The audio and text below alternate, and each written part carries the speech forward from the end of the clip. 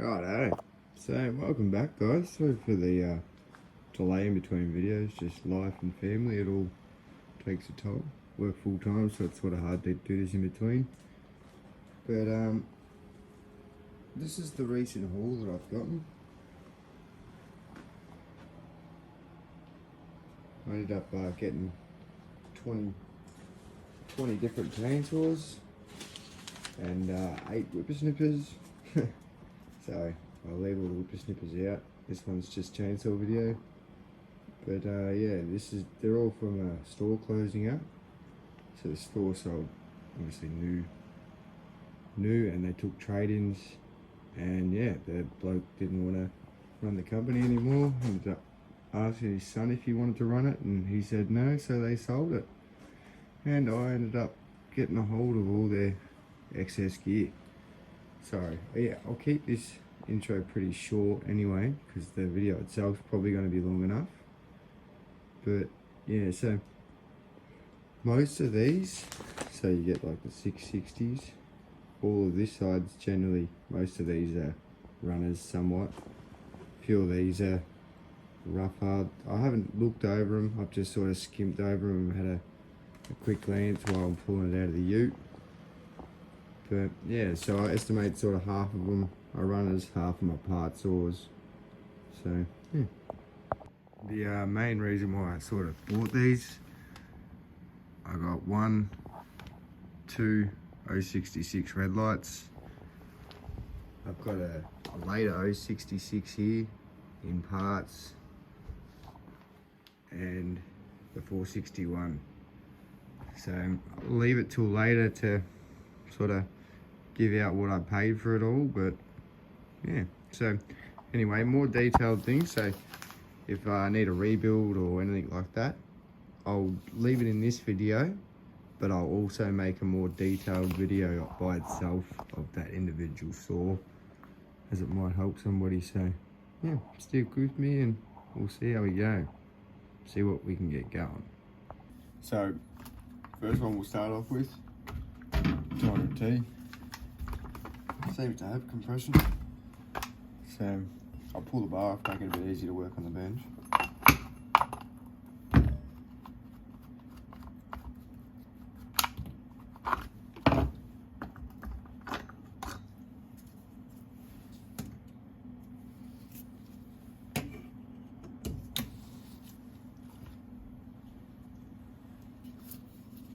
The brake lever pin that goes into here is broken off. Nothing big. Got me a little tray, so I think I'll pull off. I'll check the tray and little bits, etc., etc. But first off, I'll pull the plug, pull the coil wire off. Oh no, we'll pull the plug off and pull the plug out. Sorry. Pull the wire straight out. There we go.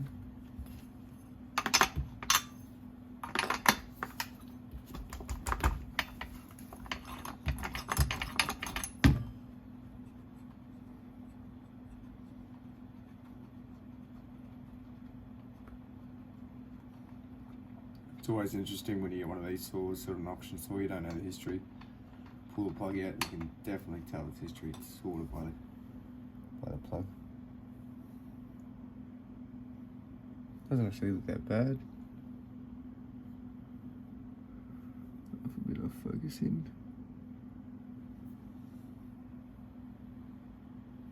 Anyway, compression check up. We'll see. Here it goes.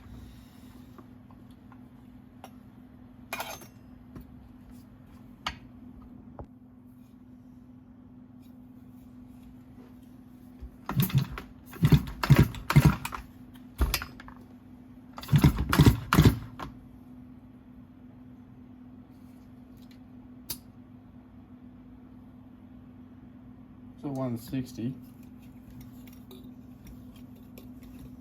So it's got decent compression. See if it's got spark.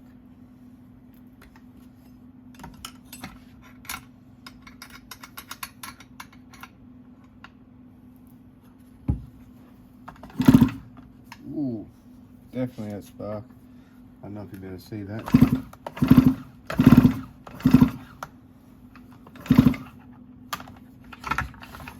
Try and do it so the camera can see it.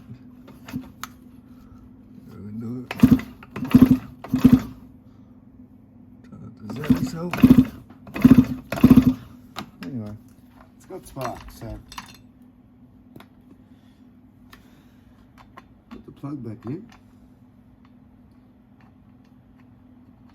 By the way, I apologise if you do hear a bit of humming noise. I've got the heater going out the shed. At the moment it's about 2 degrees and it's only getting colder, so bear with me.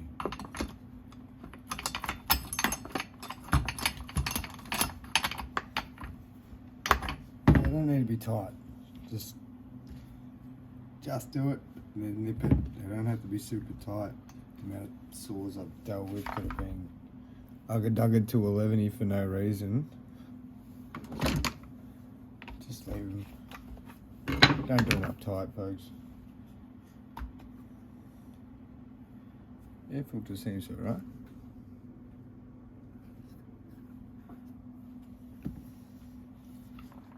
The whole saw generally just looks like it's been used. It doesn't look that beat up. Even the bottom, that's generally a dead giveaway. All the plastic's all fucked out. All here's all melted from the exhaust. The exhaust is intact, so that's a start. Chuck that back on there just so I don't lose it.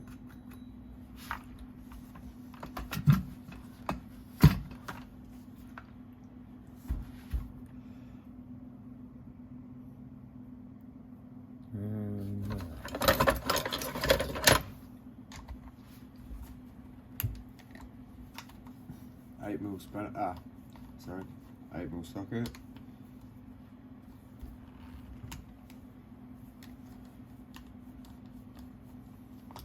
Essentially all I'm doing here, just gonna look at, see how the fuel line conditions are. In the tank it looked alright. It's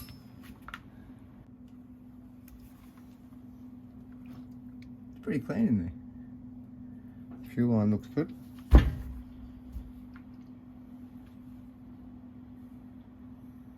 I'm not even going to touch that.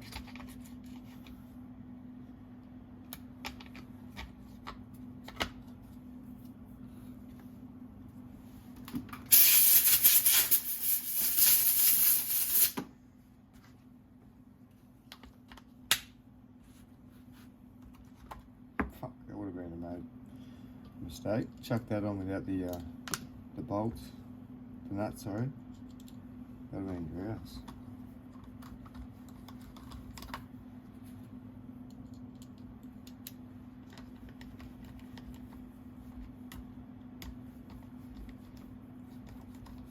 Now, the condition of any of these saws, I don't know. That was sort of the risk I was taking buying an auction lot. I don't regularly do it, but if they come up where I get offered one, that's good enough. I'll grab it. Something like this, when it's got a couple of like pro saws in the older model 200s and 460s, I can't really turn up because it's, I don't know, they're my favourite saws, so I kind of like working on them. They're easy.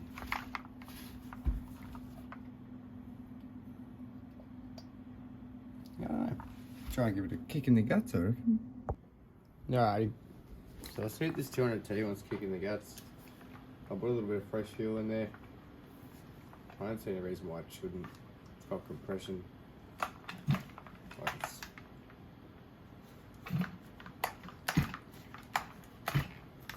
that's bad with the start, so don't do that. But yeah, anyway, we'll see.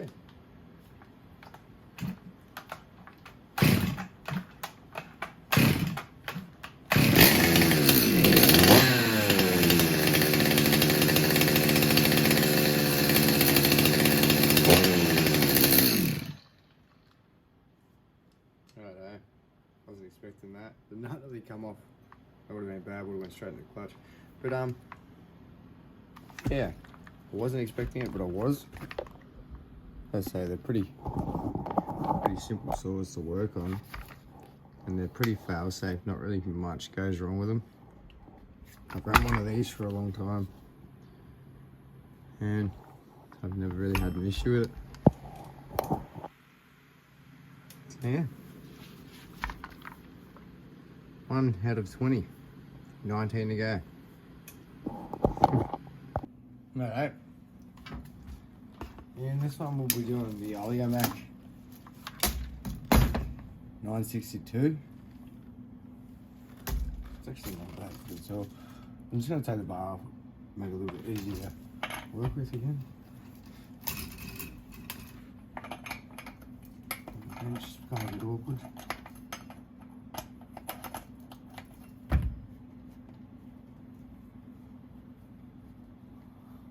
I'm already seeing mix and match parts. It's got a Stihl bar nut. I don't think that's the right nut for that. No, 12 mil. Is it 12 mil?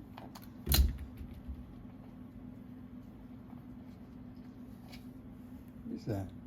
13 mil. There's a random nut. Random stuff you find in auction.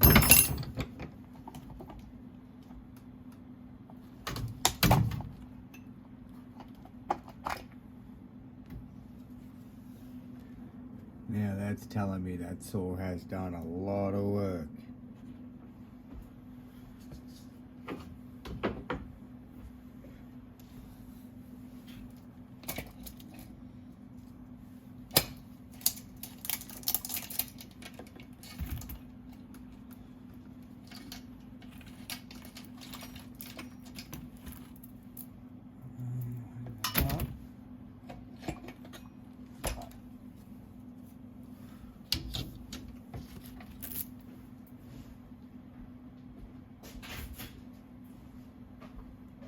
Man.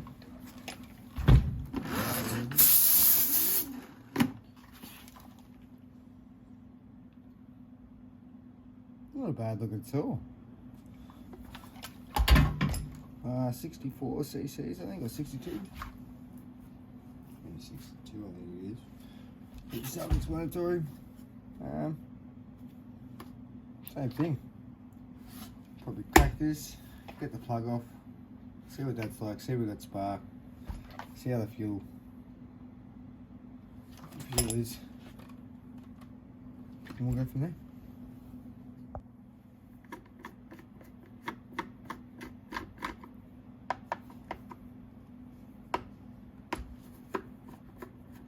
Kind of reminds me of the 372 XPs with the high top cover. This one's grey, but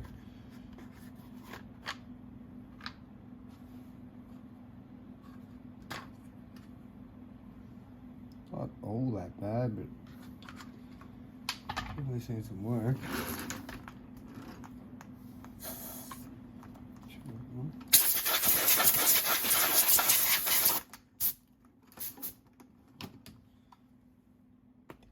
Alright.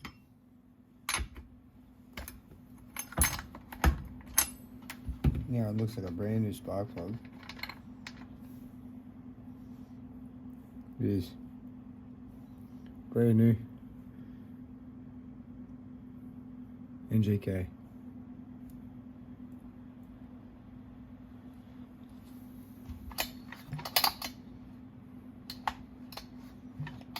Oh, that looks supreme.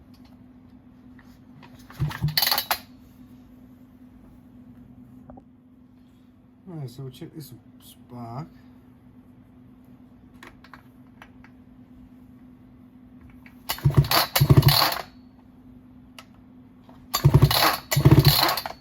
Definitely spark.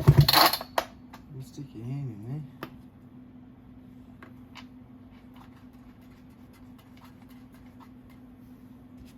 Now a lot of these saws I sort of think are trade-ins, because the guy did tell me there was a few, most of them actually were trade-ins, so that's why he had excess second-hand saws. So a lot of them probably did run prior to getting traded in, so I don't see why they should run now. I'm gonna just kick this one in the guts. Alright, same thing. We'll try and start it. If it does start, I won't run it for long because it is pretty laggy. Choke. So yeah, I'll press the decompression.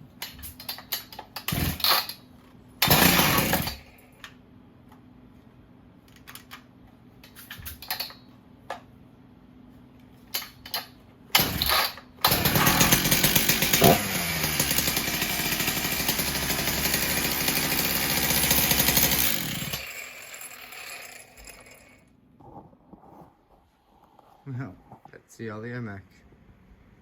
I didn't actually think that would start up and run that easy. Class 2 saws are being good, so hopefully it's a sign for things to come. Anyway, I'll clean this one, chuck it up on the shelf, and we'll get into the other 18. Righto. Next on the chopping block, we've got a 460. It's an earlier model 460 because generally the newer models have a steel stamp into the actual tank itself. Sorry, the later models. Again, don't know the history. Seems to be all there. It's missing the clutch, drum, bearing, sprocket and circlip. Springs look fine, no cracks in the clutch, which is good. Oh, it's missing the metal faceplate here as well. But I think I've got majority of that. I've actually got another cover for it. And I've got an airbox cover as well, I think. So I can make this one a complete saw. But yeah, all in all, it's not too bad. But yeah, so let's dive into it and we'll see what the go is with it. Okay, so I couldn't actually find a clutch, drum and all that for this 460. I found a airbox cover and a new top cover with a badge. I said a big ass spider go in there. Yeah, anyway, I'm going to take this off. I'm going to rob it from this saw, put it on the other saw, make that one complete, then I'll order parts for this one later. A bit of shimmying, I got it out. Had all this goop in there. I'm guessing they cut sappy tree. Left it all in there anyway. Bearing looks good, so that's good. I'll flog that, we'll put it on the other saw.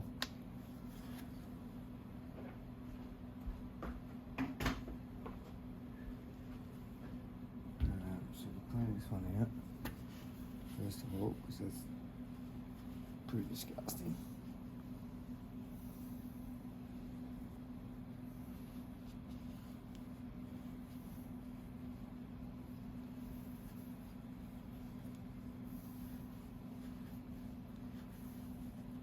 I don't understand people that can use their equipment and not service it or work like or clean it after they've used it.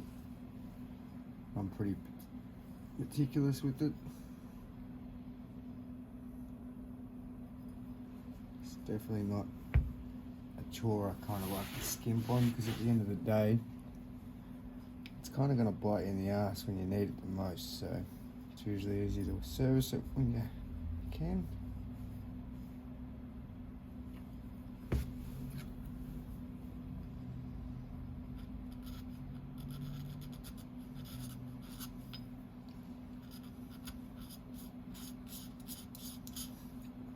It's proper baked on there. The thing is, if I leave it on there, it grips the clutch, and then all of a sudden your clutch is, your chain's spinning 24/7 because your clutch is like semi-engaged.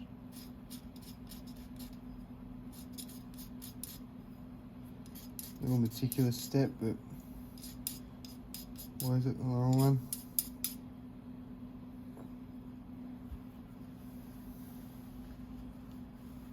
Look at all the gunk that just come out of that. That is shocking. In the journal as well.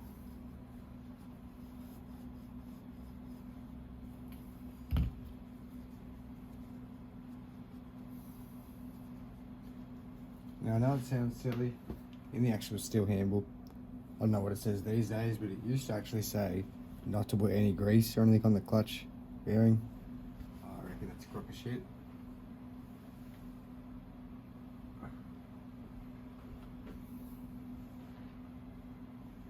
Don't have to use much, a little bit. You don't want it to just bind your clutch so it's spinning all the time. But you also want a little bit of protection on the end of the crank. It's not the easiest thing to replace. And then you spin it a few times and the grease just works itself straight into the needle bearings. And boom. Just like that one. Make sure you know where your oiler is. Oiler's down there.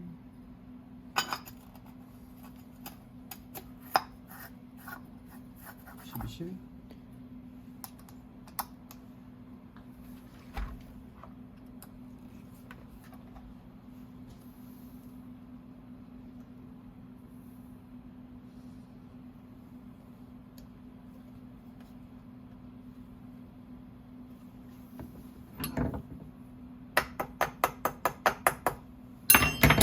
There on the sprocket. I just can't quite get it over it. There we go.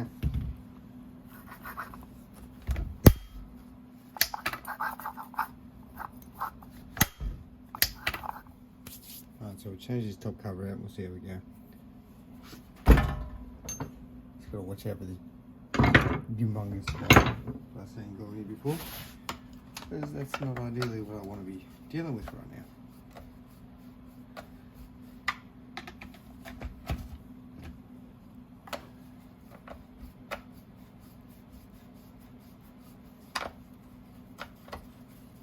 And for some reason I can't find my T-handles, so that's also fun.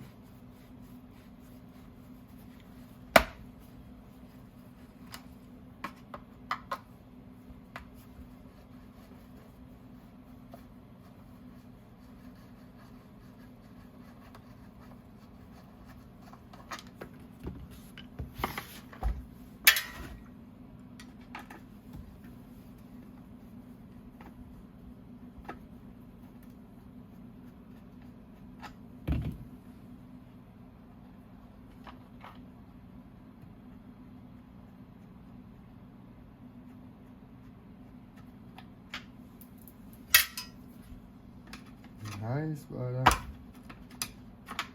you gotta find somewhere where I can get you.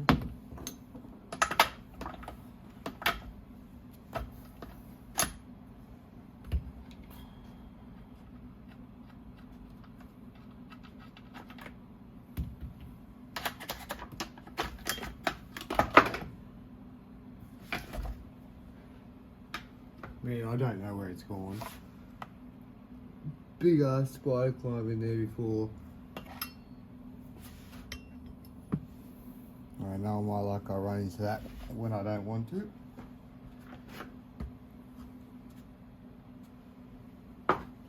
So yeah, we'll swap this cover to this cover.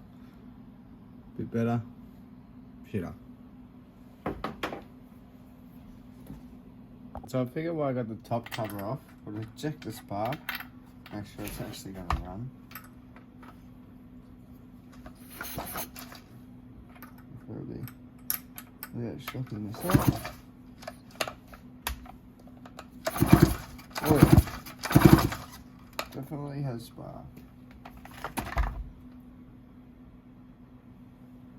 Alright, I'll put this cover on.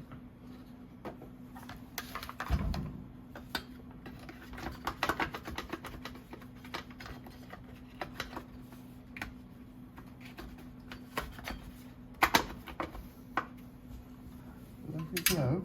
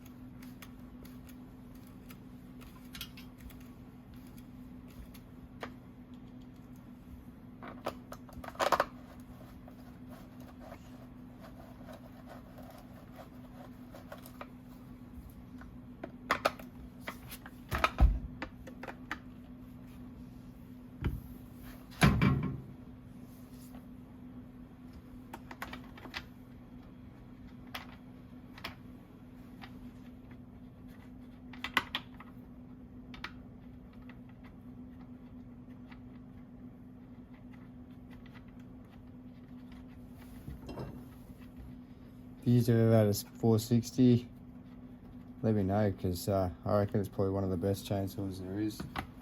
Obviously, 660s, 066s, 88s, they're all great saws, but to use on the daily, I reckon the 460 is probably one of the most resilient, nicest saws to use, to be honest. And they're just light, like compared to a big 660, and you've still got basically the same power. So, alright, I've got one of these. I'll go find it, and we'll see. Alright, so I found one of these plates. Dug through the screw bin, ended up finding the right screw for it.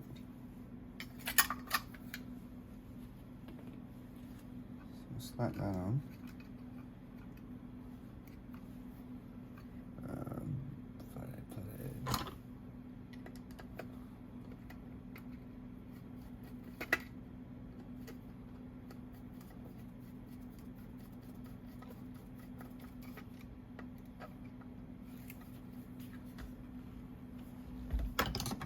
And I've also noticed that it's missing the little chip guard here, so I'll put one in there as well.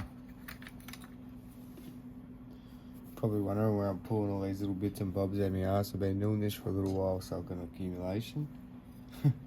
But a lot of these, like the 461s, for some reason, whenever I bought a heap of them, I always got parts also. I always ended up with little bits I've needed, boots and these and tanks and whatever not.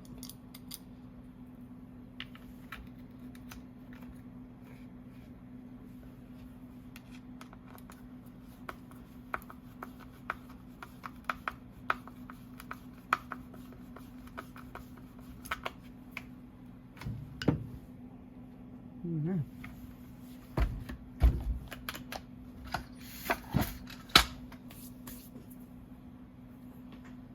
Let's go see if I got a clutch cover for it.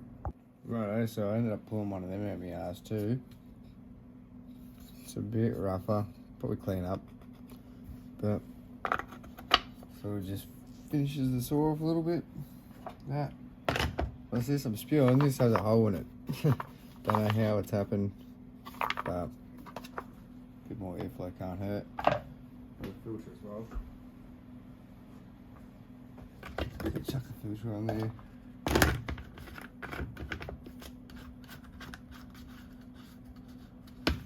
I'll find a nut. I've got one, but I'll find another one. And we'll see if she kicks over.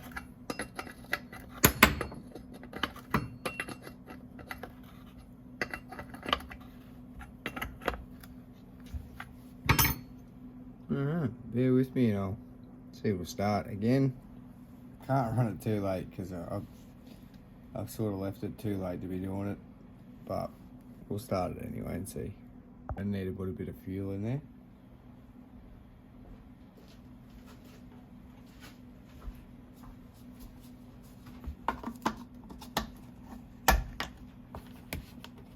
Won't put too much in there, just enough to run it.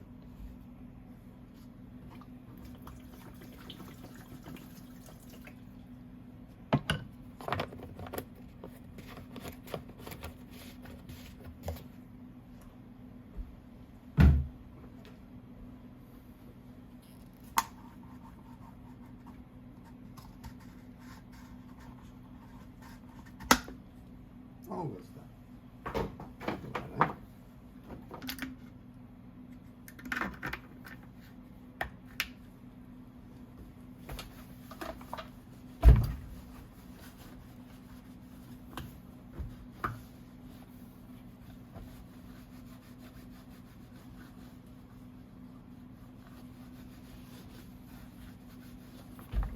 Alrighty, bear with me and I'll try and give it a crack and see if she starts.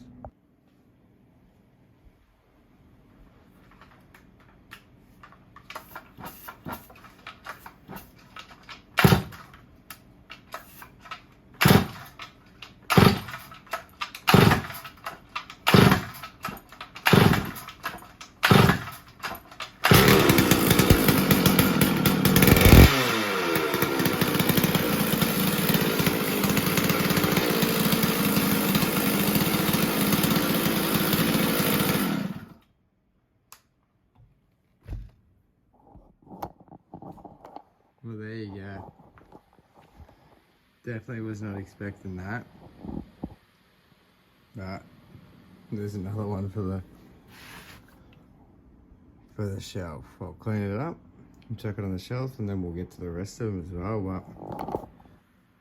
But I didn't think it'd be that easy. That was a pretty simple fix. Hopefully they all sell at this.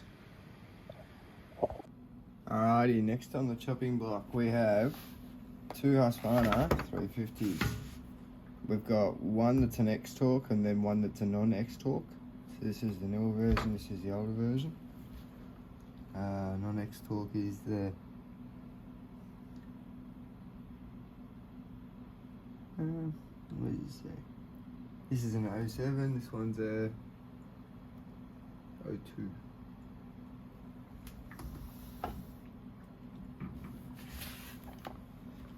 These are strictly part tools, basically. Going over them, assessing them. The cylinders, I don't know if you'll be able to see. They're pretty much done for. Let's see if I can get a turn. Focus.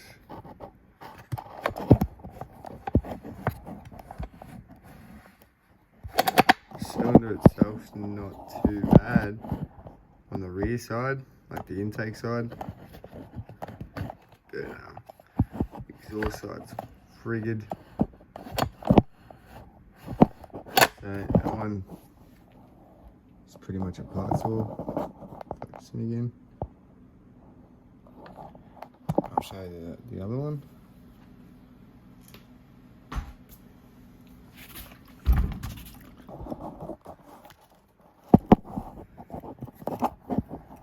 Concept of this one would have been fine if it wasn't for the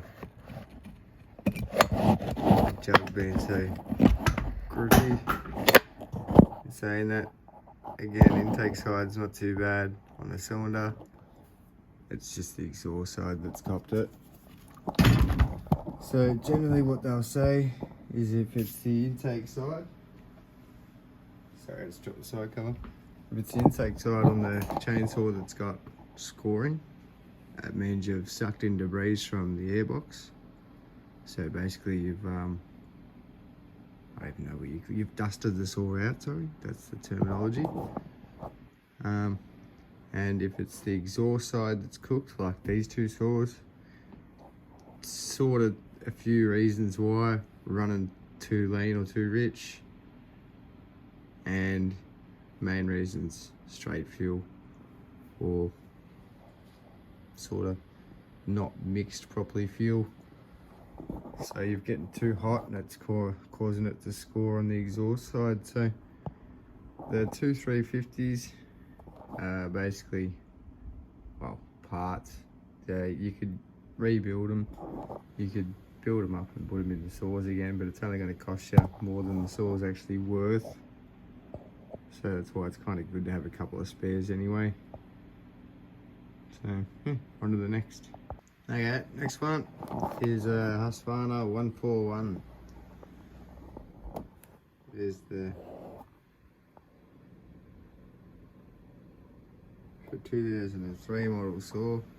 It's actually in really good shape. Dusty, but that will come off with a clean. No wuckers. But yeah, we'll rip into it and see how we go. Yeah, same story, don't know the history, but we'll crank this, see if it's at spark, put some fuel in it and just see.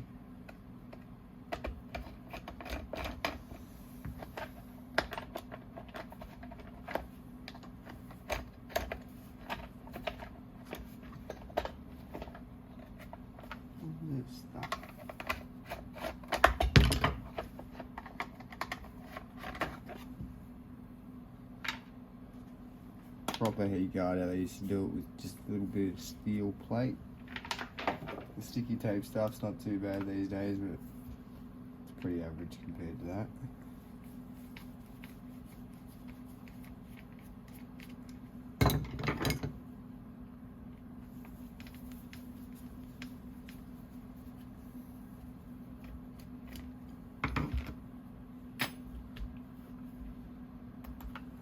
Like that.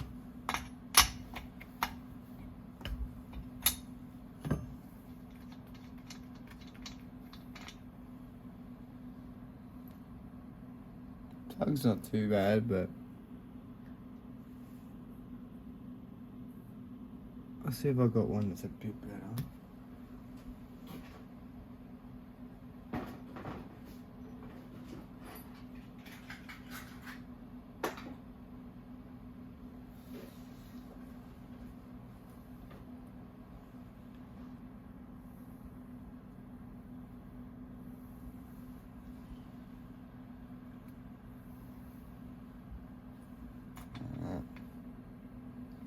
So it's got spark. She's got spark.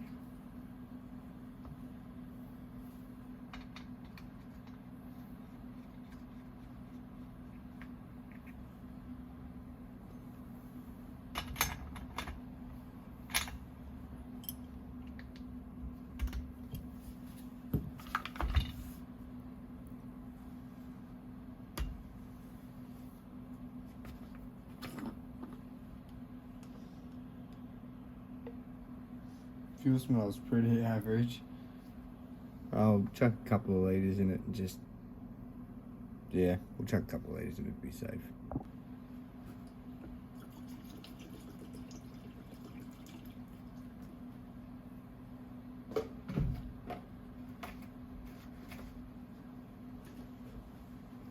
Fuel rate bench, beautiful.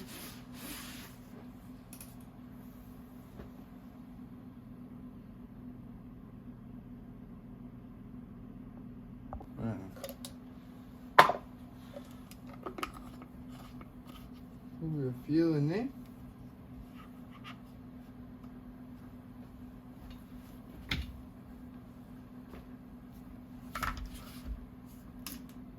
We'll just see if it kicks itself in the guts. If it doesn't start, we'll go from there. We'll give this a shot, huh?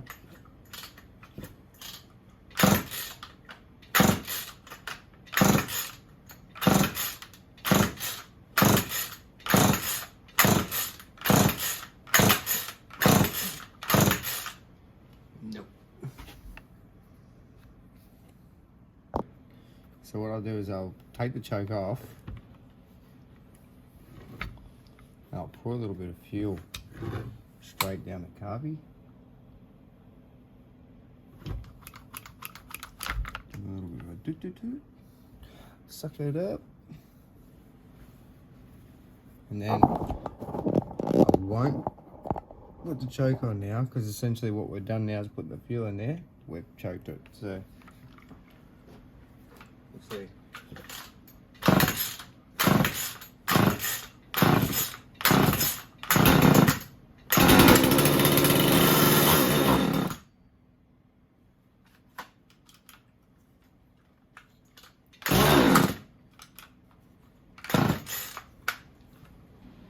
Alright, so what that tells me how when it starts with fuel poured down there and it doesn't start with just normal choke is generally it means that one of the jets is clogged, fuel pickup or fuel filters clogged, or the fuel line pickup's actually got a crack or something in it. It's breathing air in before it's breathing in fuel, or the diaphragm, etc. in the carby needs to be rehauled. So what I'll do is I'll pull the carby off, we'll blow it down, clean the jets out, and we'll see where we're at with then, because I don't have a carby kit on me, so if I can get away with doing it without a carby kit it'll be good, but if not I'll have to order parts.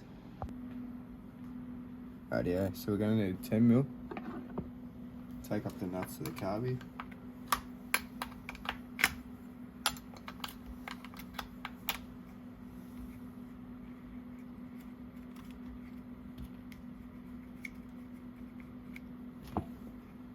Take this little plate off. Fuel on there. Oh, let's push it. Yeah. Tech tip, always let the fuel pressure off. So Should have done that first.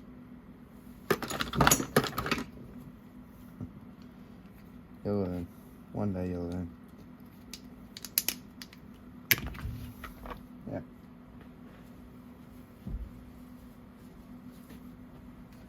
And another reason why I always carry this stuff. It's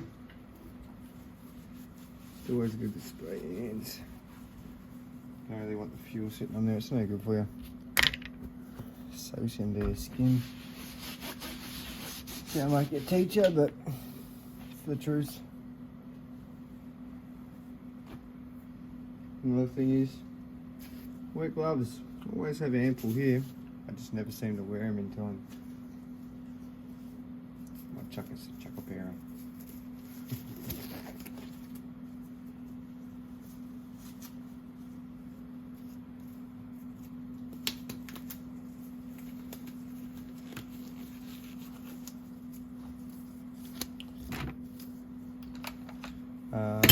No, it's 7 mil, so I'll be back. Alright. Swap those over.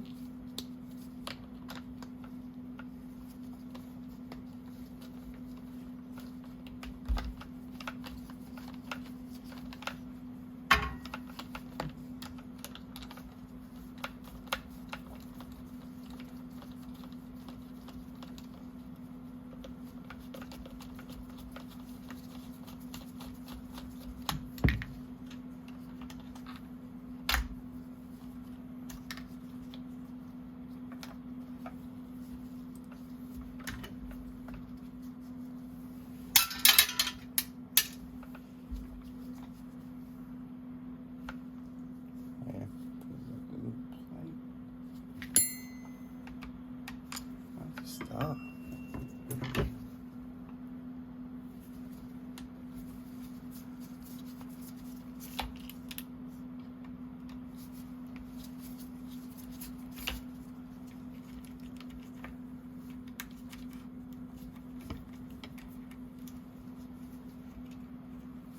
Hopefully the video's not too boring for you guys, but I do this quite regularly. Not the video making, obviously, but I get the saw lots quite regularly, so I figured I may as well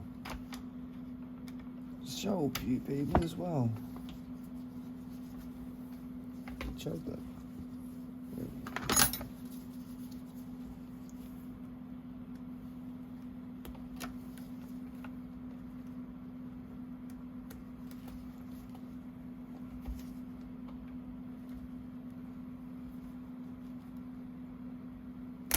There you go.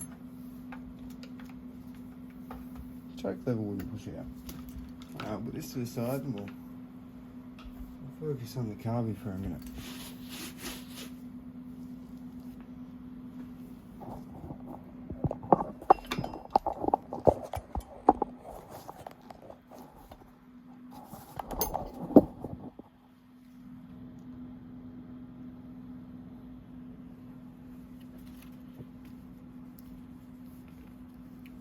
Alrighty, so just looking at the carby itself, already looks sort of dirty. Looking at that, just the fingerprints, like where my fingers have been. We'll get into it and just see.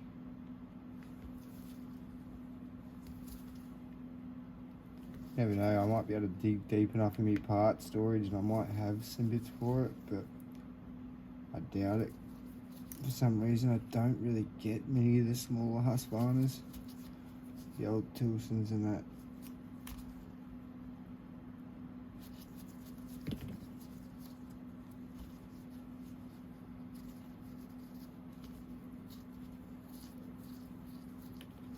And for some reason, my local stores don't stock them, so it's sort of one of them things I've got to do online, or that's it.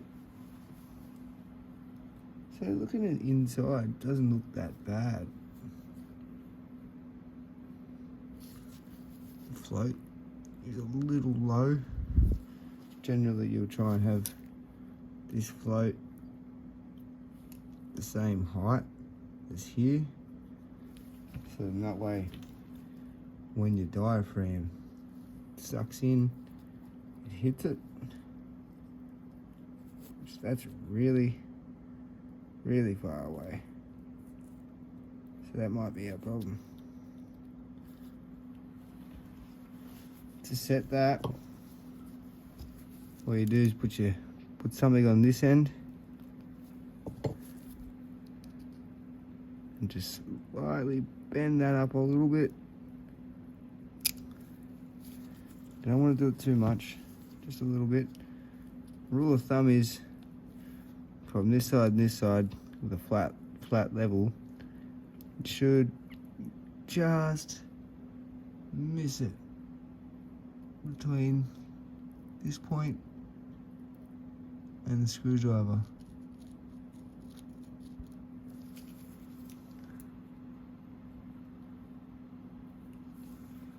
So yeah, for me that was a little bit low.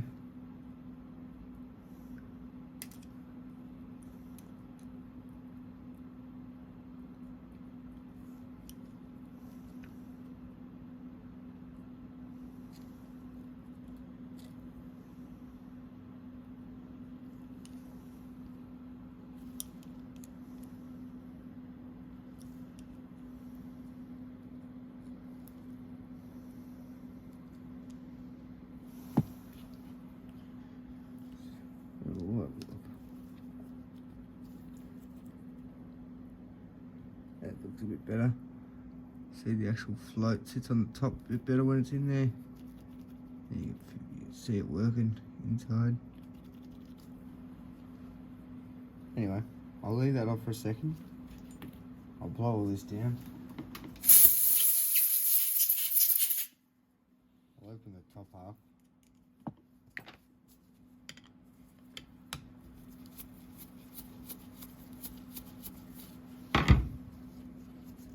This is the fuel pump side. That's where your intake comes in.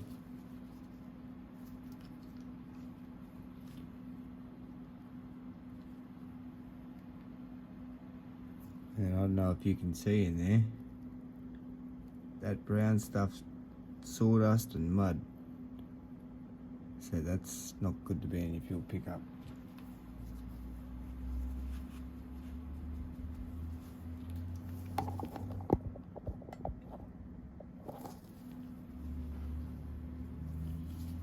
I might take that screen out.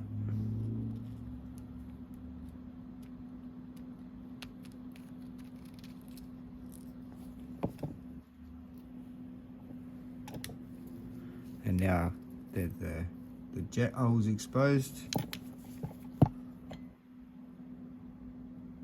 So guys, now the jet hole is exposed. I'll blow through there and hopefully it blows any muck out of there.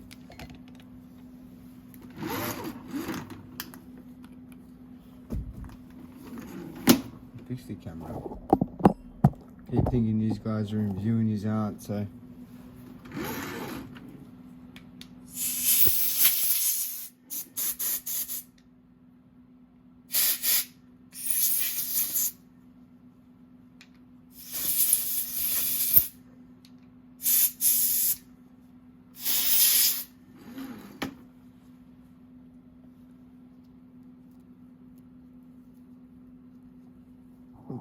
Those filters alright.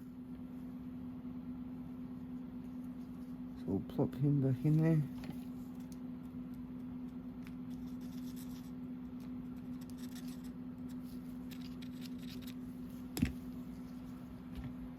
And we'll start putting this back together.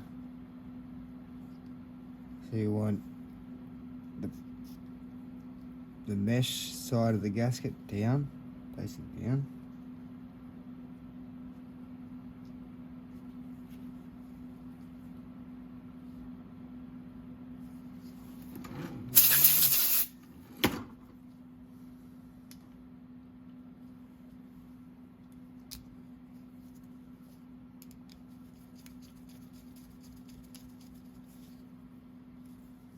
Alright, we'll pop this side back together. So here we go.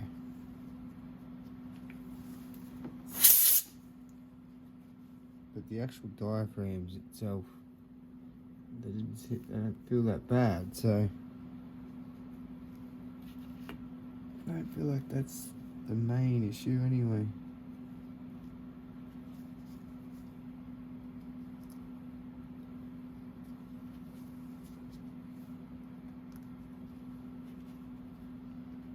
And well, if it doesn't work after this,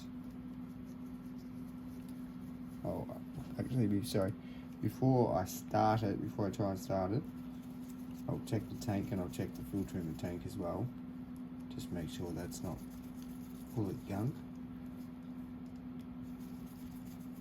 And if it doesn't start from then on, I'll rule out and I'll believe to say that the fuel pump diaphragm might have shit itself.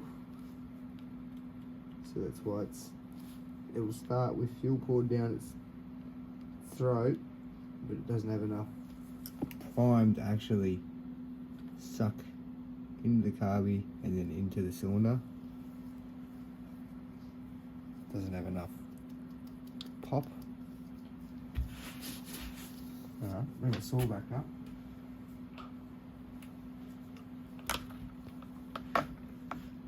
Chuck this bad boy back in. Wait, she go that way. Sometimes it's always easier to do this beforehand. I'll put that in beforehand.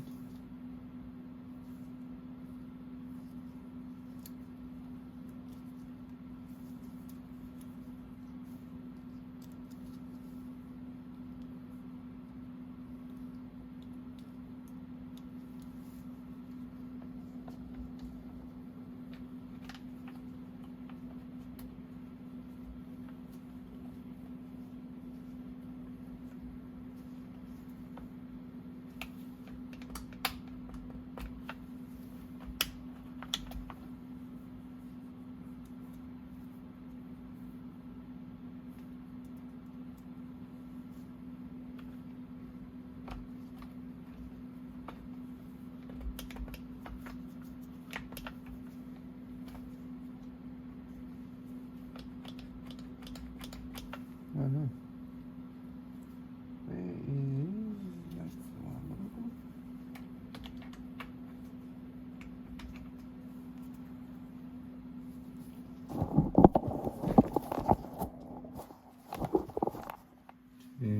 for. Turn this around a bit so you can see.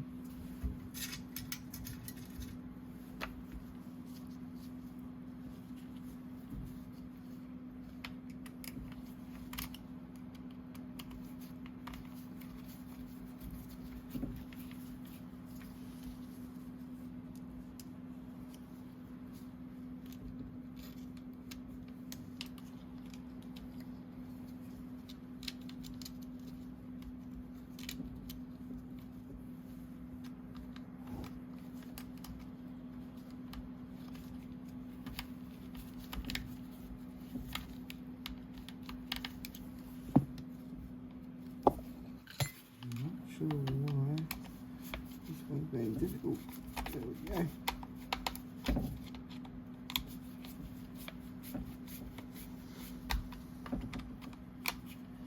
Alright, that's on. That's on. These on.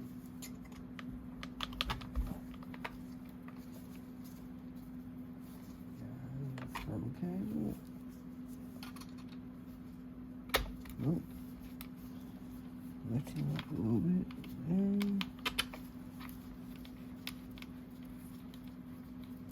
Alright, then we'll spin him in.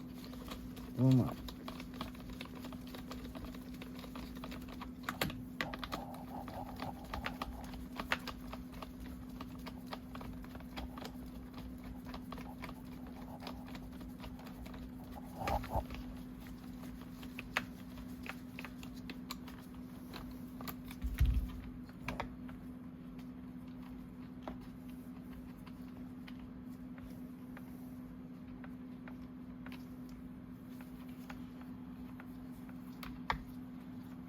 Find the hole. There we go. Right.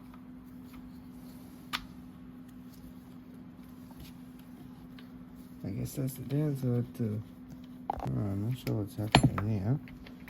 Just can't seem to line the buggers up.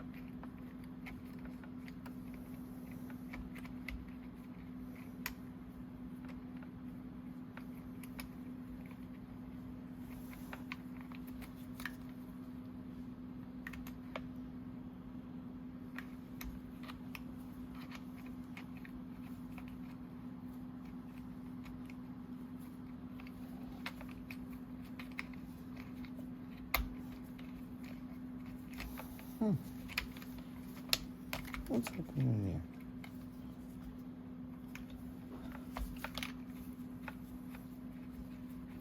Oh, that's better. Not sure what was getting stuck on then. Did not want to go into the life of it. Put that one trapped in there. I'll get that out. Okay.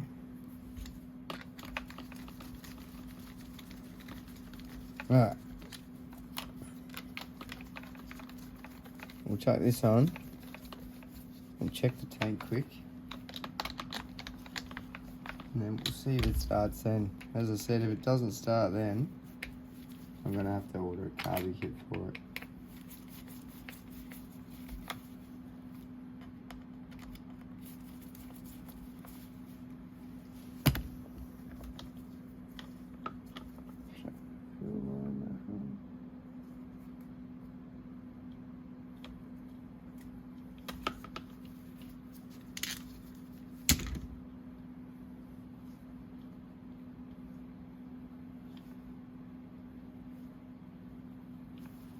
One's on. She's all good. Righto. Choke.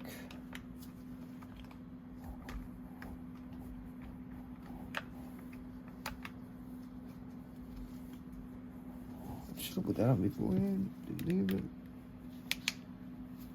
Anyway, choke is on.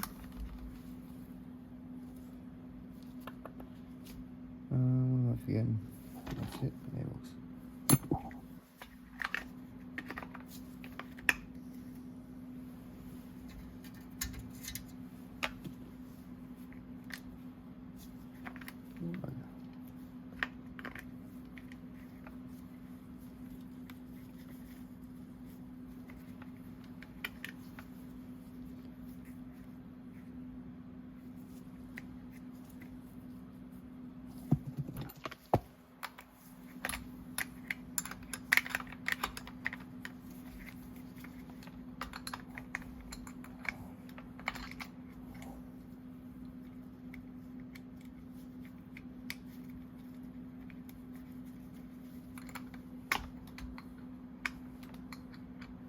Let me know how you think of this video, guys. Let me know things I can improve. Obviously, my arm being in the photo, the video every 20 seconds isn't ideal, but I'm getting there. Slowly learning. Actually, I won't do that up all the way yet. We'll check the fuel filter. See how that looks.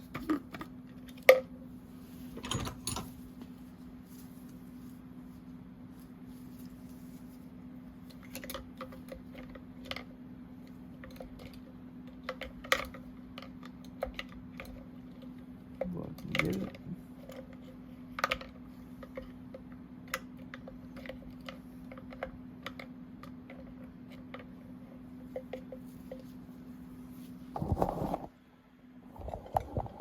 Fuel filter itself actually looks really good.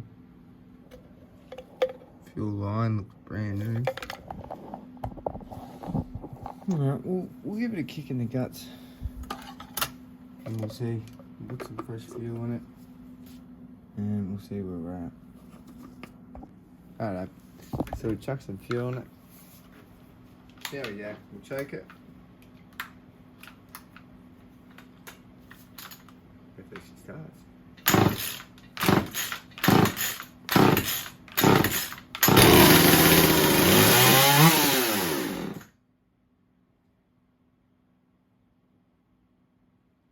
There you go. It started, but the carby's definitely well out of tune. So I'll look up the specs for this saw, and I'll wind them in and give it a bit of a tune, because yeah, that was near wide open straight away. Thanks for sticking through, guys, and for those that are still watching, I appreciate you so much. Honestly, don't realise how much time these little videos sort of take to make. I mean, I've got a full-time job and a family as well, so doing this is sort of time consuming, but it's worth it. I like doing it, and if I can help one person out of 100 people that watch, well, makes it sort of worth it for me. So good on you. No, I didn't really look it up. What I did was just wind them in completely and then out a full turn each, and I also wound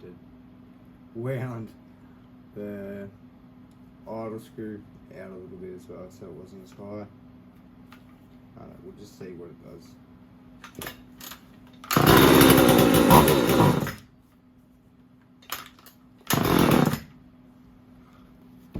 So that could almost go up a little bit more. Not good. Wind this up a little bit.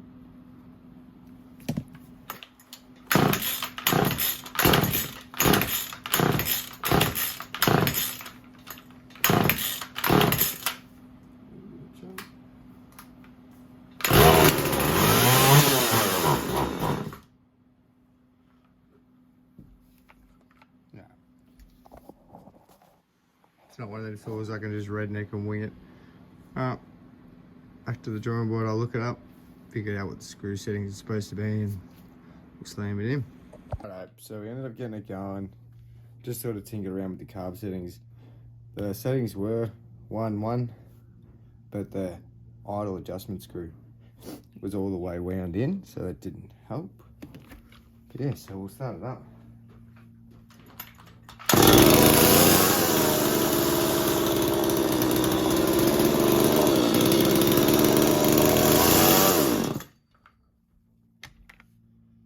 So yeah, as you're seeing, the saw did start and run.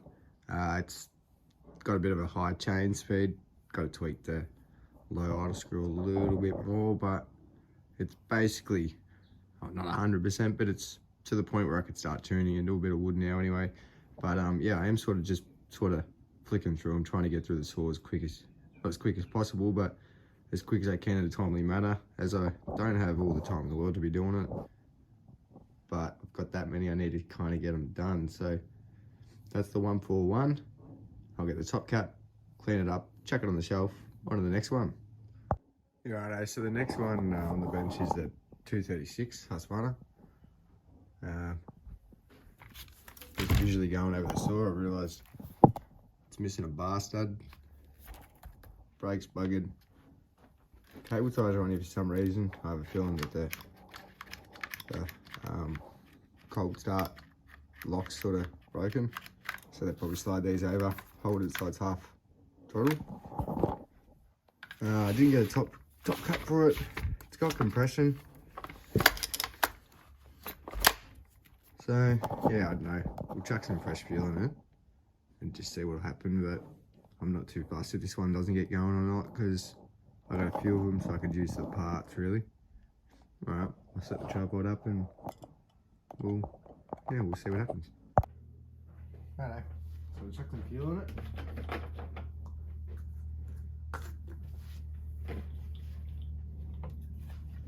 I ended up stealing a fuel cap from one of the 350s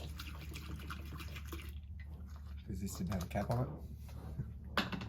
The bonus of having multiple saws, multiple Husqvarna saws, or the same brand saw, most things fit most.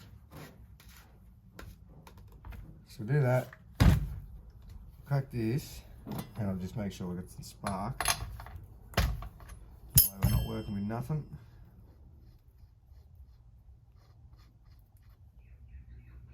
The plug has definitely seen better days. It literally just looks like it's caked in 2-stroke oil.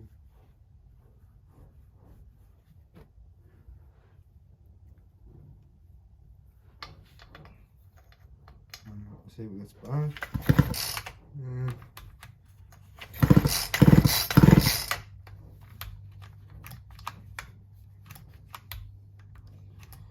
Oh, where's that? Definitely got spark.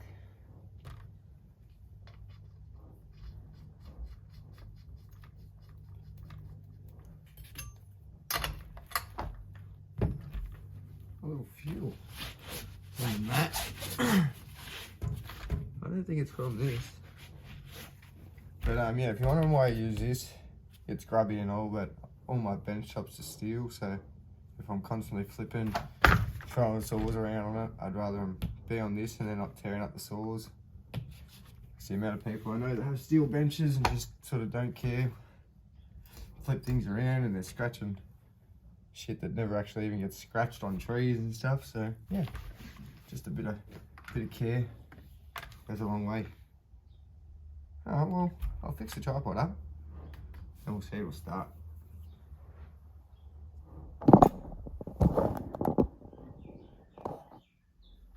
Alright.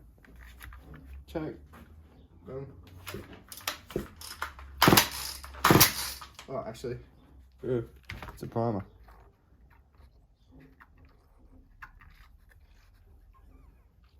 Prime it with fuel first, it might help, definitely.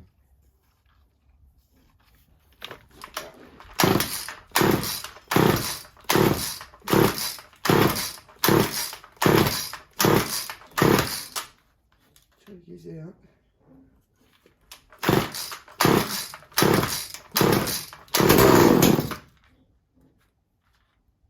Him.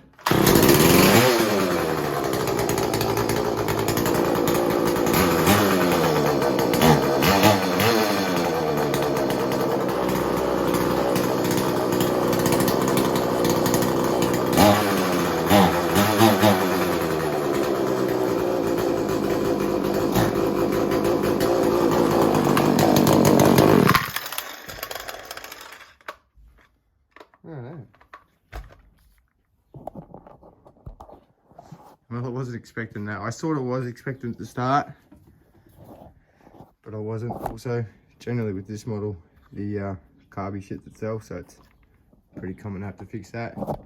And of course, I'm pretty sure it's the model with the stupid screws on it. Yeah, in there, so you can't even actually do it with a normal flathead.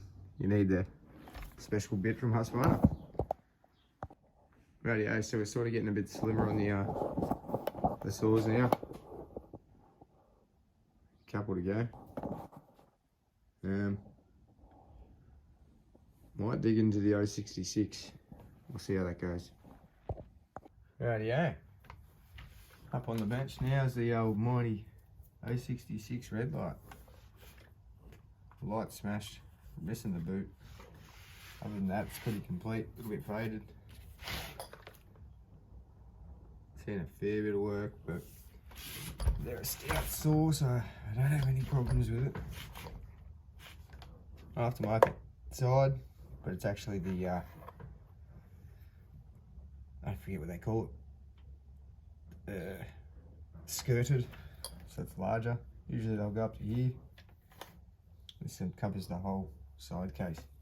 Righto, well, do the simples. I'll pull the plug, check the spark, check the filter, and we'll see if it kicks in the guts.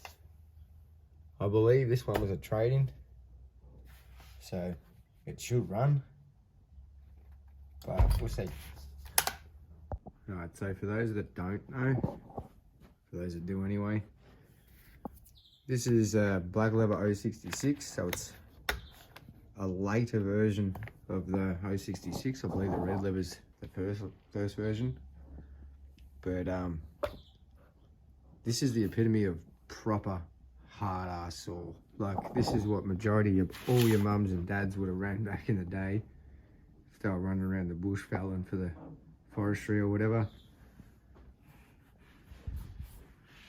Just bulletproof, can't beat it. And even to today, 661s, 500Is, they're nothing on one of these old girls. All proper cast, solid cases, dual port muffler from factory. They're stout. These are my favourite saw, best to work on. I've got multiple myself, and I'll probably just keep getting them because they're awesome to add to the collection. Alright, we'll start tearing into it. I'll take the plug out and check all over that and see if she's got spark. Pretty common thing to go with those 66. Same with the 6.4s and the 8.4s and the 8.8s is the coil fucking out. So your bum a coil, they're pretty expensive considering Some of them, the unlimited coils, they're $300-400. So yeah, all right, we'll get into it.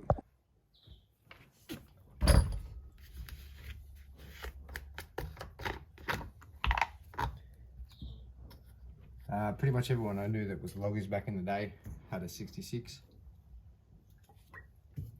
or its little twin brother, the 6.4 or the 460. Sorry, not 460, the 046. They're all good saws. Probably the 066 and the 044s are my favourite of the O series model. That plug just about looks brand new in it.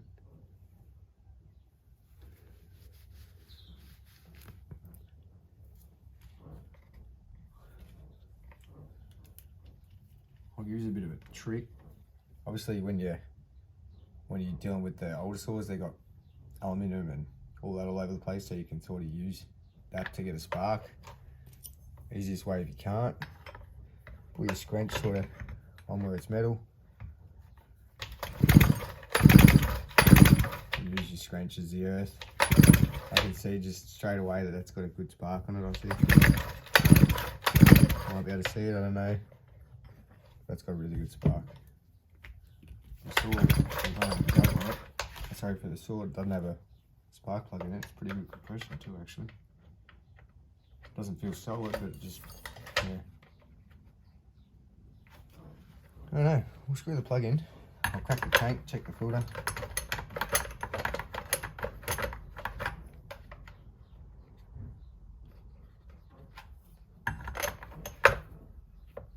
Again, doesn't need to be tight. Don't do it, nip it. It doesn't have to be really tight. Alright, that's on there properly. We'll crack the tank. If I can roll it, screw it on. Pulling that then, I just primed it. So all the fuel pressures just build up in the tank. Well, I smell stale fuel.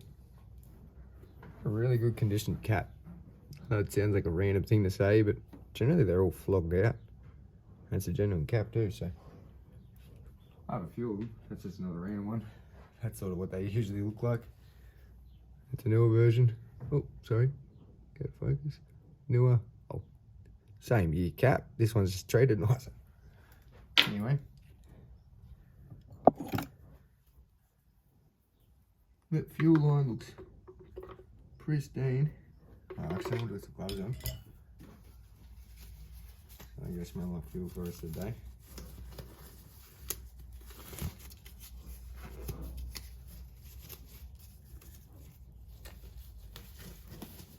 Bear with me.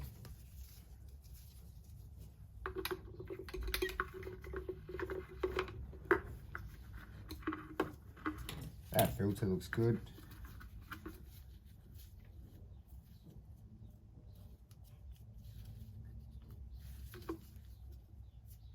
You can actually rebuild these genuine Stihl filters, take this out, put a new core in it.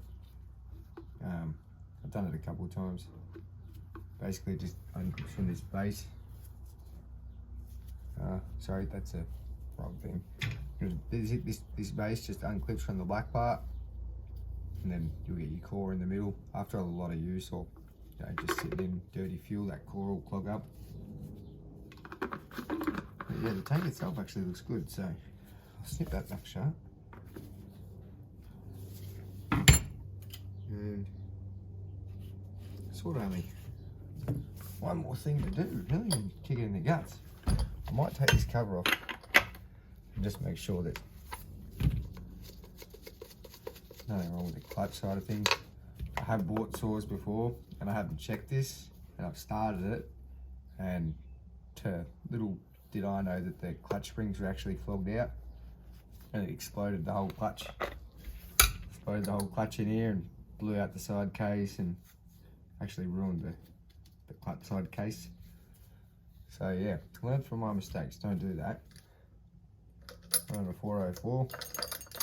That's nice. That just feels nice. I'm not going to take it all apart. Yeah, fuck it. For the 2 seconds it takes, I'll take it apart.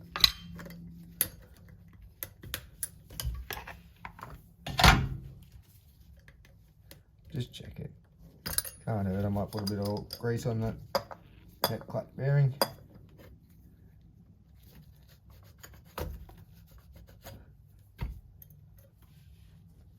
Clutch bearing doesn't look too bad.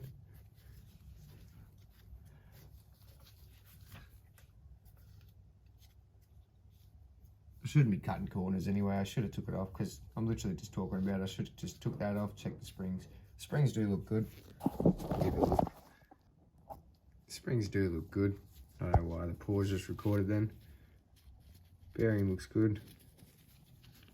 Another thing to check too is just your actual crank. Make sure that it's not rough or anything, because if it's rough, it's gonna nick the bearing on you. Let me set you back up. Okay, get into it, huh?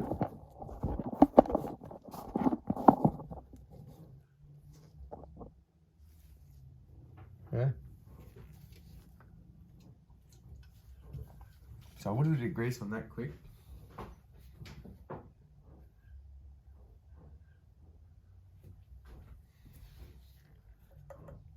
Right, a lot, as I said earlier in the video, you sort of don't want it to bind your clutch. You just want it enough to where there's a bit of lubricant and a sort of a friction stopper between the actual crank and that bearing. Because too much, it'll just make the bearing lock up, which will make this turn flat out. Same thing within there. Might be able to see it, might not, but there's a real big build up of gunk right around the edges. So I'll just get a razor blade. I'll show you how easy it is just to take it off. Don't have to use a razor blade, use a rag, use whatever.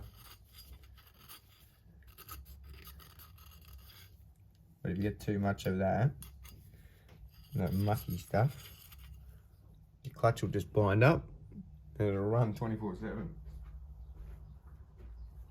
which is not ideal. So I'll give that a quick wipe out. All it is just excess oil from the bar seeping back down, and then it's picking up all the mud and dirt and all that. And obviously, when mud and dirt and shit dry out, it goes solid. So again, as I said earlier in the video, makes sense to do preventative maintenance. A lot of people don't.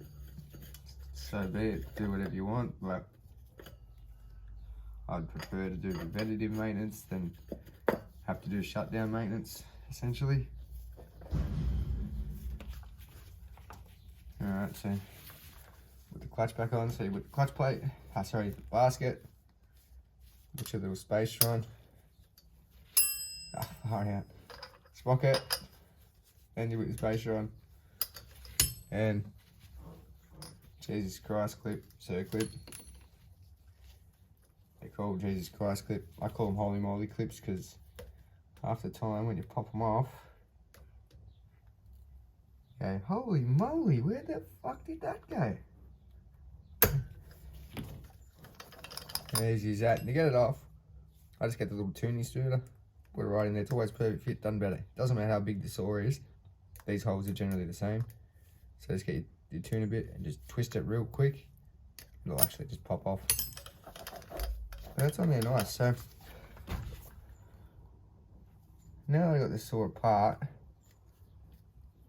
can actually see that's missing the little faceplate that goes on here. Again, I think I've actually got one of them somewhere. It's just a matter of finding it. But yeah, there's only one thing to do really. Kick it in the guts and see if it runs. So let's do that. Righto, so we'll give it a shot. We'll kick this saw in the guts. Put some fuel on it.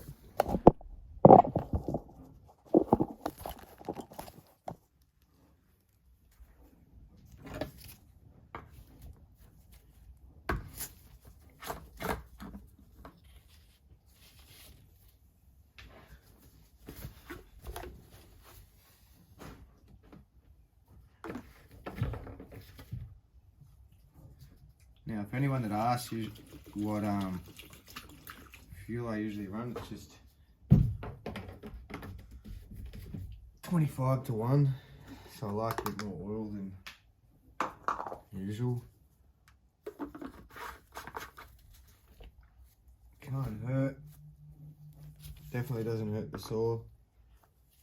So might be using a little bit more oil, but it's worth it in the long run. I mean, what would you rather do? Buy an extra couple of litres of oil a month, or buy a new saw every year? I think I'd rather the oil.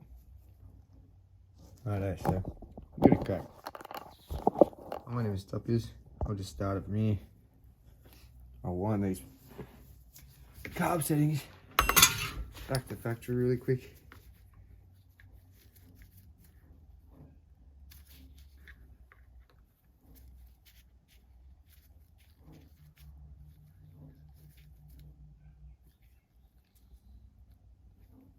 So all factory setting is one, turn both high and low all the way in, and then turn them out full turn. So we'll see how it goes. Well, that's not ideal. Get the vice with the chainsaw.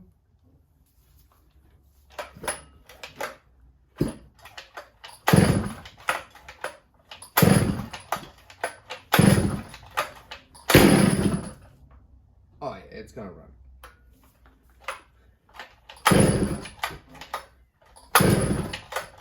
This one. Yep.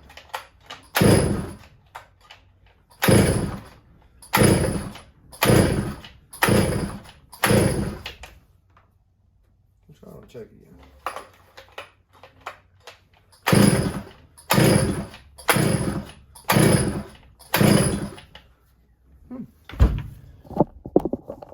Oh yeah.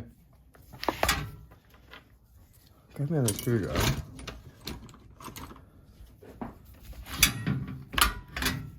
Redo these.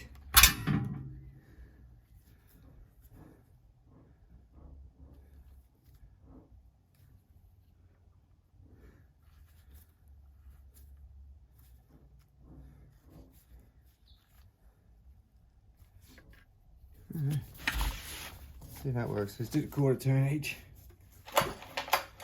There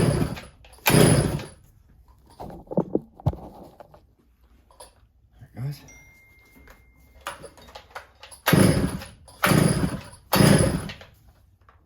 Well, I flooded it.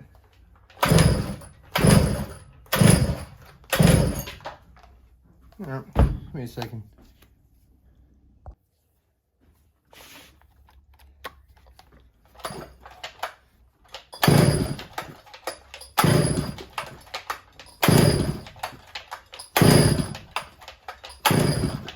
I actually think I've flooded that. Yeah.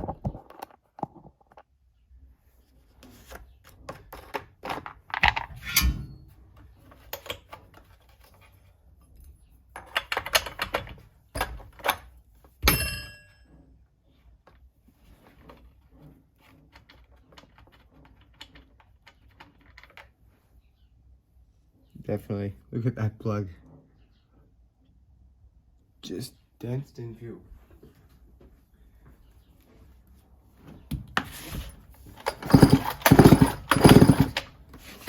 My bad.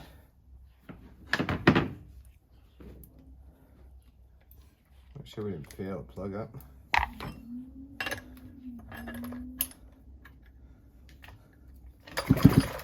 Definitely didn't fail the plug up.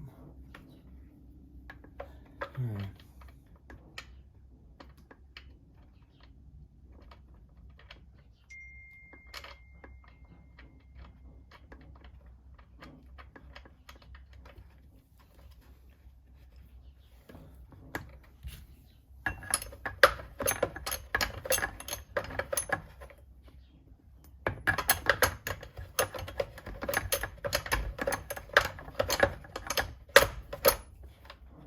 Two fat hands that can't get in there to spin the fucking thing properly. Again, does not have to be tight. Just snip it up. So we'll choke it again.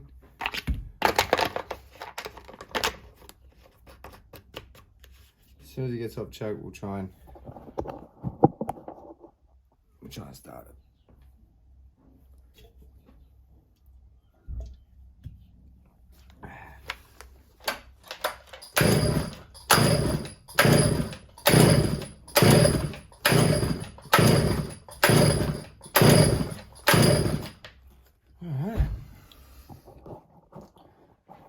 might do a bit more digging on this one. Right, so I'm going to see quick whether I can just pour a bit of fuel down the jug.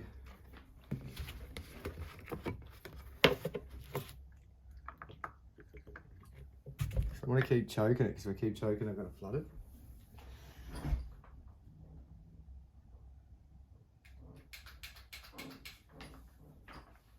Put a bit of fuel down there. See how we go, huh? I won't choke it, because I literally just choked it all now.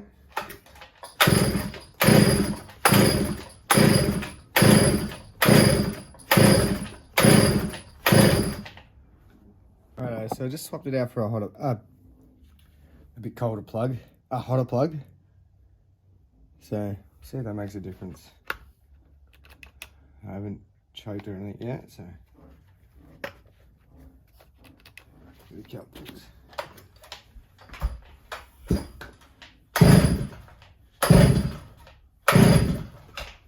choke.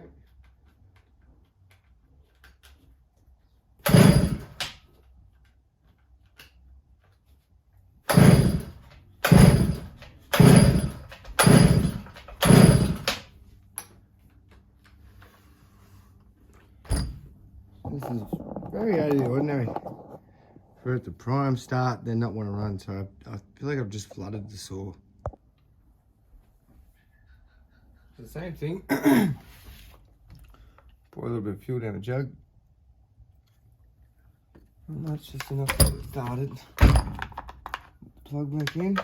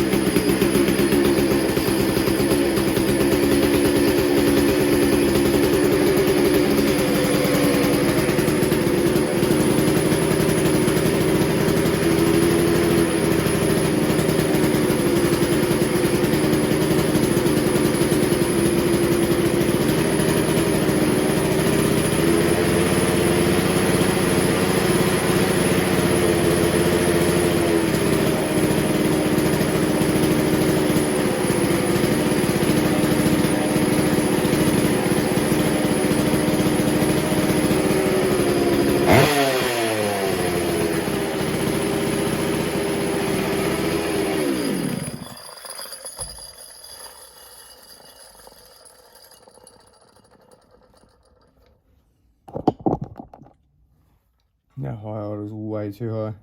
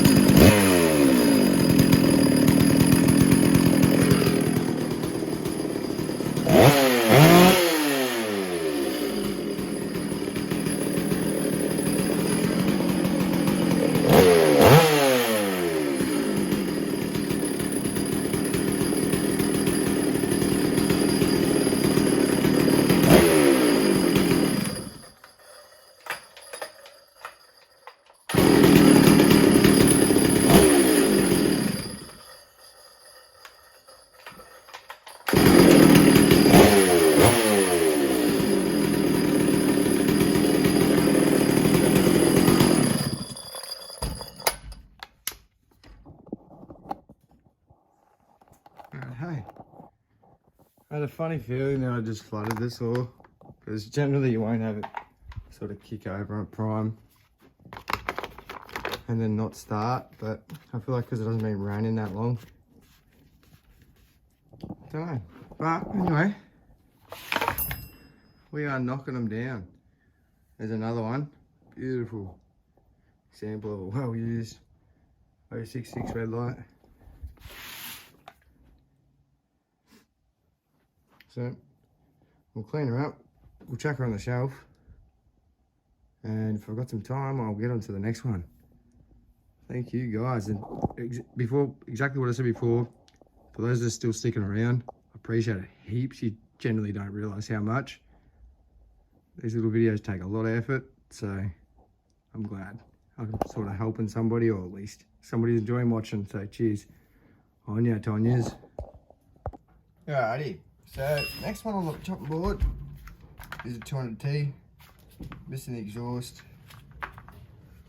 doesn't have a clutch cover, no carby, doesn't even have a plug in it, but as I was pulling it up here, sort of just had a feel with the crank, and I'd say this one's bugging. You can hear it trying to pull it over, hear the rattle sound. Just look at the play on this. It's in a better position so where you can see it. That's in and out, that's up and down.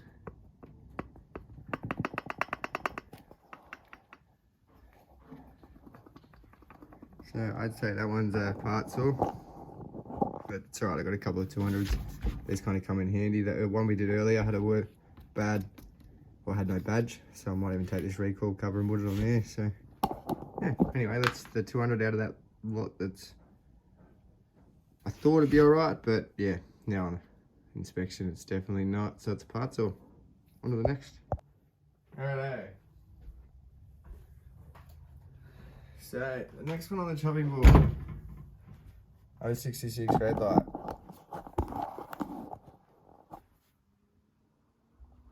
Broken handle.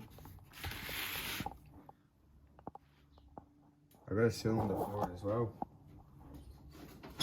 Somewhere here.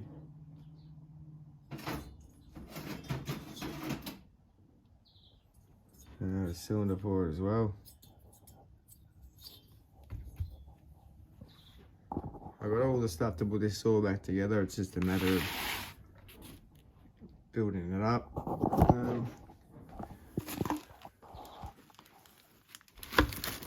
I had a genuine tank,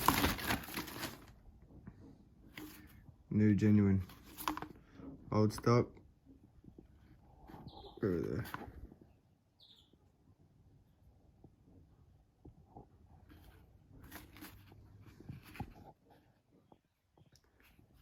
So take all the red light gear off of that, put it on here, tank, and then we'll slap a rebuild into this, but I don't have it at the moment, and it's sort of on the back burner to do list. I really want the 066, as I said, I collect them, so I've got a few of them, but I don't need it, so it's not a priority to me at the moment. As I say, I've got the tank, I've got this one sitting here, basically ready to go. Split it, bearings, gaskets, crank, new piston, possibly a new cylinder, it just depends. Yeah, that's a future build down the track, I guess, that one. And the creme, one of the main reasons why I got this lot. My hands here for a second, sorry guys. Is this. Again, parts, but the chainsaw guy doesn't like parts. So in here we've got a later model 66. This is one of the first models.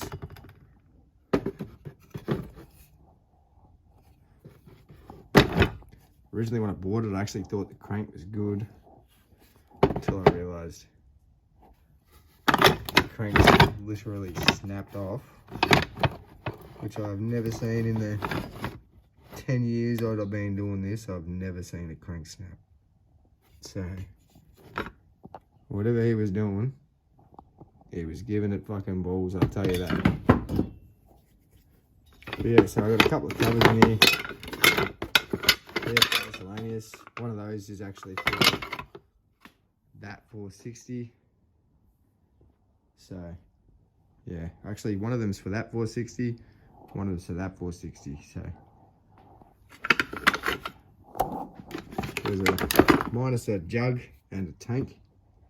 There's a complete saw in here. Oh, and a handlebar, sorry. But other than that, there's a complete saw in there. Again, not on the priority list. I'll do it eventually. It's just a matter of when I get time. But yeah, so there's another one. We're almost coming to the end of these saws, really. So stick with me, and for those that are stuck with me this far, fucking good on yous. Seriously. For one of the other saws, got a 440, Husqvarna 440. Again, I'm not going to do a rebuild on this. This saw's, for me to put money into this saw, it's not worth it for me. Wouldn't get anything returned, and I'm never going to use it myself. So this is just a part saw. So if I ever get another 440, I can use some of these parts on it. As this one's fine, it pretty sure it ring grabbed the cylinder. So that's all that's wrong with that one. Yeah, I've got 3, 4, 5 saws to go. I'm into the slims. I'll chuck the 2.9 on the bench later, 2.5 on the bench, and we'll do that one next. These two are marginal. I'm not sure what's happening with these, but yeah, stick with me and we'll see. Again, don't have any history with this saw. I had all these tags on it. Exist. It says AM, runs, and X Hicks. So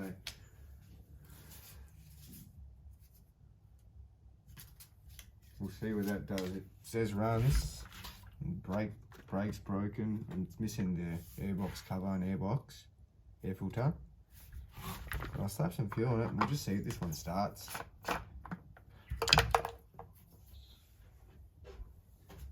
Says it runs, so I'm presuming it was just a trade-in. I don't know. Got pretty lucky so far. I think it's out of 2, 4, 6, 7, 6, 10 odd saws with, I think 2 of them are buggered, which isn't bad odds really so far. Alright, so we've got some fresh fuel in there.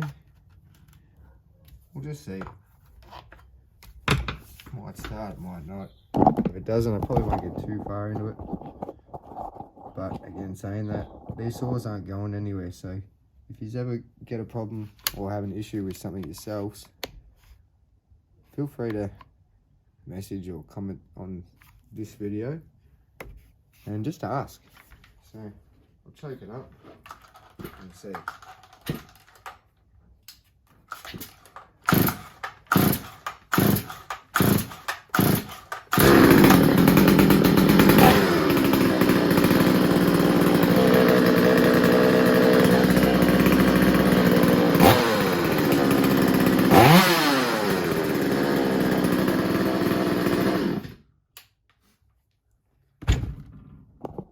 Well, I'm not complaining with that at all.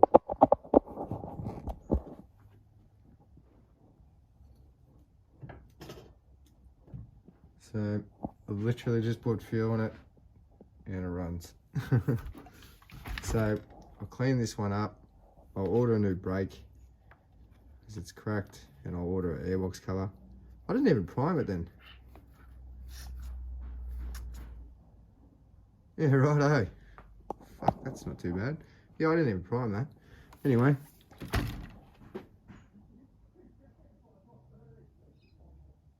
Alrighty, so at the moment we'll start working on a 460. This is the one I robbed the clutch basket and bearing for the other one we did earlier. Don't know anything about this saw. It's been running ages. Missing a tank cap. It spins. Doesn't feel like there's any play or anything in the crank. So what I'll do with this one is I'll find a cap for the tank and I'll put some fuel in it as well. But to start off with, I've got a recoil cover. I'll just drop all the screws. Pull these out in here. So I've got a recoil cover here. How's this for redneck? Like an 8mm spanner, but it's got no pause. So I've got a set of old paws here that'll do. So I'll chuck them in there. So we'll take the bolt out of there, put it back in this one, and yeah, I don't have a handle for it, so I'm just going to use this until I can order a handle, and I'll get a whole new rope and handle as well. But yeah, so first off, we'll undo this, which they're usually Loctite, so they're tight as heck. So I'll move this out the way.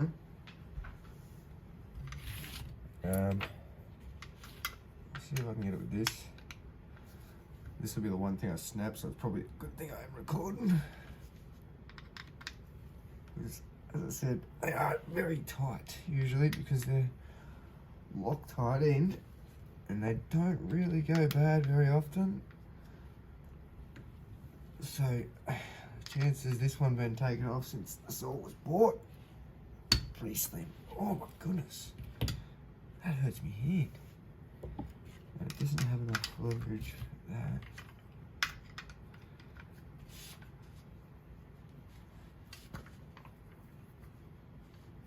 Nope. Oh my god, that, my friend, is so tight. Why would you even have it that tight for? I feel like I'd snap it. Anyway, I'm not going to take the whole thing off. I'm just going to wing it.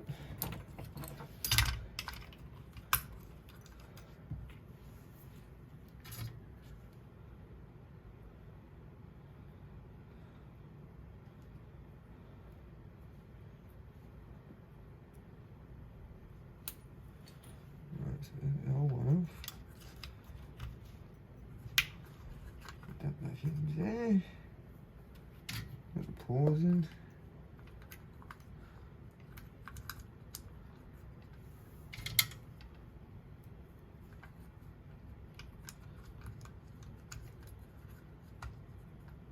Line up. I hope the gouge is a bit easier to do back up. Which I doubt it. Typical.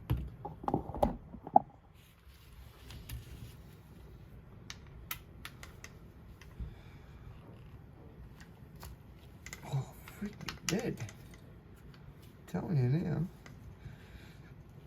Whatever the fuck they use from the factory, the Loctite they use is phenomenal. And I don't know where my freaking T-handle is. It would be really nice about now.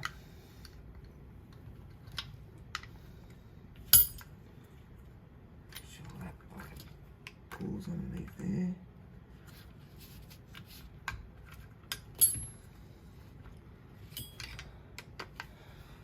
Holy fuck me, yes. Oh. I'm gonna break something.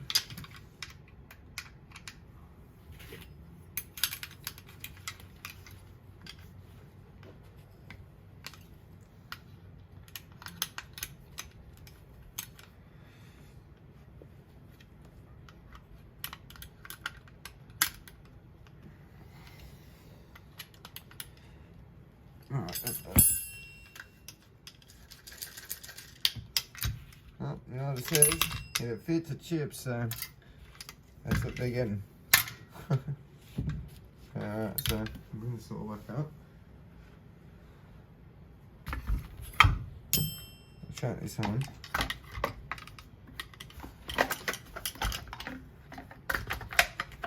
That is so shonky, but hey, look, I feel like it'll work.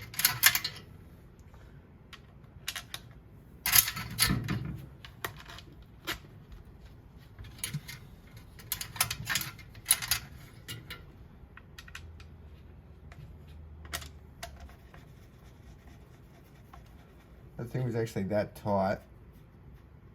Bent the D in at the Torx bit. Okay, now.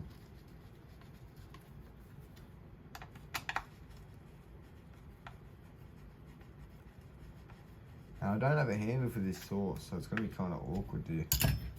I'm going to have to maybe sit my foot on it, pull it or something, but yeah, I didn't think of that beforehand. I don't know, we'll see. Got a decent plug in here. First off, we'll check, see if it's got spark.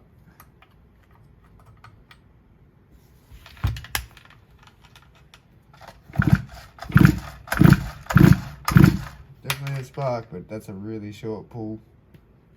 The rope isn't the full length. It's obviously snapped off, that's why they've improvised with the 8mm. That thread feels really shit. Alright. All sweet. Again, I say it every saw, don't do the spark plug up tight for God's sake. Just get that washer seated and then give it a bit of a... Oh, yeah. I feel like that'll probably turn over. Alright, bear with me and I'll go find a cap.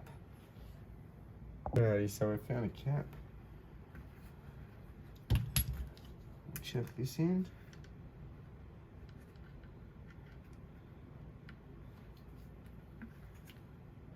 Oh, where's it sitting in? Yeah. Does it do up? Sweet.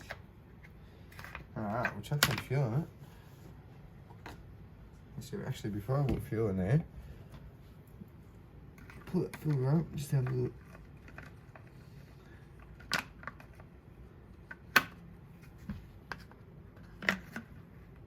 Yeah, looks good. Also, that go there. That is that. Put some fuel.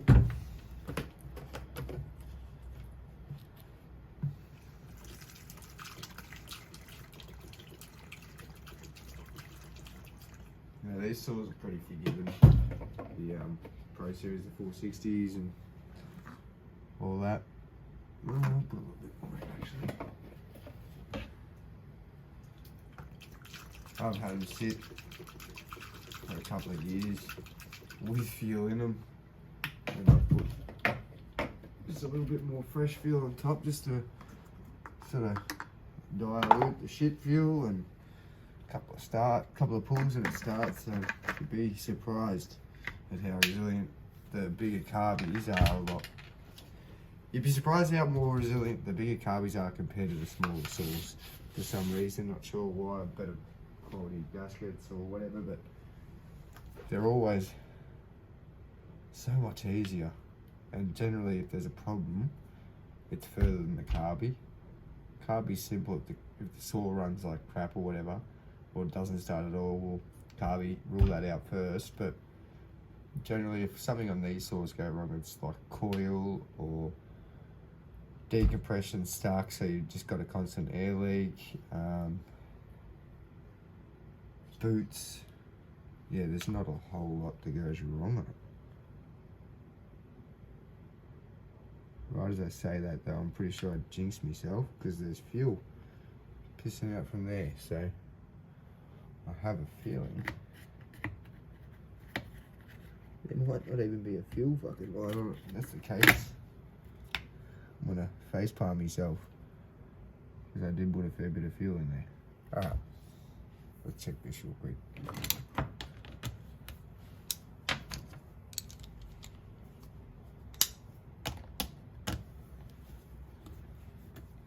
She's leaking, that's for sure.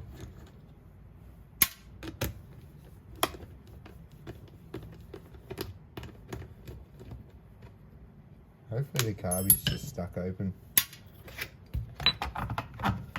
Oh. Wow, that is the biggest mistake of my life right there. Yeah, there isn't even a carb in there. So I'll clog that up just because the fuel's going to keep pissing out otherwise. I'm going to have to go find a carby and I'll come back. I can't believe I didn't check that first. I'll be right back. Righto, so after addressing that huge fuel leak because I'm a douche and didn't check for a carby, I've gone on the hunt. I found a few carbies, one of which is going to be a 460 carby. I'm pretty sure most of them are 066 carbies, but I feel like that's a 460.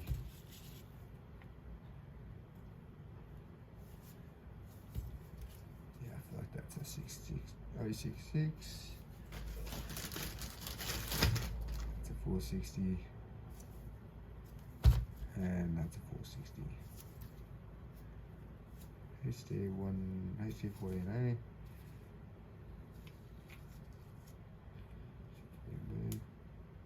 Yep. Alright, so just yank them over there. The shit that I'm missing, I should have. So 8mm. Light the throttle, I'll let that, let the ring. Good boot. Okay. Putting that together. Maybe got spare studs. Got one of them bolts when you want to get around a corner. I don't really know why that's in there, but it's in there. There's the other bolt. A nut, sorry. Alright, so we'll slam a carby in this and we'll see. I might charge the air up a bit.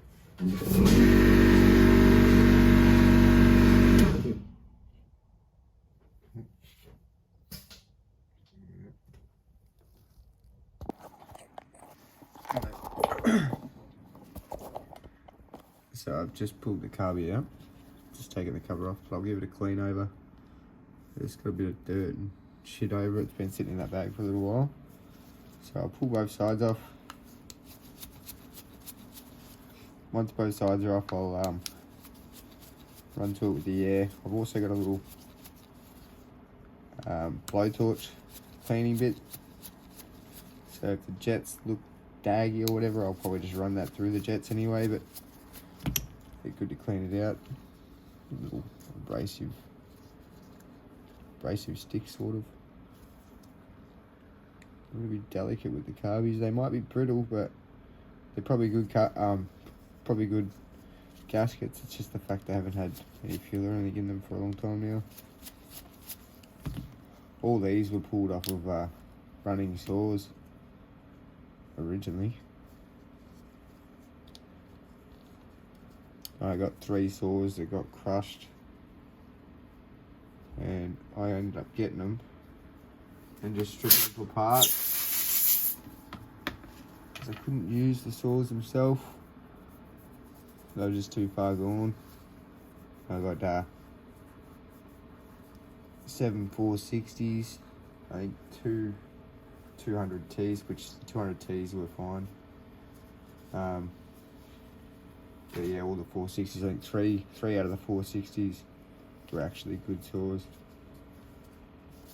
So even going off of my related video before, how I was telling you about the metering valve, this little thing here, see how that's basically flush with that. That's how it should be set up. So that way, with your valve on, when the valve on this is going off, it's opening this fully. So I'll blow this out with the air.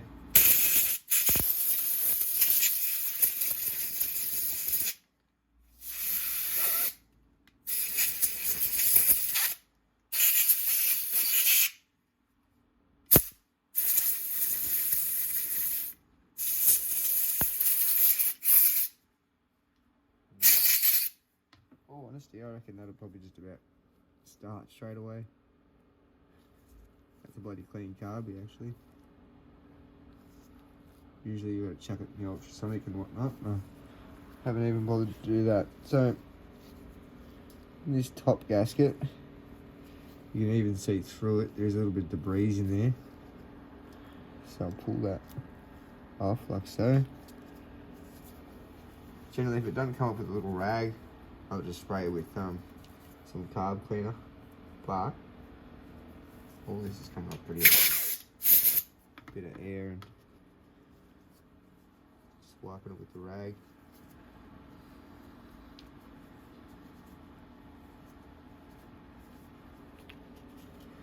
Same with this. Now they can be pretty delicate sometimes. If they're delicate and they're falling apart, I'd suggest just go get a new one. But this one seems fine at the moment.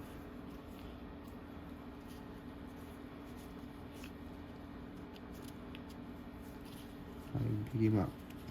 Goodness sake.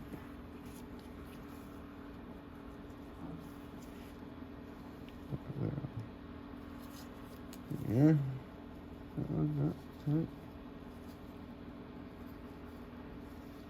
That way.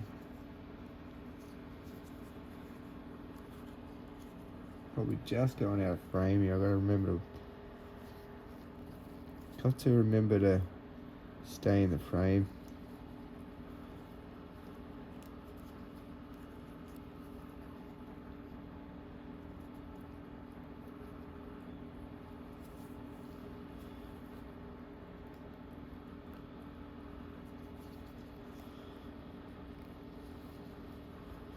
For goodness sake.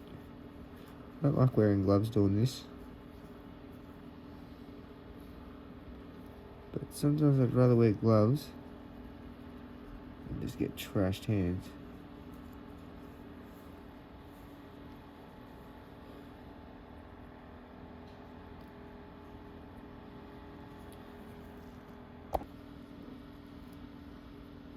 Righto, so now that's back on there.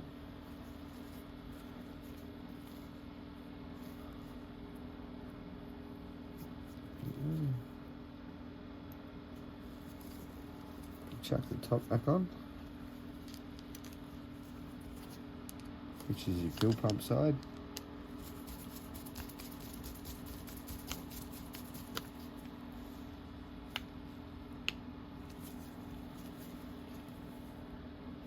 Sorry, the bottom, fuel pump side. And then we'll chuck this metering valve back in.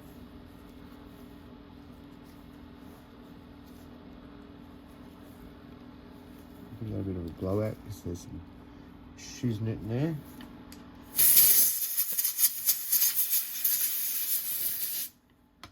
A lot of people ask me what my favourite tool in the shop is, and it definitely is the air.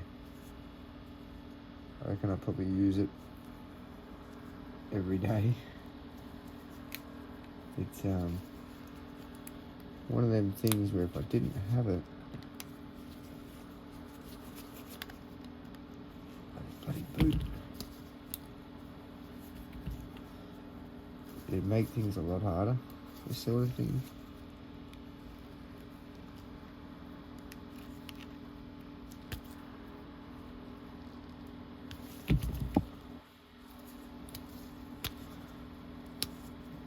Should have took that boot off first, but that's just the way I am. I like to make things difficult. Alright. Goodness sake. Chuck him back on. Put him on there. Oh, sorry. Him on there. Put the screws back on.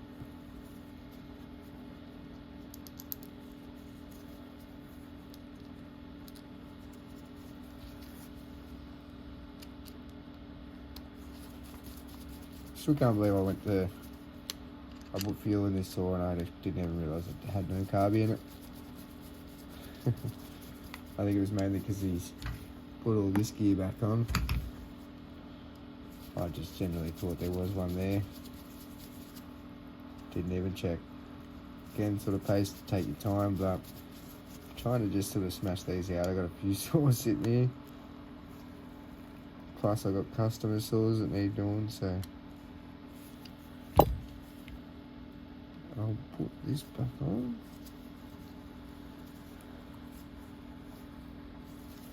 There's your carby.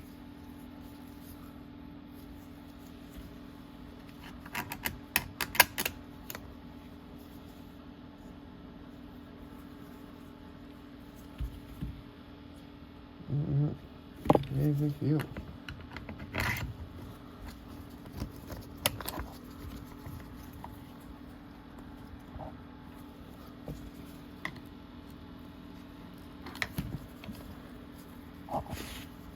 Yep.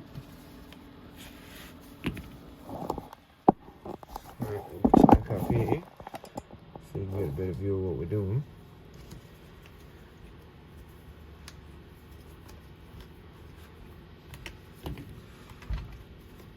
Turn that wood out.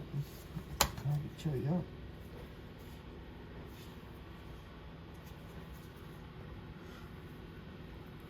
Carby is in there, nice and nice.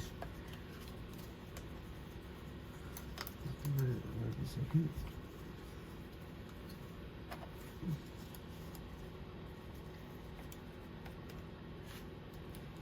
Alright, I'm gonna get that. The throttle leakage to line up. Alright,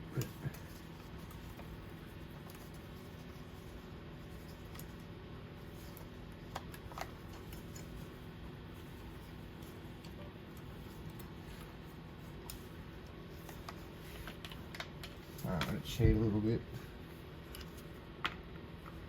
And with the screwdriver.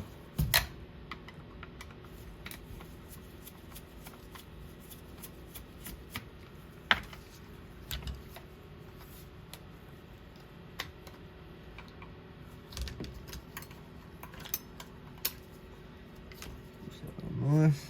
Then I'll put that on. The reason I like working on these saws and all that all the time too, it's not so much the simplicity, it's the craftsmanship of them. If it doesn't fit,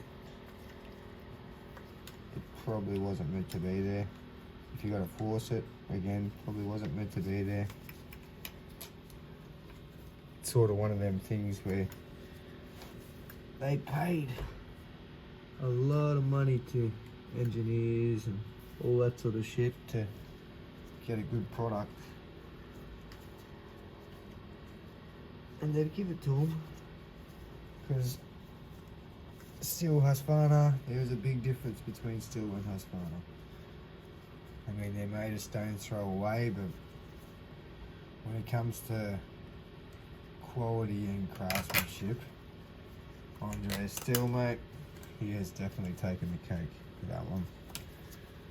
It's my biased, well, non-biased, but biased opinion.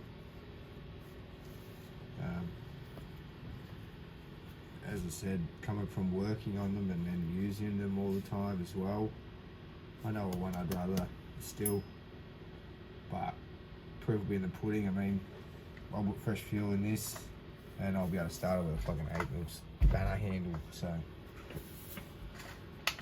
we'll see. She might not even start yet.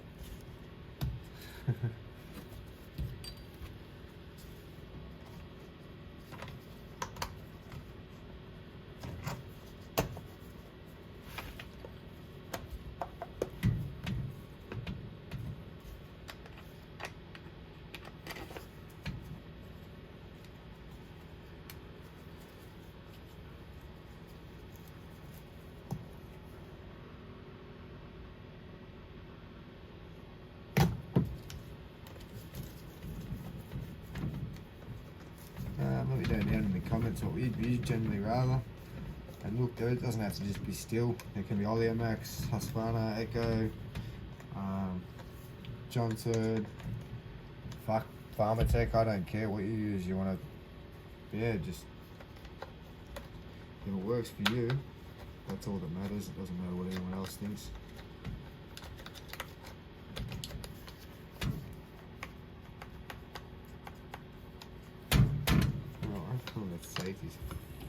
rigged out on that. Well, it's just locked all the way down.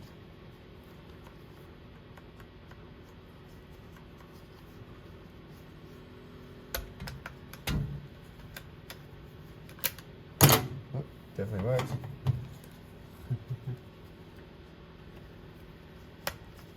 Alright, slap this back together. And we'll see where we're at.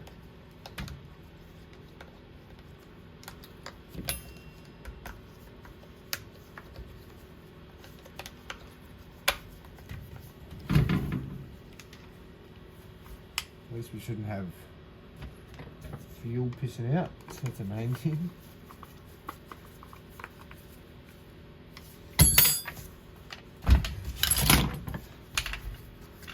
Alright, so see how much fuel we got left. Yeah, still got like half a tank. Okay.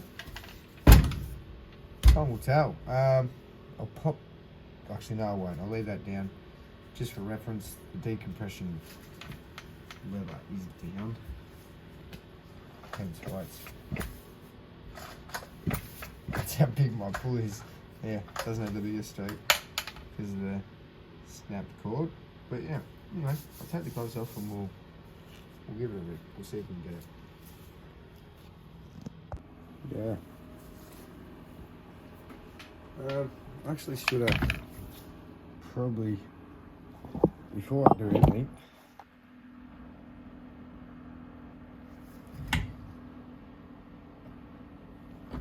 check that, because why have I got fuel leaking? Is that old fuel that was just sitting in there, or is that new fuel for me now? I don't know. I'll see in a second.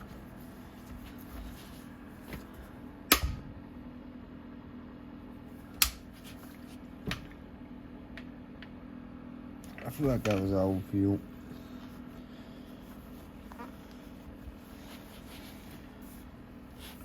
I'm not even going to play with the settings. We'll just have a crack and see how she is from here. If it doesn't start, I'll put it back to factory settings and we'll see. As I said, I got to start it a bit weird.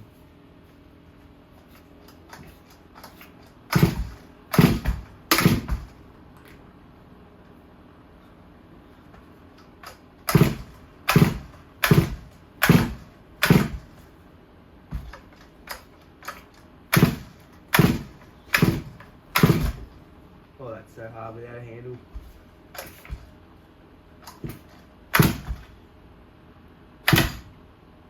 Well.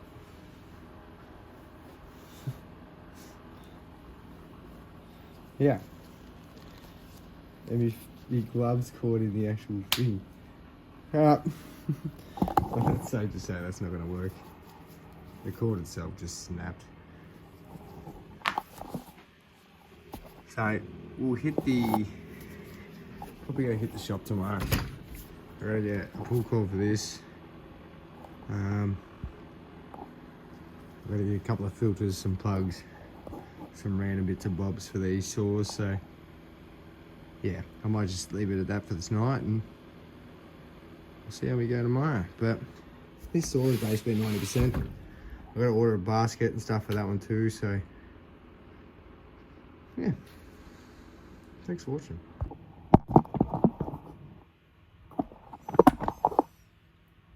Righto, so last ditch effort before I go in. I've decided to take the starter off one of my other saws. And we'll chuck it in. Let's see. I could have took the handle on that as well, but I really can't be fucked.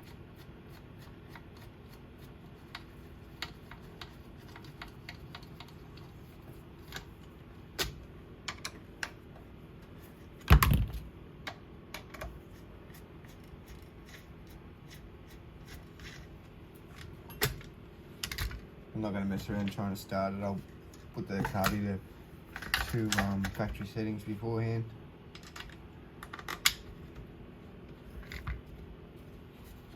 Just so I know which factory settings for most Stihls, just to get them running. Oh, and Husqvarna as well is usually just one. Put them all the way in and then 1 turn out on each high and low setting, and then variate your idle screw to suit really. So I'll just put these into factory settings and we'll see how we go. I reckon it should start up. I don't see why it shouldn't, unless it's got a mad vacuum leak or something. Then it'll probably still run, just run like crap, and then we'll have to vacuum check it. So 3 out of the 4 screws will do, just to see if it'll run. Again, I'm gonna have to just do this awkwardly, but I'm gonna try and step on it to where I'm not pushing down the decompression lever the whole time as well, because that won't start. So yeah, bear with me and we'll give it a crack, I reckon. First of all, I'll put the carb settings back. It's sort of interesting to see where they're at anyway. They're only 1 1/4 out.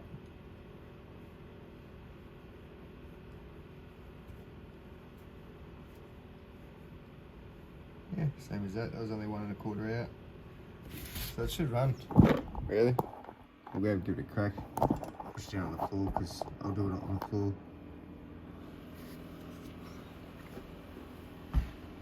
Jake.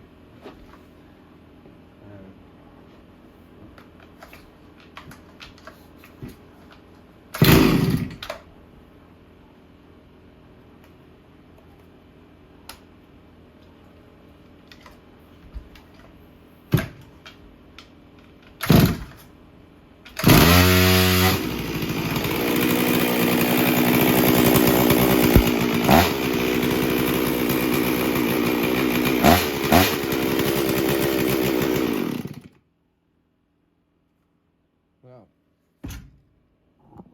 there you go. I figured it'd start pretty easy most of the time with the carb clean and that. If they've got good gaskets and good carb diaphragm and stuff, it should start up with factory settings. So I'll get as many plastics as I got for this saw back on it, which I think I've got 2 top covers, but I don't have any airbox covers, so just have to live without it. I'll order the clutch parts, order the handle, and yeah, she's good to clean and chuck up on the shelf. But that's another 460 down. I actually didn't think we'd get this one going.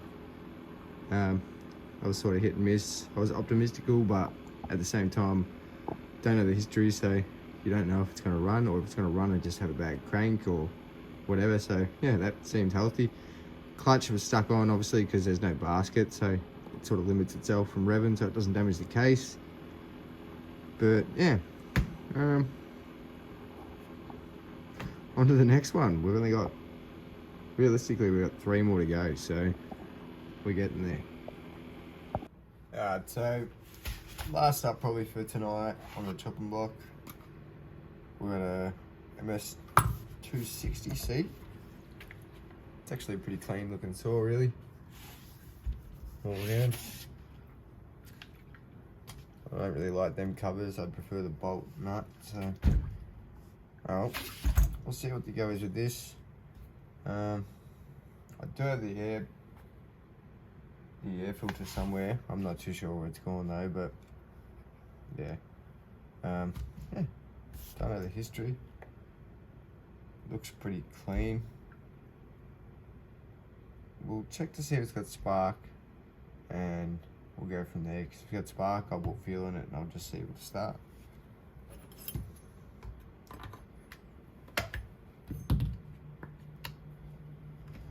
Might chuck some gloves in.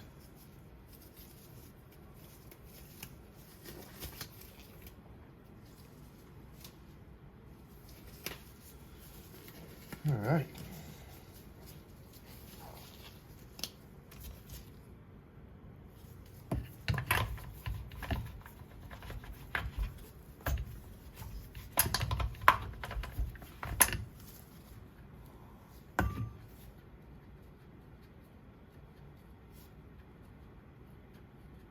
The carby does need a rebuild. I've got a kit, so that's one good thing.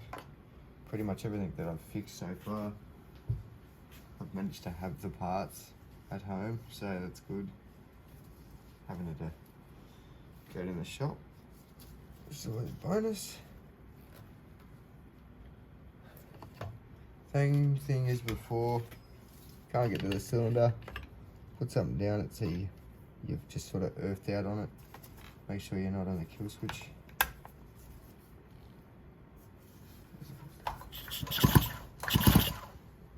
And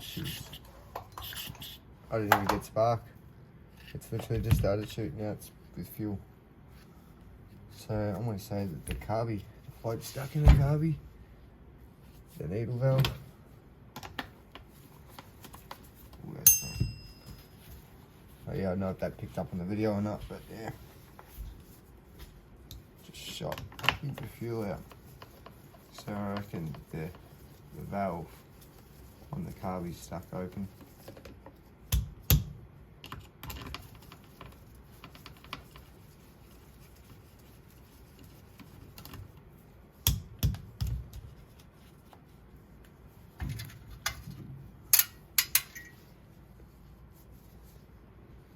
What do I need to take off for this?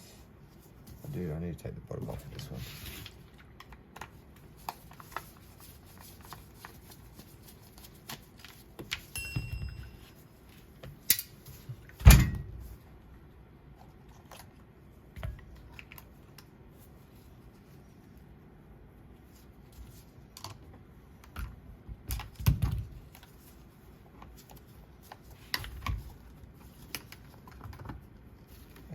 Shit's gonna piss out with fuel. Please hope not. A little bit more on that.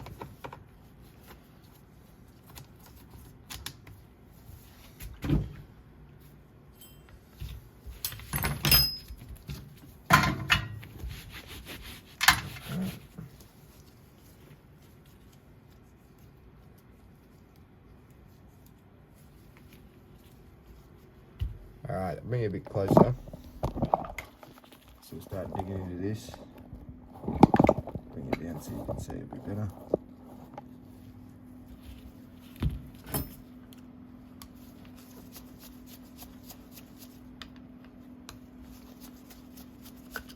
Generally when I'll do the carbies, I'll put like one of them puppy training pads down that absorbs all the fuel because they stink.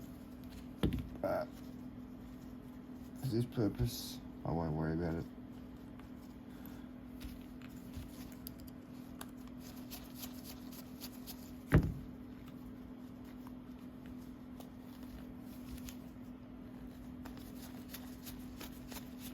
The 260 model is actually a real reliable saw.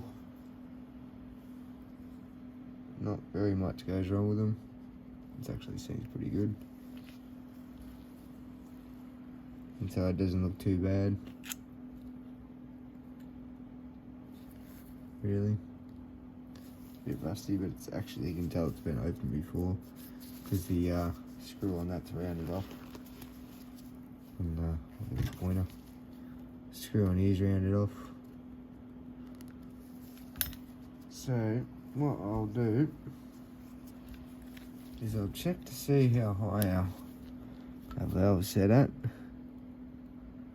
At the moment, it's pretty low. Very low, actually.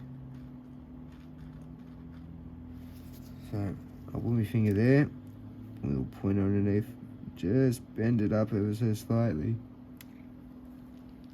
I don't know if you can see this, so I'll put my finger here, just bending this up a little bit, just to try and get it flush. So it's sort of just touching. It's almost a little bit too high, so if it's too high, just push it back down a little bit. And that's just missing.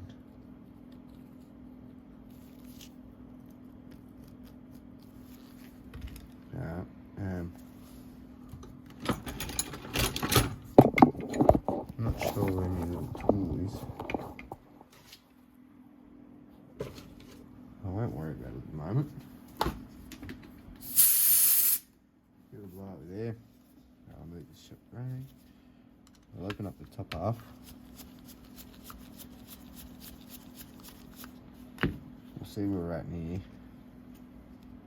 This is the fuel pump side, so if this gets stuck, it will cause the saw to run, saw to flood. It looks a bit dimpled, but that's not too bad. That's just because it's sucking down.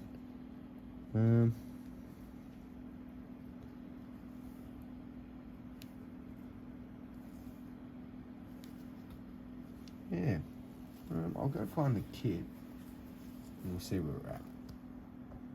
Alright, so we've got a couple of different ones here.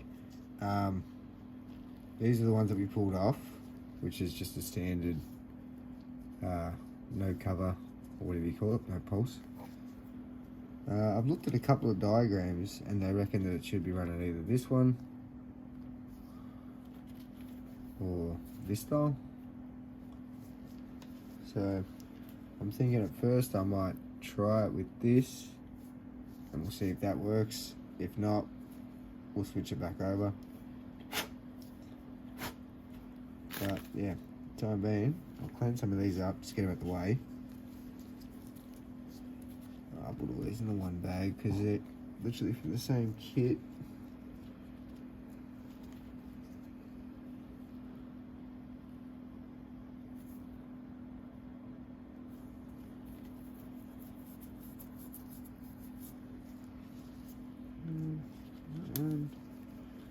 There's just one.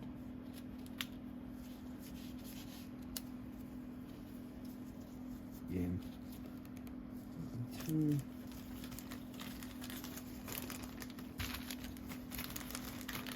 Put them back in there for now.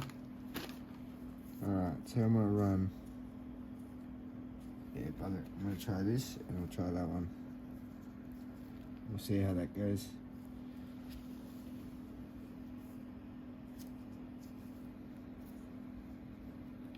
I mean, it's either going to work or it's not.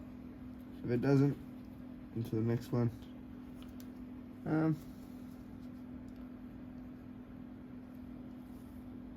Doesn't have any float caps. What is this other one called float caps?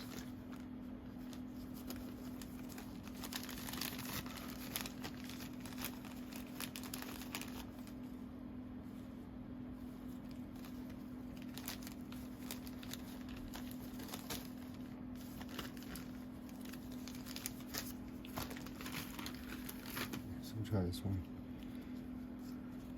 By the floats, I mean these little things. This one doesn't have any.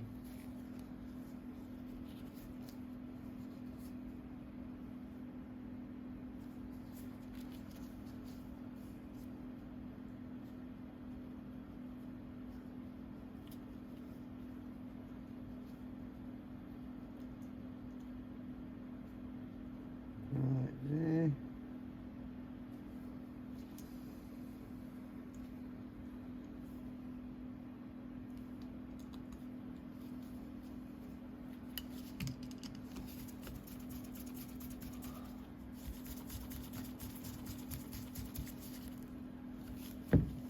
Him back over, and again we've set that so that's like on point now basically, and we'll chuck these back in it.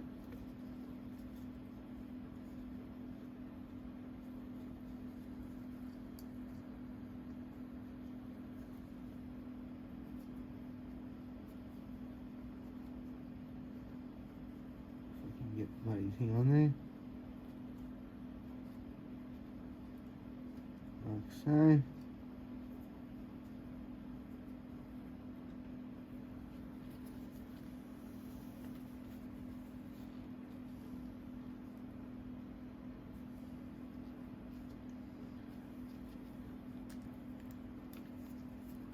Now, if it's still doing it after this, what I'll have to do is open this part and push that lever down a little bit more, because it might be just too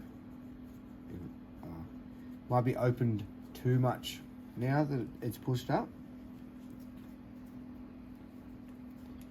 So we'll have a look, we'll see.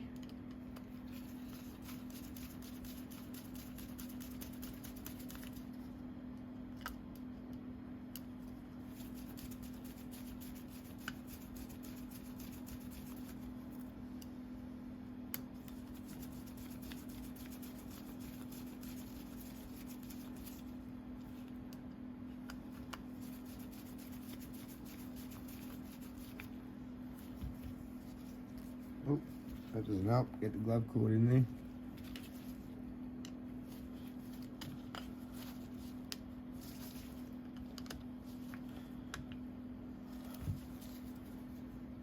So we're going that way. Okay, undo this. Oh, actually, put it back up here. Put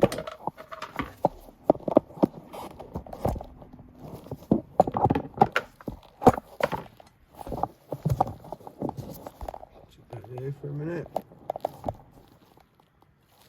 And give this a crack. See how it goes. I'll move that out the way.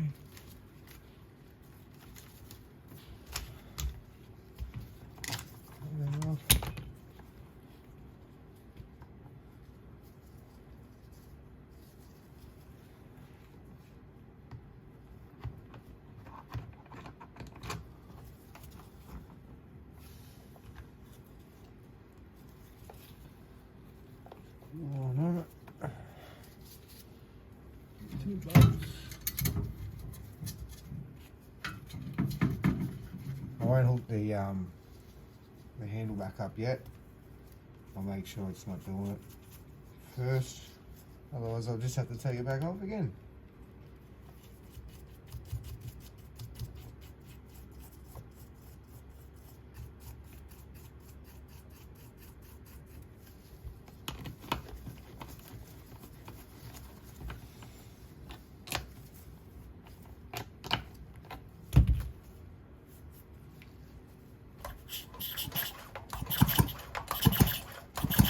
There's a bit of vapour, but that's still in the cylinder from before. So what I'll do is I'll pull it a few times and I'll just make sure that all the fuel out of the cylinder is out of that cylinder.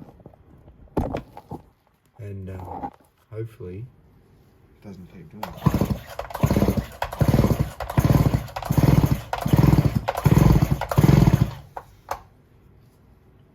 Should be pretty ideal if it didn't.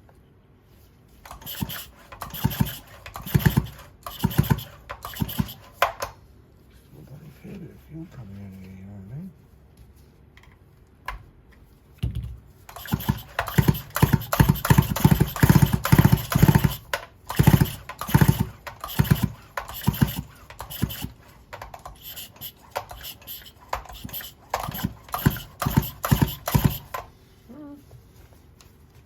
It's hard to tell. I might put the plug in it and we'll see.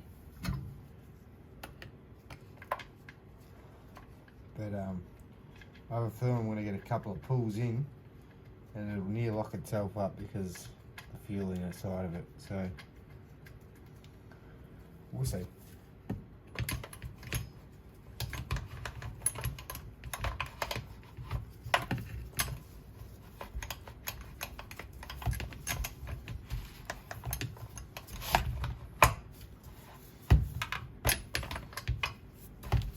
Almost don't make it tight enough to maybe get a scrunch in there.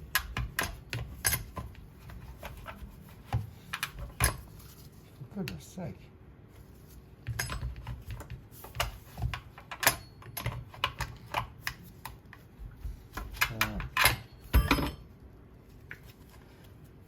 Oh.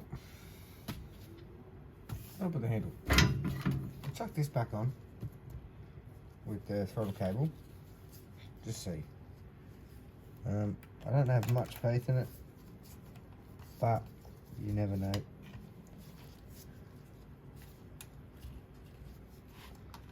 You never know.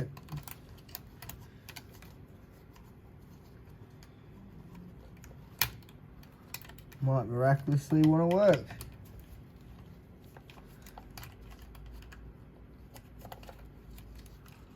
If I can get this goddamn throttle lever in.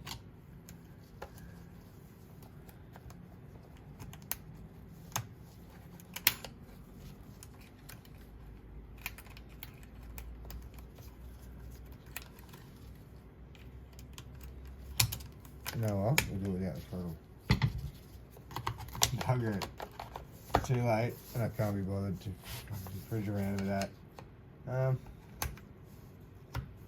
It's only a choke, but look, we'll give it a crack. We'll give it a pull. Just a few pulls, and we'll see what it does.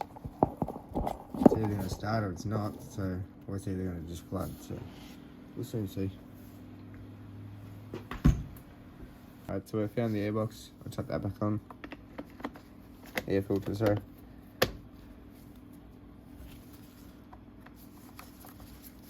Main reason I need that's for the choke.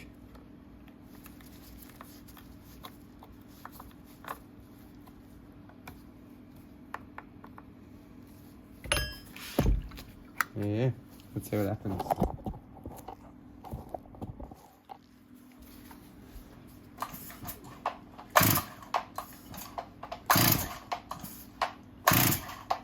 See the vapors coming out of the exhaust? I reckon it's gonna lock itself up. Try not to.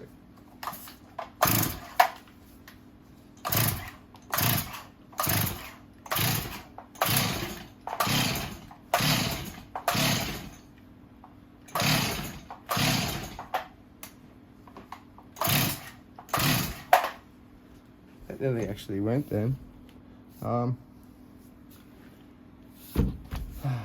Repetitive cycle, but I'll pull the plug and I'll just see what the go is. Freak show. You know how to pull the plug with that thing in there.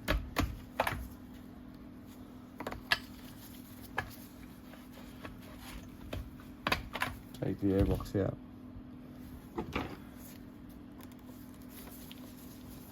Actually giving myself a headache. And the shed stinks so bad, I feel. Yeah.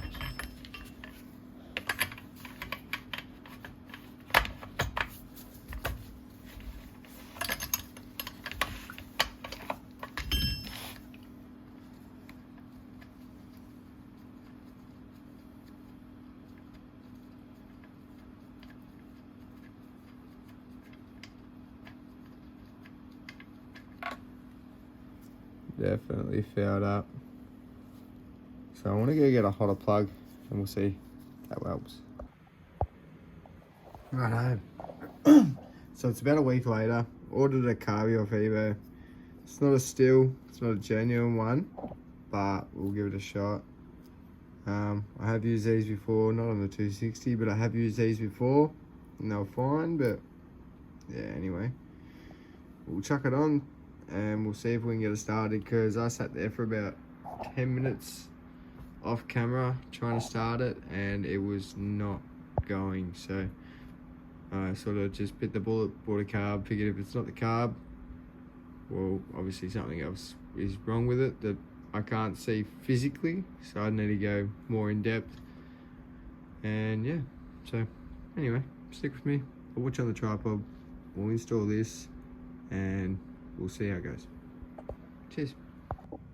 Righto. We'll chuck this yin yang thing in and we'll see how we go, guys.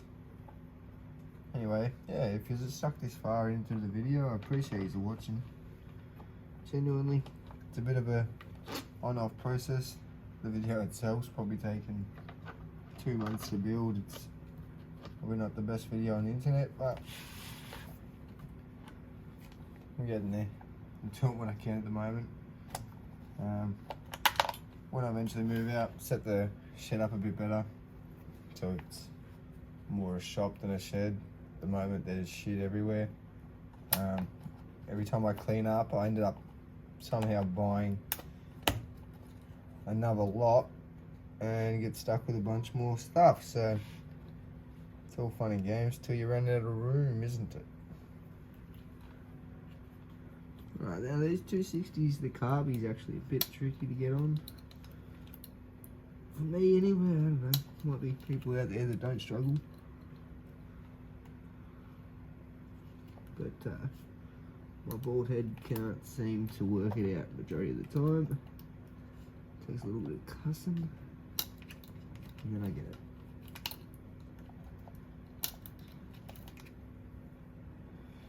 Did I have it upside down? No, I did not.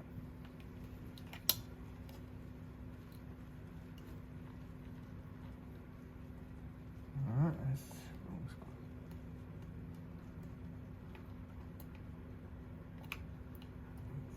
Yeah, that's the spot. Well, I can't let go of that. going to drop like the freaking carby. Put on that. It's just falling off a bit. Anyway. That's what I'm looking for. Where's the handle?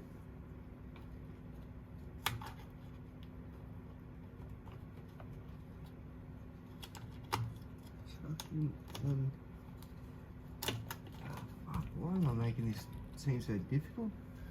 It's definitely not the gears.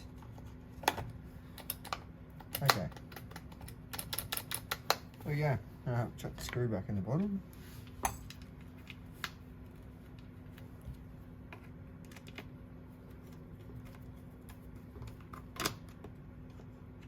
But yeah, anyway, as I was saying before, it's probably not the best video out there in the world, but it's sort of one of them things where I could either make one 20-minute video or put 20 saws into one big video. So watch that at your leisure. Watch one saw at a time, skip, do whatever. But yeah, it's mainly out there just for, I don't know, really a time capsule on what I've done as well, to keep track on the amount of saws I go through. I used to write it down and keep track. I still do somewhat, but to keep a visual sort of video diary of it as well is pretty cool. So, and I'm bringing you guys along for the journey.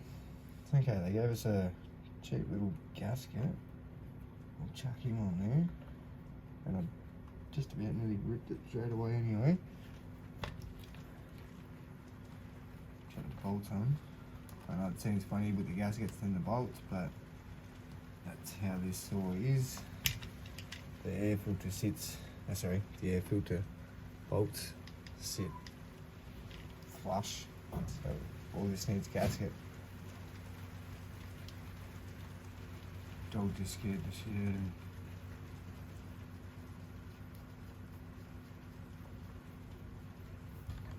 me. Alright, so we'll snip these up.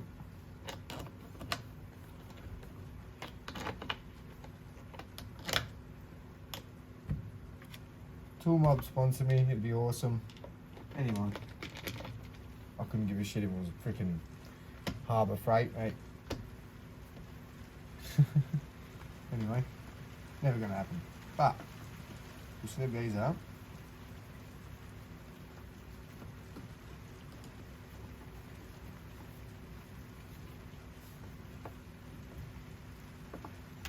Also should have said, I took the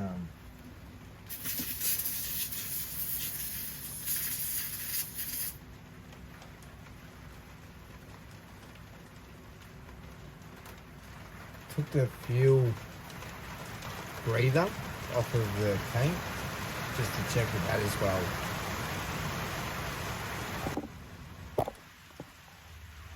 So we'll chuck the breather back on. It's just started to rain here, so I actually don't know how much of this you're going to hear. It's just a clip bit.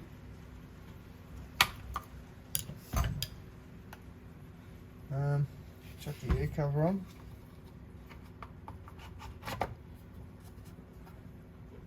And I'll spin you guys around and we'll give this a shot.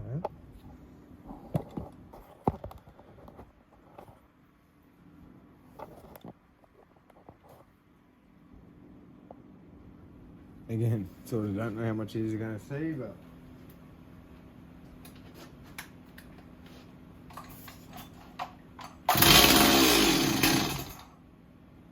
well, that's promising.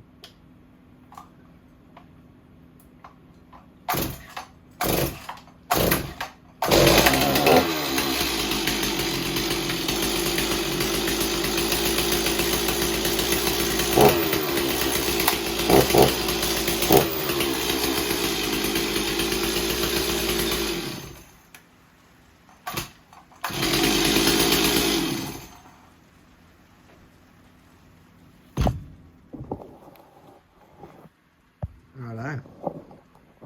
Well, turns out it's just a carby anyway. Don't actually know what's wrong with the other one. It might be the metering valve. Might actually need to be sealed. There might be an air leak in there. I don't know, I ran 2 different sets of carby kits through it. If you actually do want the carby kit for it, that is it. As I said, I bought 2. Just put 2 through it just to make sure. And yeah, same issue. So generally the Stihl carbies don't really go out very often, but when they do, I guess they just stop completely. But I've never actually had it happen to where they stop completely. Usually they'll start, just run like crap.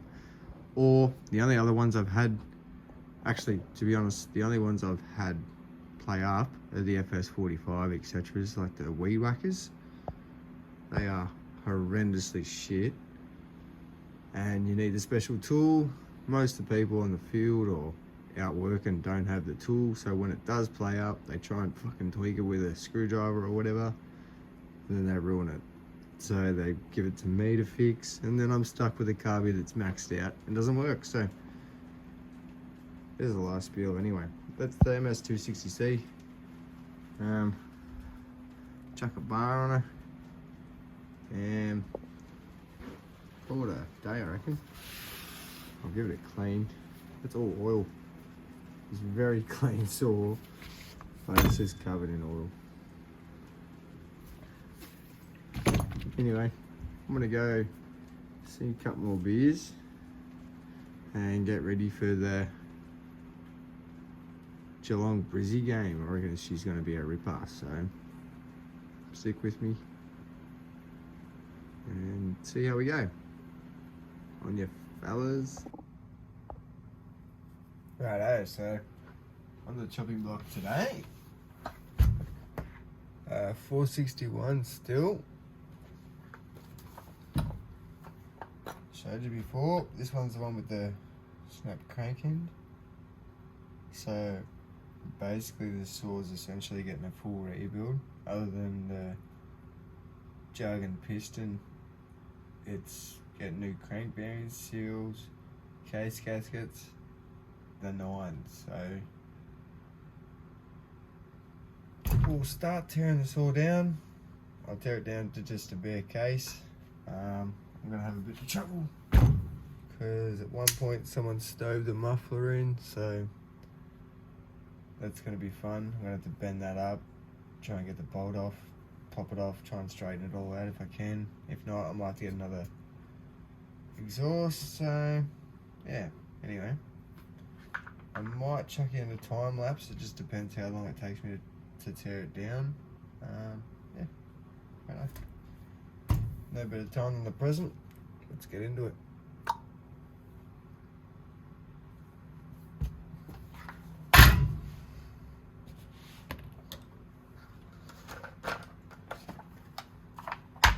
Tip: use this to hold all your little nuts and bolts and shit.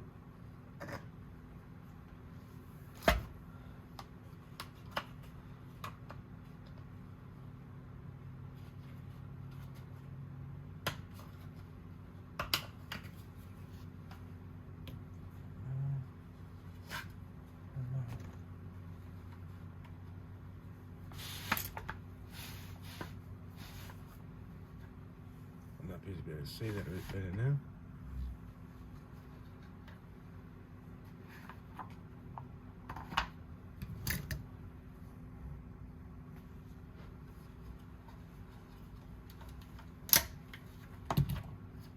Looks like it was under the tight.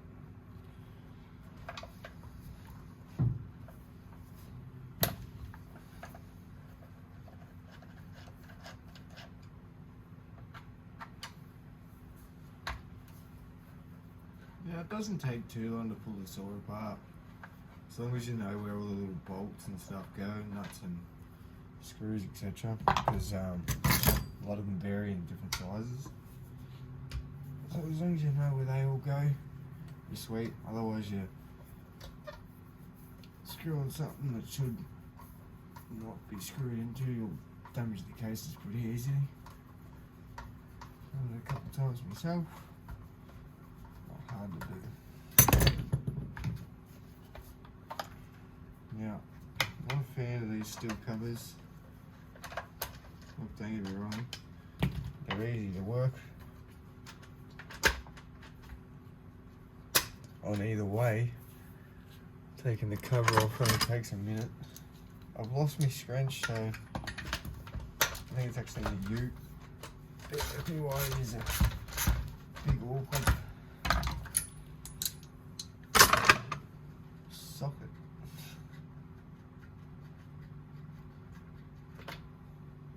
Holy mackerel. Look at that plug. That's seen better days.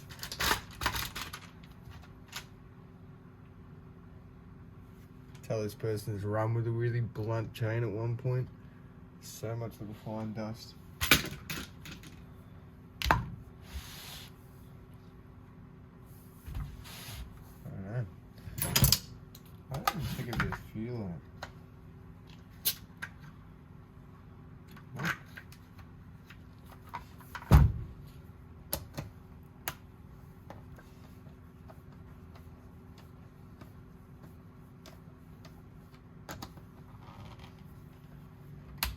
Again, don't know how many times I've said this video, but if you do hear a little humming, the heater's on in the background.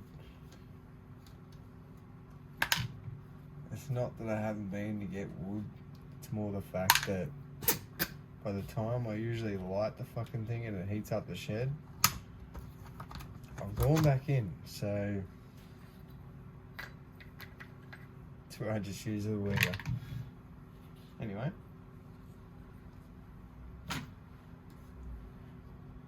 Carby, so we're gonna need a funnel.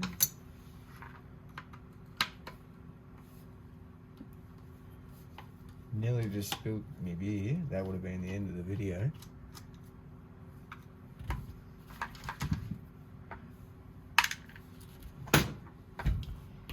Again, pads here just so I don't damage the bottom of the saw, so I can drop them and move them and rock them and do whatever. I don't have to worry about the bottom cases just getting completely torn up. I feel like I'm going to regret putting that there. I'm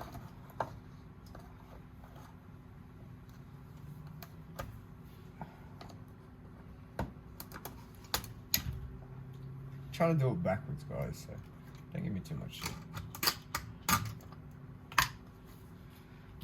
Good. Turn on. Chuck this boot off.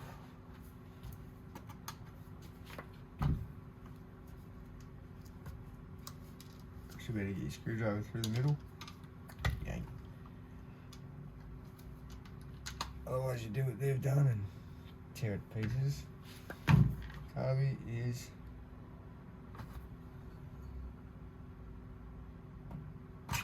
off. Oh. There is a little bit of fuel left in it. This is residual fuel in the line. That's awesome. Try and drain some of that out. And I don't particularly want to be covered in fuel. Now, usually I will wear gloves, but I didn't think there was going to be fuel in it. So that's my bad on that one.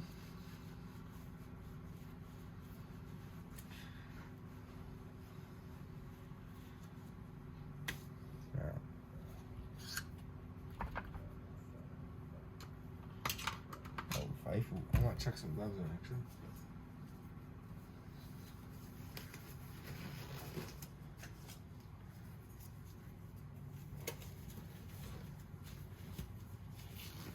Alright, Dexter gloves are on.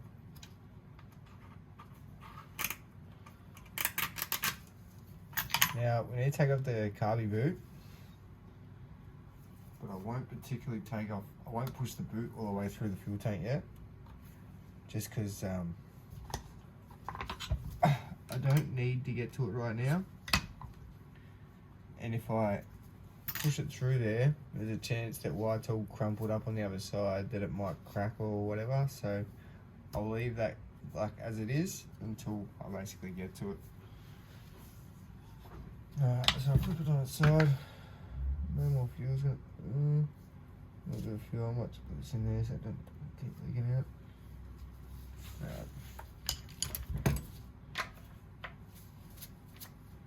Carby, I'll set aside just so I don't get gunk in it.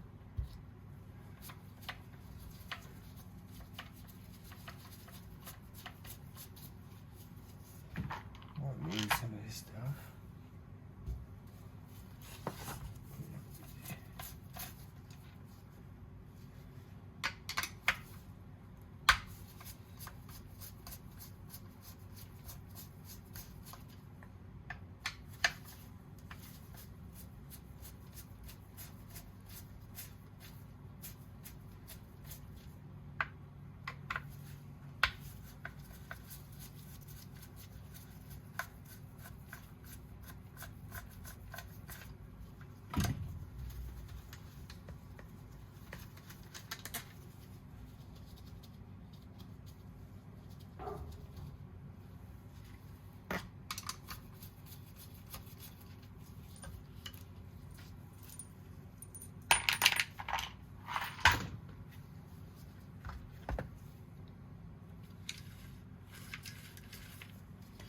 Starter powers and all that, you look pretty good. Paws look pretty good. A little bit worn on that one, but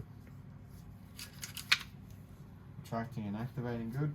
Sit that over there at the way.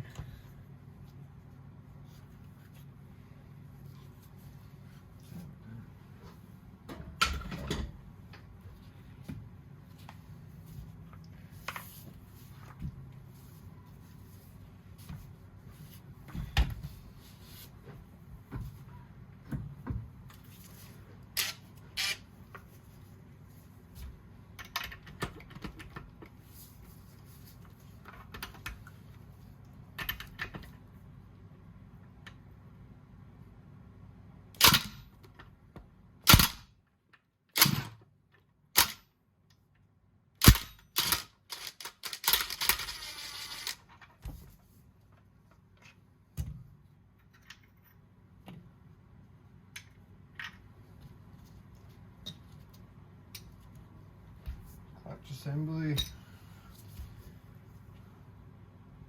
There are some bolts down there that I need to get to. So what I'll do is I'll chuck this back in there just so I can blow it out with some air and try and find these bolt holes. Charge the compressor. Hold on a sec. I'll blow out this hole a little bit.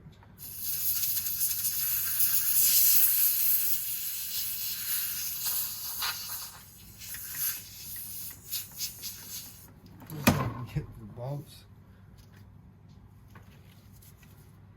Full of gunk and wool.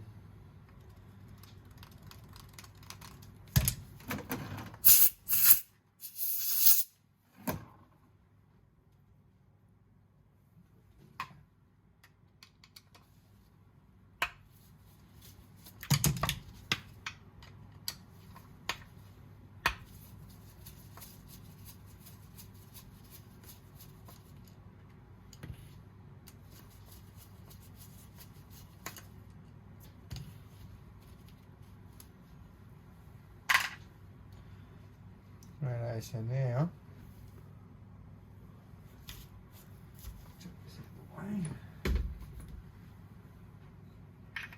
take this off and pull your oil pump out, lift him up and towards you a little bit, and he'll pop out of the oil pump. Just can't grab it like that. A bit awkward.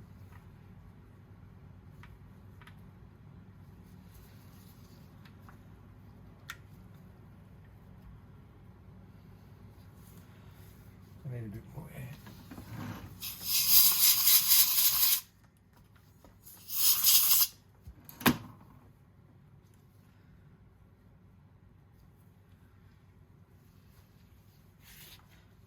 I'm a silly bugger. Forgot to take this off.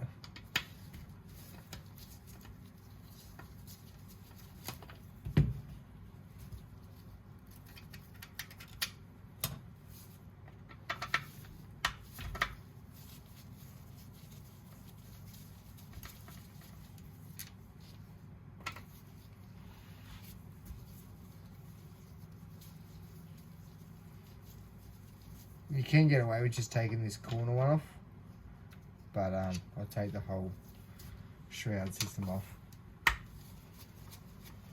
This corner one, and once this corner one's off, I'll show you. I'll get the bolt. There you go, 1, 2, 3. I'll get in the hook. Get him in here somewhere where it don't damage the case. There. Oh, that just went flying.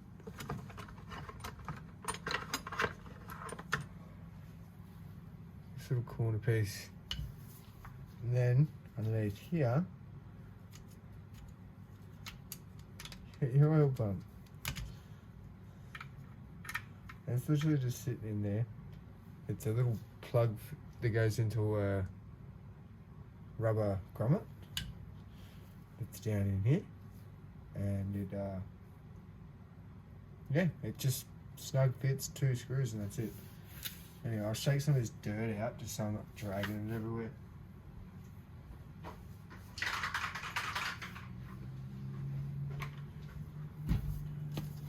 Alright.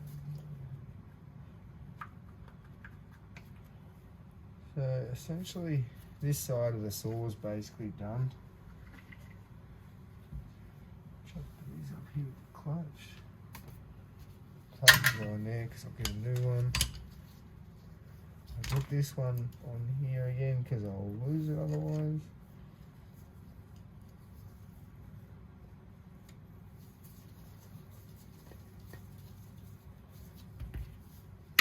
Handle.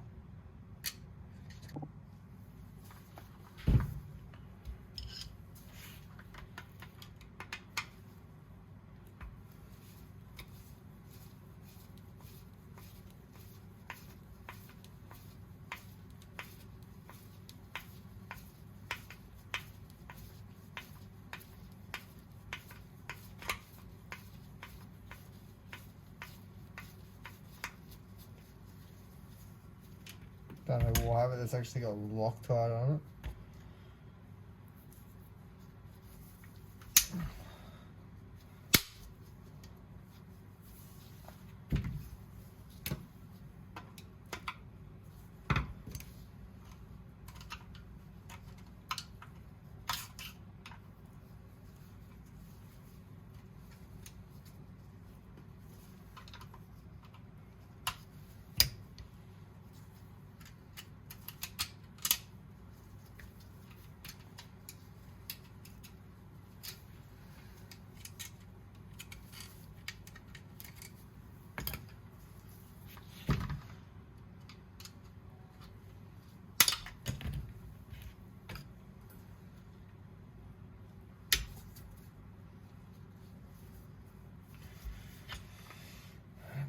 Take that off.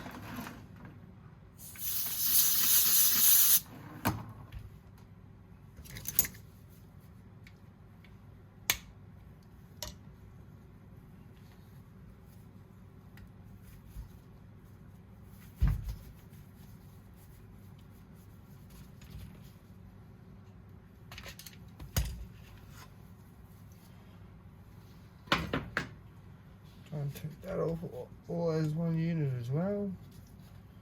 And all these parts are, like, you don't have to take as many parts as I am off, but at the end of the day I'm going to clean it all up while it's apart. It's the best time to do it. I mean, look inside that saw. It is disgusting.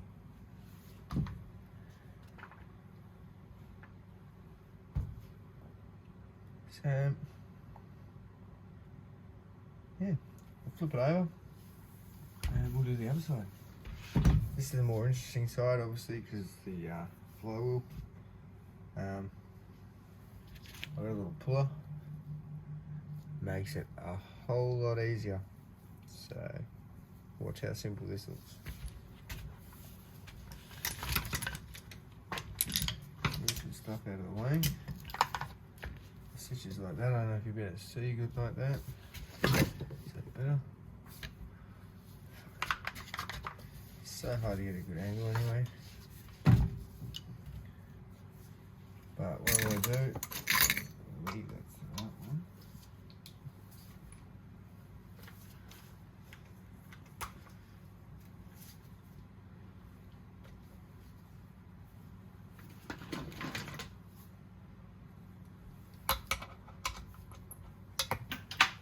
Yeah, this all depends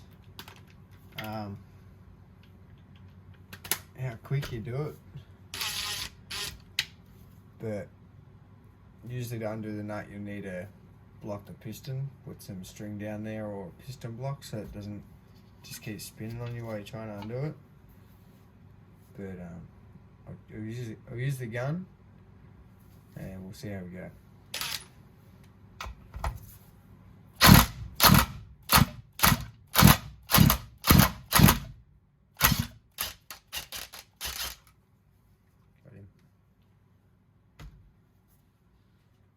So, you can look in there, there is a whole heap of crap in the threads. So, I'll blow all that out with the air and then I'll put the flywheel puller on.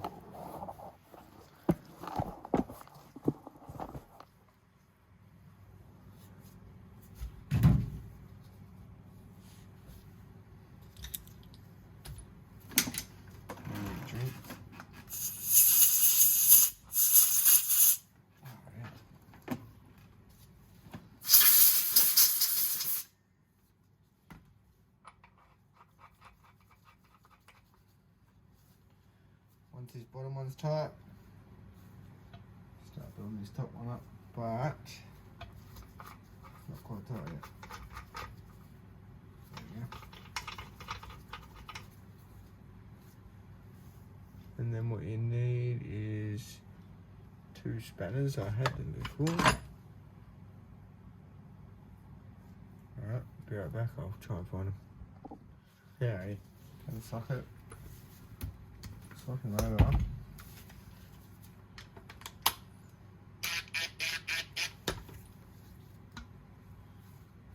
Alright, let's see how we go.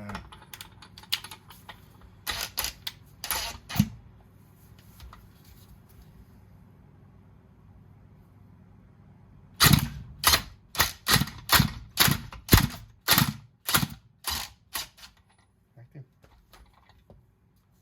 So, that's simple. And then just undo the tool, boom, Bob's your uncle, mate. Best investment ever. So chuck this back on the crank, just so, no real reason, but I'm going to be hitting that with the mole, so better off putting the bolt on the end of the crank, and that way you're not burring the threads over. Alright, try this up here. Need him for a minute. Realistically, at this point I should be taking the tank off, but I feel like this exhaust is sort of almost take par. We're gonna have to try and fix it somehow, just enough so I can get the bolts off at least anyway. I don't know how it's gonna go, but we'll give it a crack.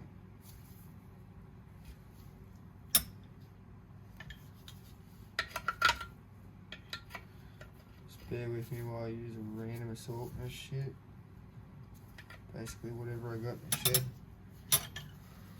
I'm not quite sure what I'm gonna need.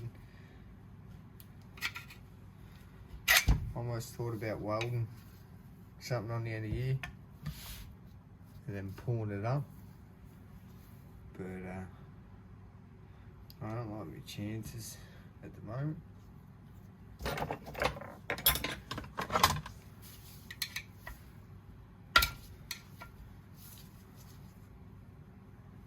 can get that in there.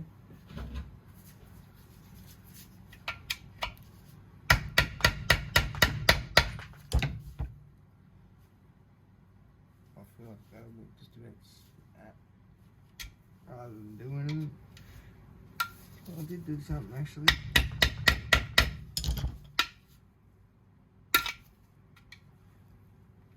Give yourself some room.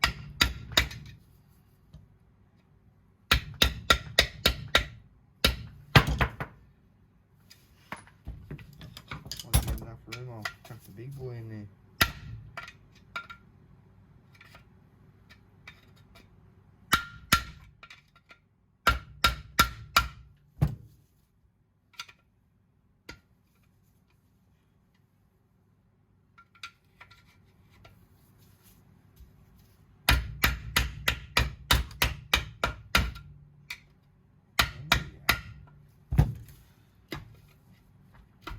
I mean, we're getting somewhere now.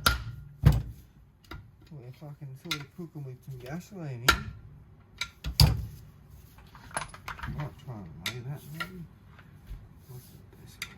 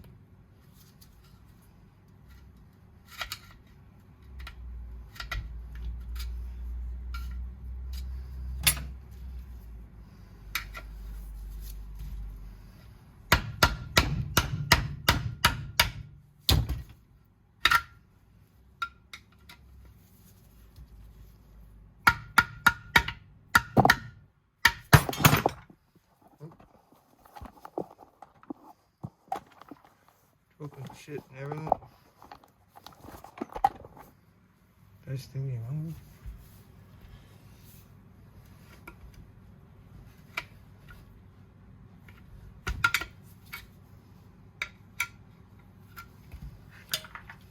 I mean, we're nearly getting there. Almost to the point where I could just about start whacking that fucker out.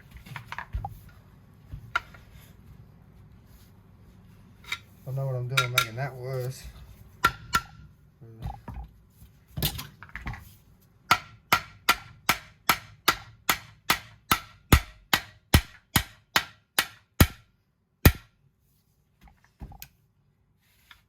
What a mongrel.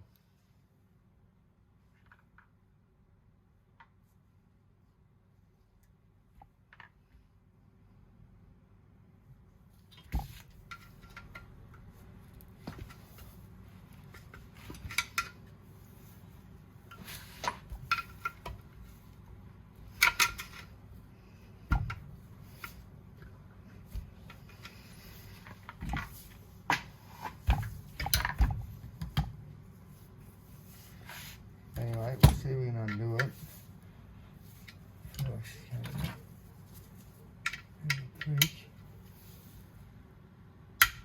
Oh, yeah, fucking beauty.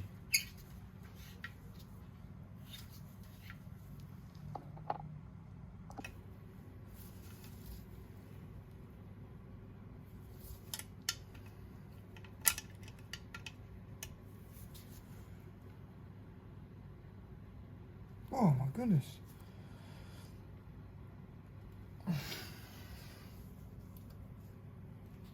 That one has got fucking Loctite or something on it. Jeez Louise.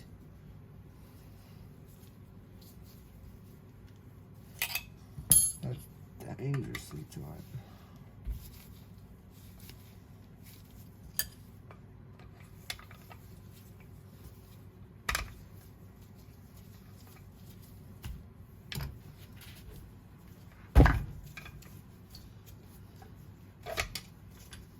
Oh, yeah.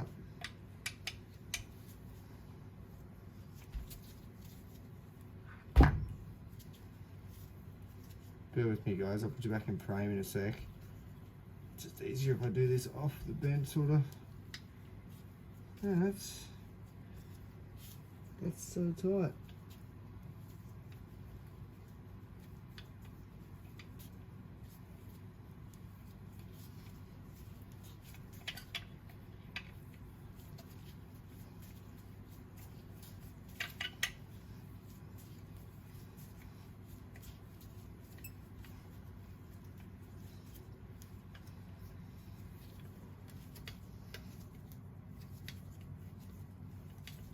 Holy mackerel. Still going on that one bolt.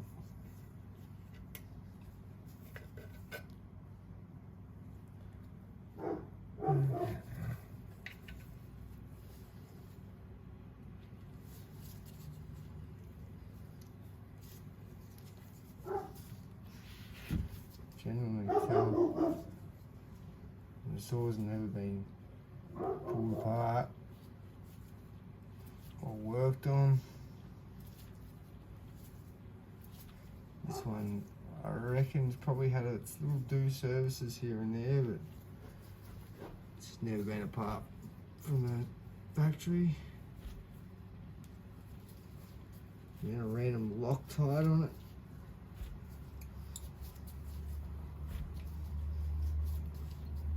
I don't realise how much I'm struggling right now with this fucking little. I don't know how many handle is.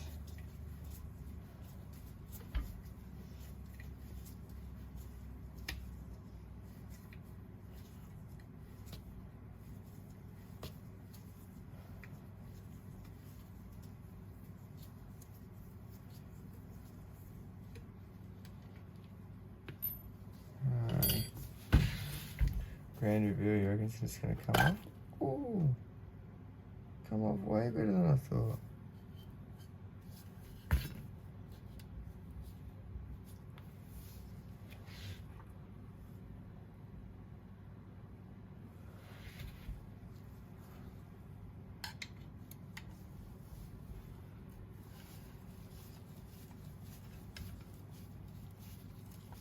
Take these exhaust bolts off.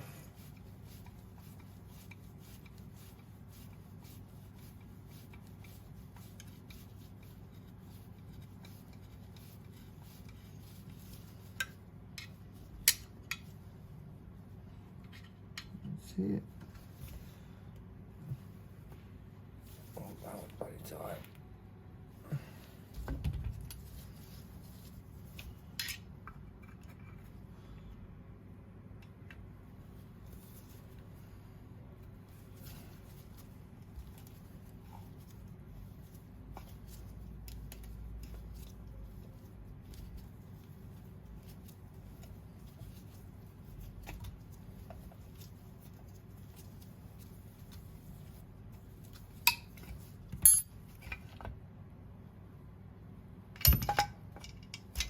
Alright, sauce is off.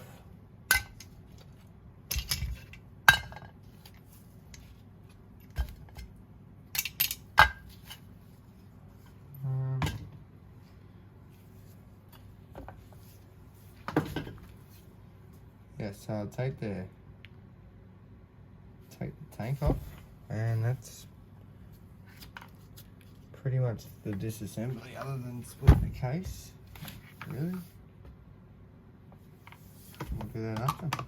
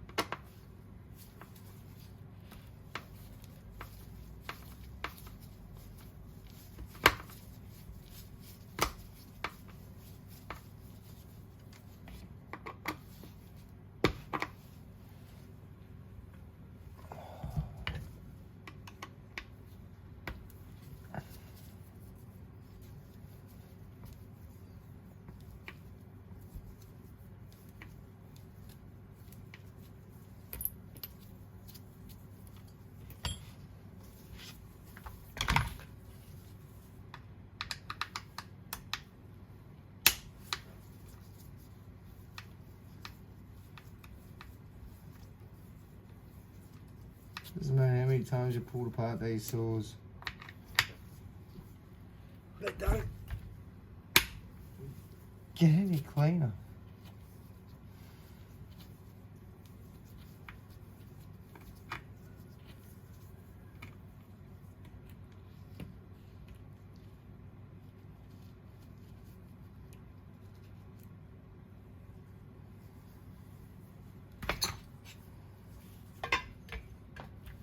Handle off. Come over in the pile of bits. You got your last AV mount, which is in here.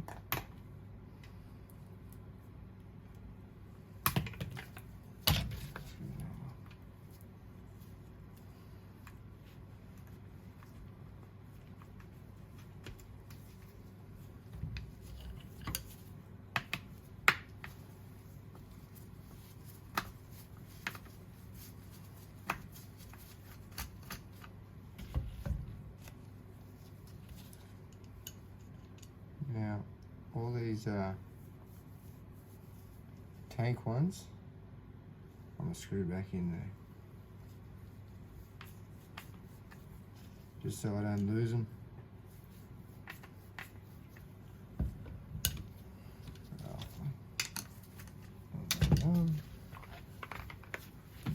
Same with you.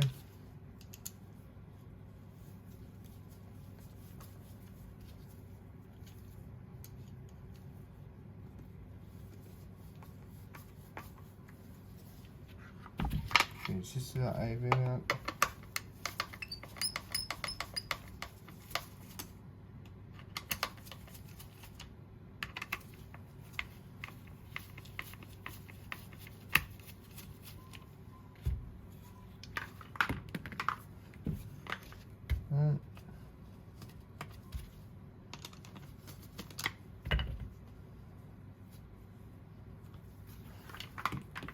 Two.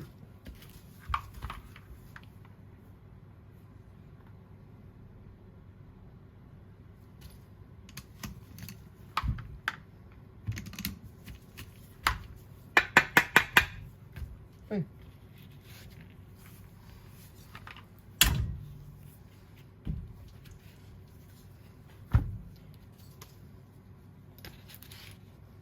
AV mount bolts. AV. AV. And then now what we'll do, don't have dirty hands. Push it.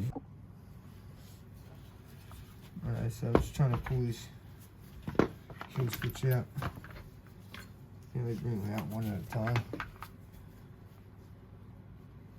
So I just gotta figure out what one I got. That's what I want. Big one.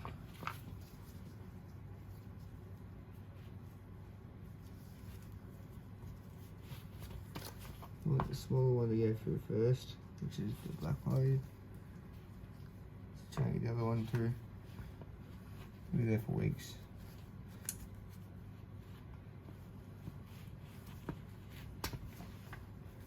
Once one's through, it comes through pretty easy. There's your whole tank. So I mean, all this will get cleaned up, but there's your whole tank assembly. Chuck him on the floor. And there's essentially, yeah, probably 90% disassembled chainsaw motor. So what I'll do next is take the cylinder off, pop the oil seal, and I'll start heating the crank. Cylinder. I'll undo all the case bolts, and then I'll pop the oil seal off and start heating the crank. See if I can knock that through. And yeah, so we'll go from there. But anyway, I'm gonna go have a drink for a minute, and I'll be right back. Righto, so it's the next day. Ate a couple of cans. just up to the bare block basically, so what I got left to do now is undo all the case bolts, and I'll take the circlip off of the PDO side, pop the crank seal off, and I'll take the cylinder off, and then I can start splitting the case. So I'll chuck his in the tripod and we'll go from there. I was looking over the exhaust a bit. I might still try and give it a crack to fix. Doesn't look that bad, but it's pretty. How you doing? I've got a 460 muffler here.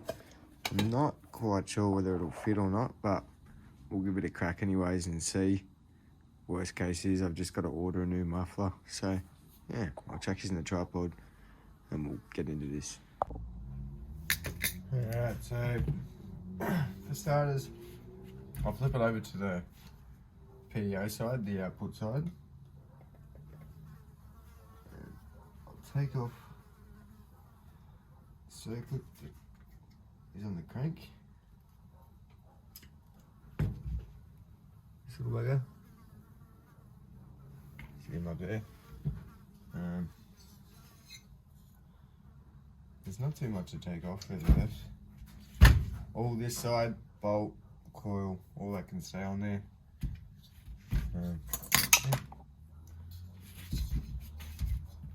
Zoom is in a bit because we'll start taking the cylinder off.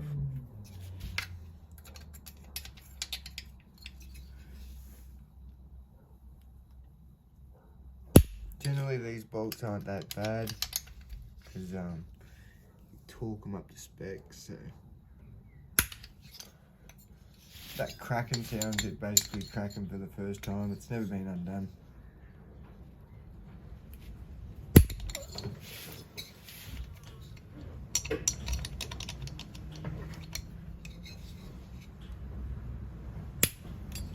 Now the one thing you can do that's pretty bad for the cylinders to undo one screw at a time. So just completely undo that one, completely undo that one, crack all four, and then work sort of like crisscross. It's not necessarily needed to undo it, but it's more when you're putting it back on, so you're not distorting the base of the head.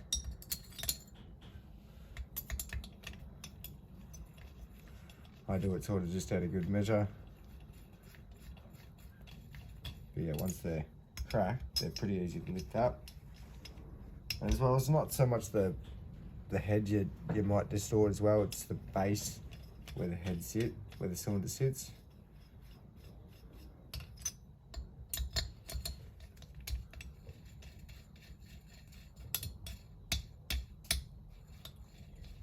And they're pretty long bolts on the cylinders. So you'll think you have it cracked and they've still got a bit more.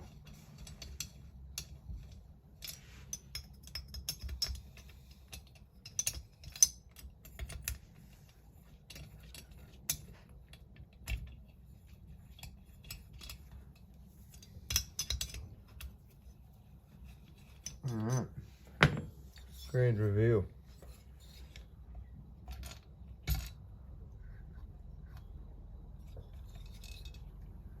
I do have a chunk of rubber.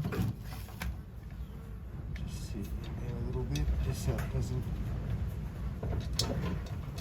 crank doesn't slam down, do any damage. It's all getting pulled apart and clean anyway, but I don't particularly want to damage the case where the crank sits.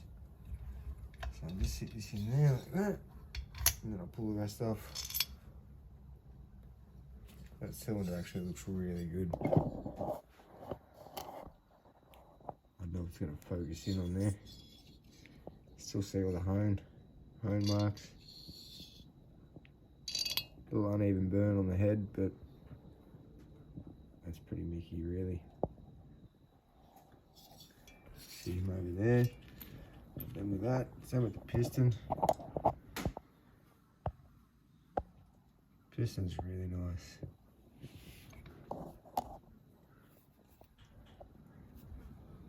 A little mark, but it's just wear that you can't actually feel anything.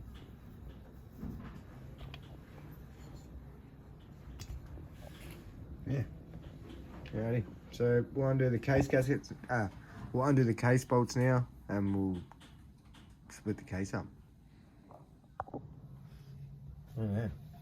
So all the bolts are on the PDO side. On some of the older Stihls, there's a dowel that you got to punch out. I don't believe the 461s, 661s, etc. have them. But yeah, just a peace of mind. So if you've undone all the bolts and you're thinking, why the fuck isn't it splitting? It's probably because there's a little dowel in there. There's actually two.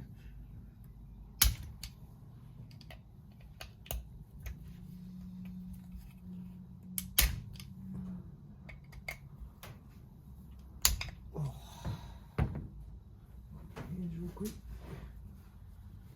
Just gonna chuck some gloves on. I might do that, yeah. Chuck some gloves on quick because they get all greasy, which is pretty usual with chainsaws.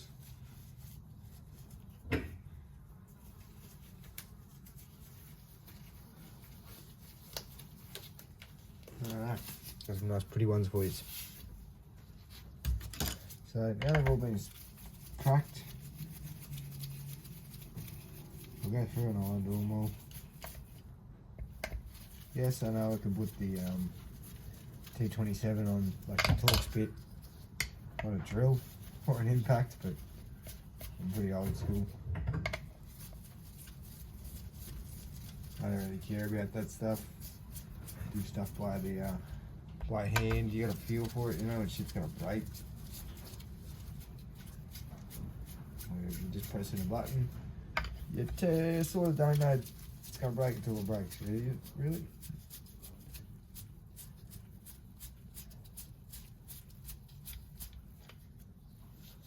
So 1, 2, 3, 4, 5, 6. That's it.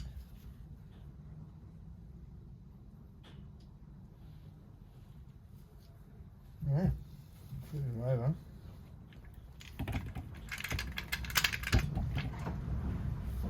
And as I say, I didn't want that to fall. Get it in there.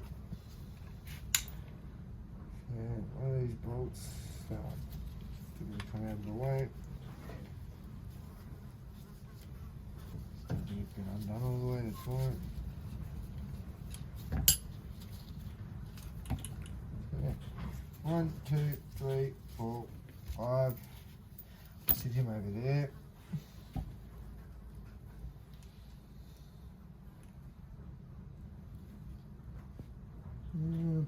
That's it.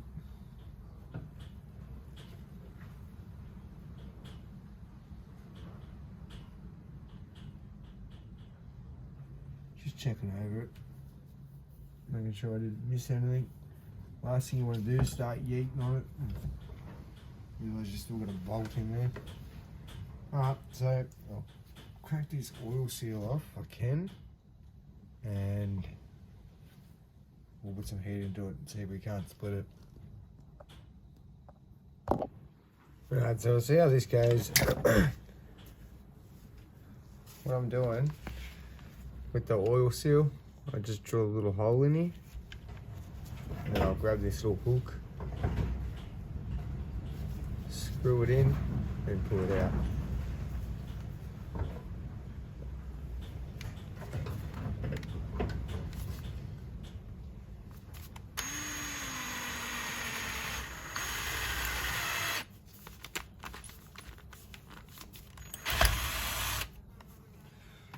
Very easy.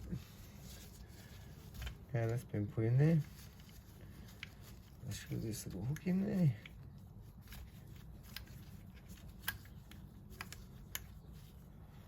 Like so. Need to turn the crank a little bit.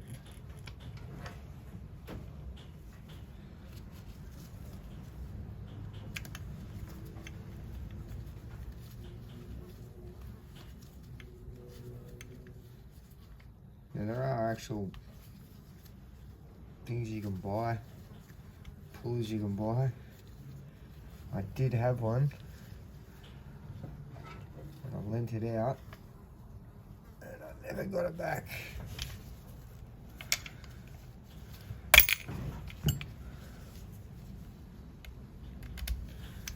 This one's gonna be a real stubborn one.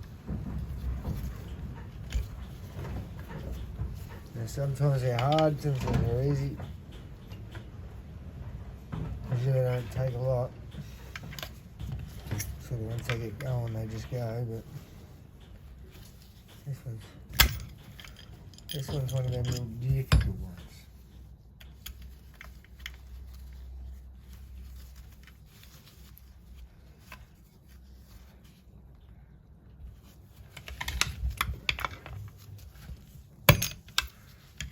Right.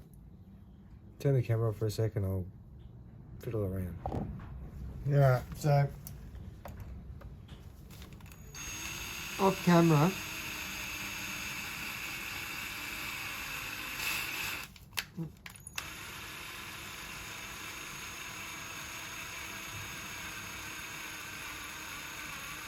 I drilled a really tiny hole on the opposite side. Give it a little tap, and I lifted that corner up. So what I'll do is I'll drill a couple of holes around that seal, and I'll slowly just work it up from different angles. Ah, look at that. Literally me just pulling it into there, just made the seal pop up. Now you can do that to change your actual crank seals if you need to in a bind. I've done it before, it just doesn't last as long obviously because you're not rebuilding the saw, you're just sort of giving it a couple more days life. But yeah, I had a 460 litre air leak in the, actually it was the crank side, did the same thing, just put a new seal in and sweet. But anyway, now I've got all the bearing exposed. What I'll do is I'll put some heat into it, we'll give it a tap and we'll see if we can't split it. I actually forgot to mention that the 461s in the crank have this little sort of, I don't know what you'd call it really, but it's just aluminium bar, but it goes from one case to the other, and if you don't undo it, you can't split the case obviously because it's holding it together, so you got to obviously undo that as well. Do that quickly. It's actually the smaller Torx bit.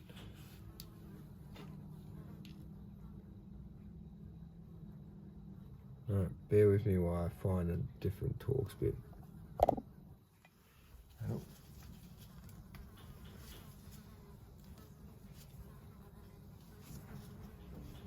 I think these are actually Loctited in there as well. So remember, when you put it back together, anything with Loctite, put a dab back on it, it can't hurt. One.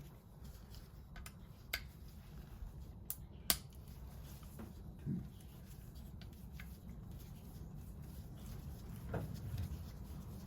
I'll show you what the piece looks like.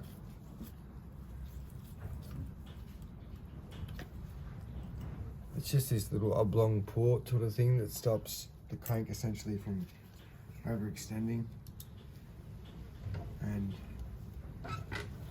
really seizing. I guess it's probably like a little precaution somewhat. I couldn't tell you the technical name for it. I'm sure someone can in the comments. Comment down below.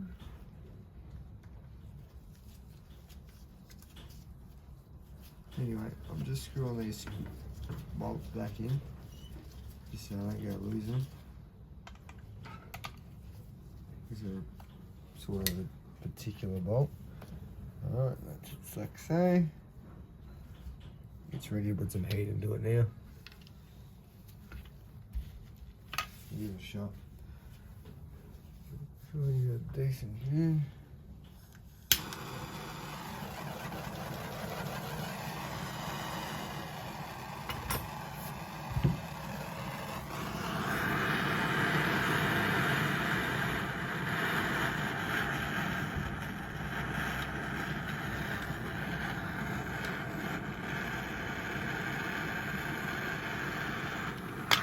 dirt. You're basically hitting up the bearing and the crank a little bit. Don't want to get them blowing up, but I want it enough to where the crank will separate from the bearing.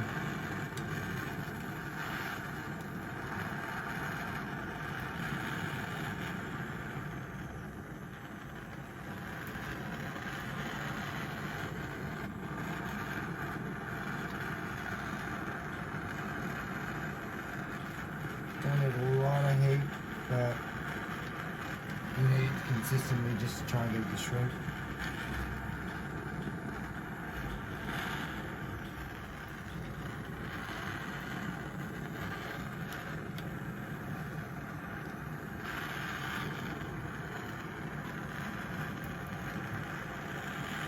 Every saw is different though. As I said before, I have a feeling that this one compared to the 460 will probably be a bit easier.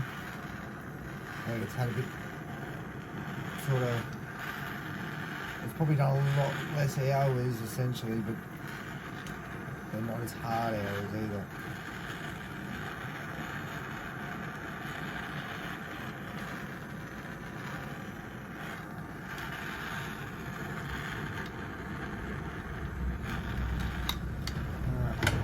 Well, we'll give this a shot. Just got a little bit of Merbu decking, just a bit of wood. And I'll just smack the end. Pick a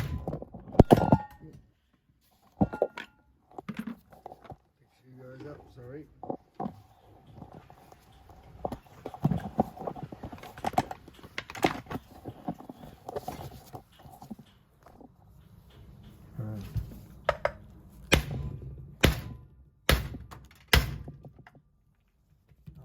Ideal.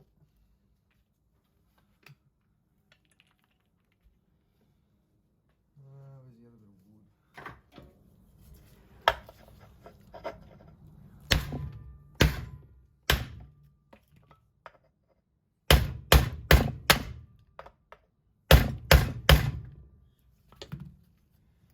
Hasn't even moved, so I'll go grab a bit more wood also, but I'll put some more heat into it. The reason I'm not using the dead blow, I've got him here, but with the hot cranks, just basically melts it to pieces. So put a bit of wood between the crank and that, and it'll protect it. Not that it really matters anyways, because the crank end on this is frigged. But yeah, I'll go get a chunk of wood. We'll give it another whack. Alright, so we'll give it another smack. This time I got a piece of Merbu, chunk of wood. And we'll see what happens.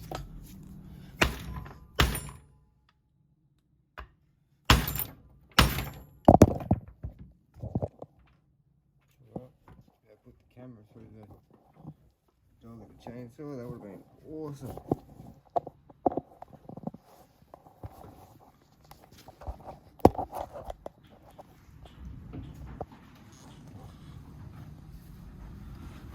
It is splitting, but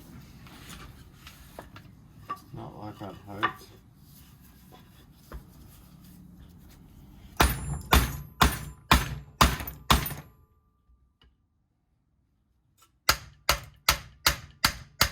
Do not recommend that, but the fact this crank's fucked anyways. There's no reason why I'm doing that.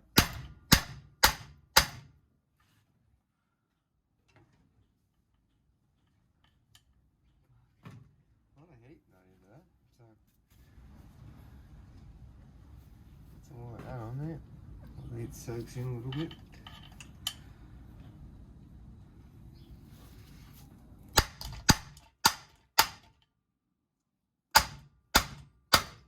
There we go.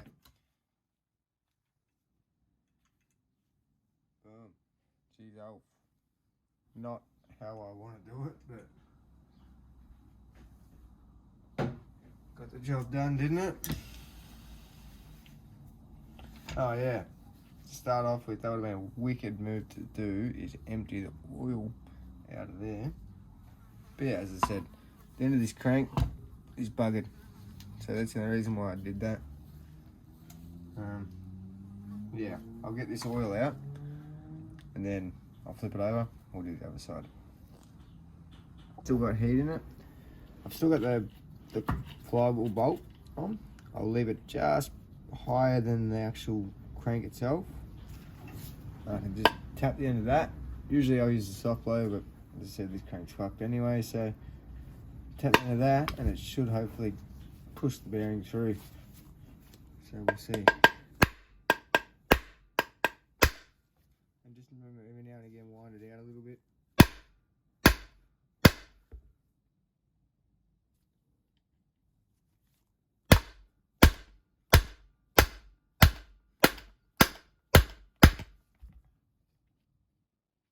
Almost there. I'll show you with dead blow. You can use dead blow. Doesn't make a whole much difference.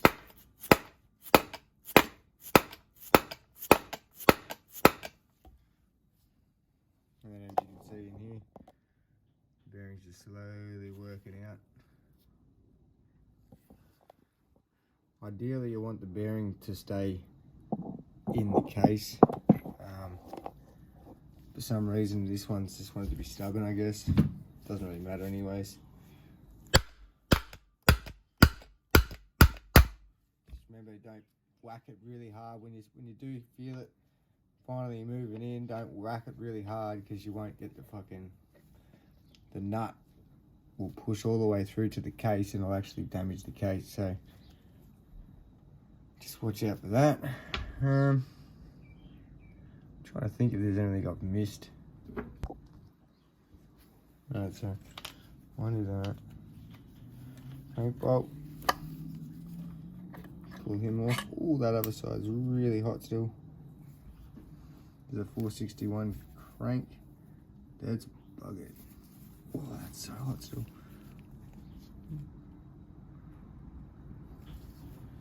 Anyway, that's that. We'll sit him there. All the cases, etc. I'll pop this bearing out and we'll put all these in the degrees bath, clean them all up, same as the other side, wherever I've sat that, down here, same as the other side, put him in the bath, clean him all up, tuck some new ABs in that. Actually pretty good. Might pull these out and just make sure they're not covered in grease. But yeah, that's pretty much, well, so far, how you split a chainsaw case. 461 case in particular, but most chainsaw cases are the same if they're the split half case. If they're clamshell case, it's a lot harder, but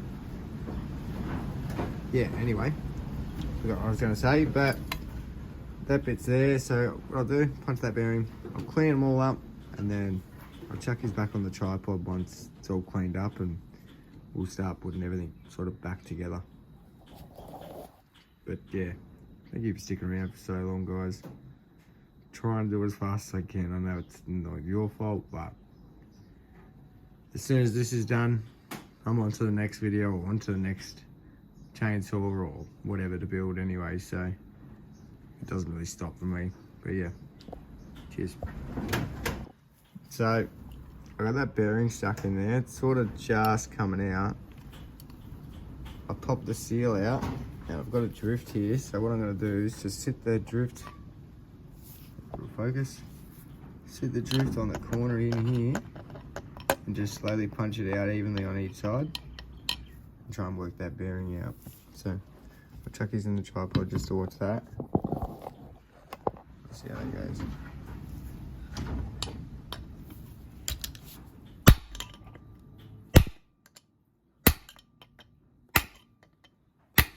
Sometimes it's easy, sometimes it's hard. Just depends how the bearing wants to be, I guess.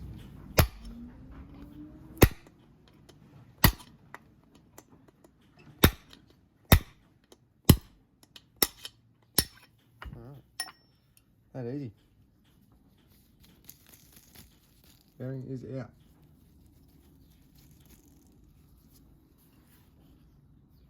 Alright, so I'll start cleaning all these cases out, and then yeah, we'll go from there.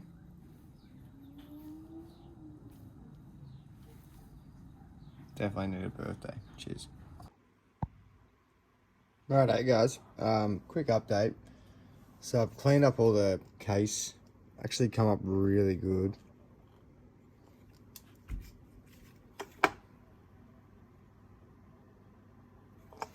So what I've done is I've taken the old crank, which had the buggered end, and I've taken the circlip and slid the piston off. I chucked him onto here. So now we've got a good crank. As I said before, it is a genuine crank. It's just a one I had lying around, actually, to be honest. So yeah, slowly making progress. Took longer than I thought to clean it, but yeah, I didn't get everything. I've got a big bucket of parts down there that's been cleaned. Still a couple of bits like the flywheel, etc. But yeah, so next thing, I'll pull the cases apart, chuck this on the tripod. I got the bearings sitting in the freezer at the moment, freezing off, so case should be warm enough just from sitting outside. I should be able to press the bearings into the case pretty easy, and then we'll slide the crank in, mate the two together. So just thought I'd give you a quick update. I was going to film swapping this over, and I sort of just got at the shed and put my head down, ass up, and started getting into it. Kind of just forgot about it until now, so my apologies on that. Pretty simple process really. Just a matter of popping your little circlip off, punching the pin out after you can slide the gudgeon out of here, swapping the cranks, pushing it back, and then slowly putting the circlip back in. So yeah, stick with me guys and we'll get there slowly. Alright, so we're back in the shop today. Crank's back together. I put the piston from the old crank onto here, put the piston from the bad crank onto the good crank. So clean all the chassis and the cases up. So what I'll do is I'll pull this back apart. Actually, for starters, we'll get this out of the way. Pull this back apart, and I'll start off by pressing some bearings. So what I'll do is I'll grab the bearing out of the freezer and we'll slop him in here. Bear with me for a sec.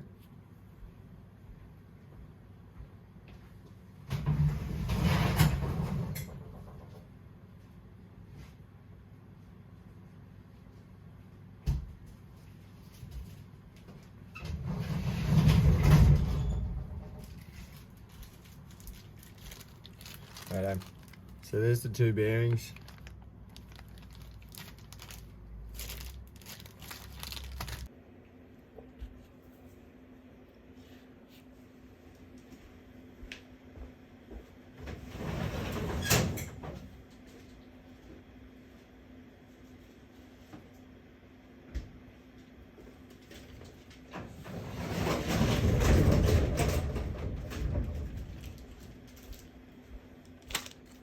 Okay, so we're going to crank the bearings out. So what I'll do, they've been in the freezer. So I'll get the blowtorch going a little bit. Just make sure this is cleaned.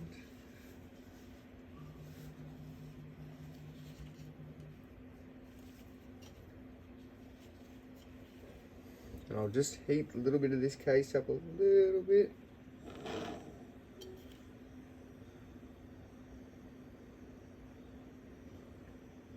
We don't want to put a heap of heat into it, blow all the paint off. Obviously that's not the deal. It's not what we're here to do. Just essentially put a little bit more heat in it to help the bearing slide in there without too much force. The bearings itself's already shrunk because it's been in the freezer. So we'll just see. I shouldn't need too much heat.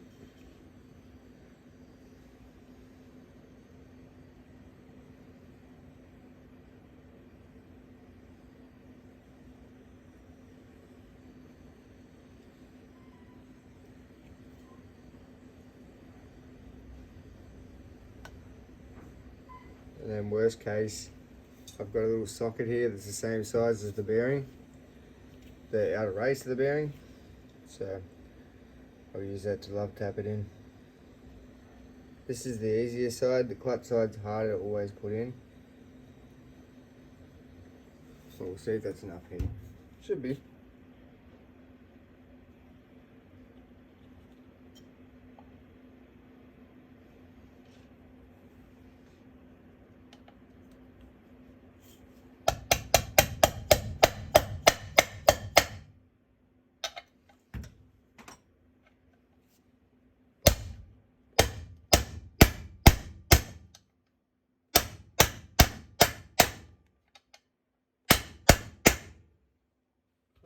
Probably use a little bit more heat.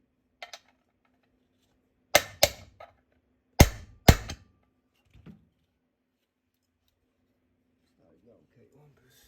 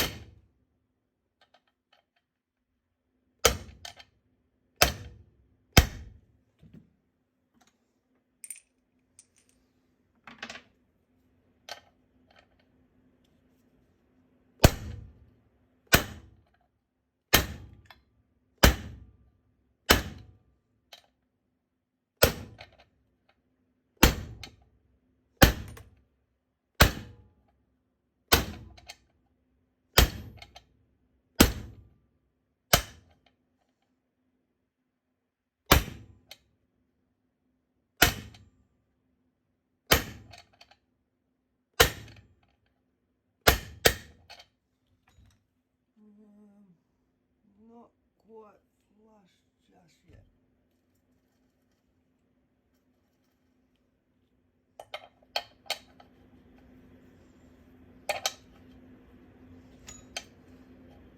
Kind of hard to touch because it's all hot.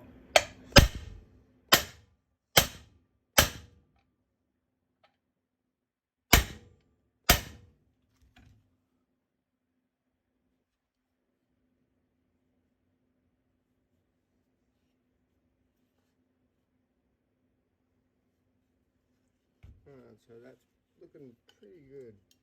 I don't know how much of a frame that was in. That bearing's in there. I feel like it could almost go in there a little bit more, but it's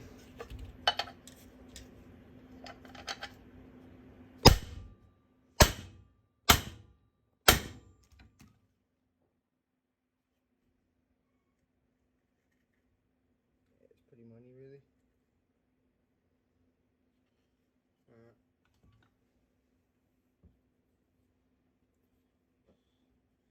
So we'll move this one over to the side.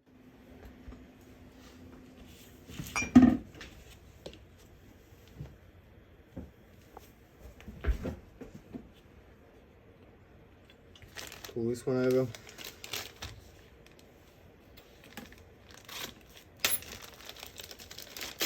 As I said before, crankside is generally a harder one to do.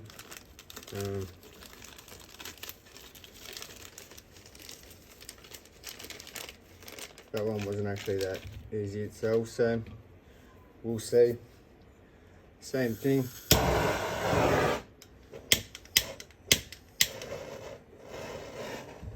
Bit of wood.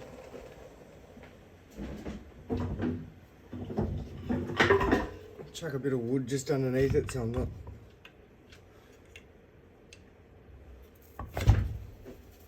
What? Burnt my hair.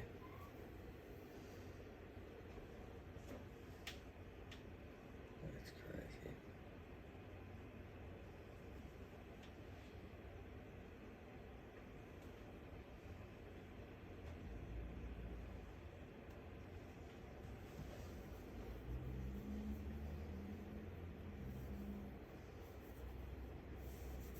Sorry guys, I just literally caught my hair on fire. Anyway, I put a bit of wood just under there so I don't go burning the mat.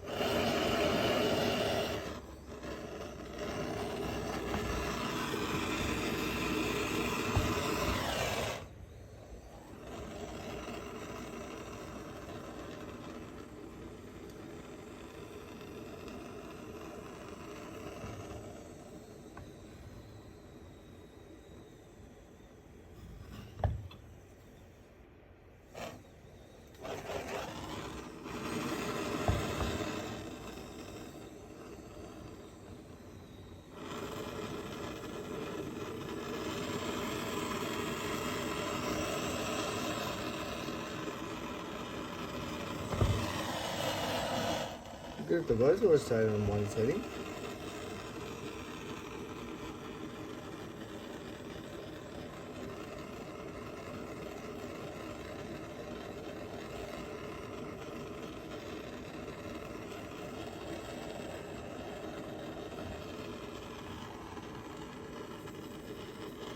Interesting to see how hard I burn my hair. I'll check that when I go in the mirror.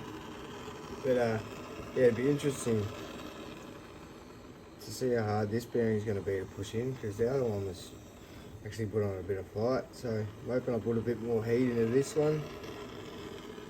Usually I would have stopped, put a bit more heat into it, but at the moment sort of a bit impatient. It's 1:30 in the morning. Sort of just want to go inside at the moment.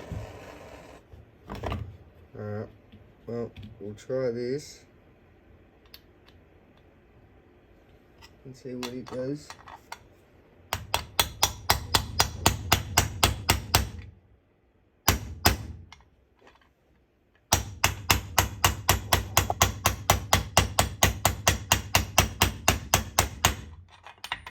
Going on nicely.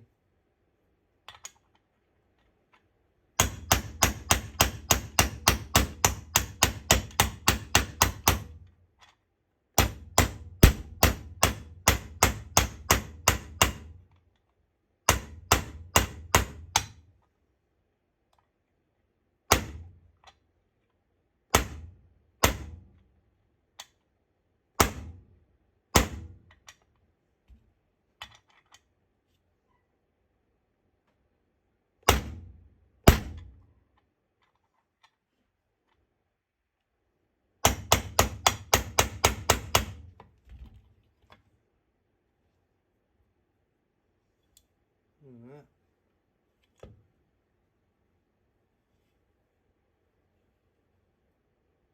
Well, there you go, guys.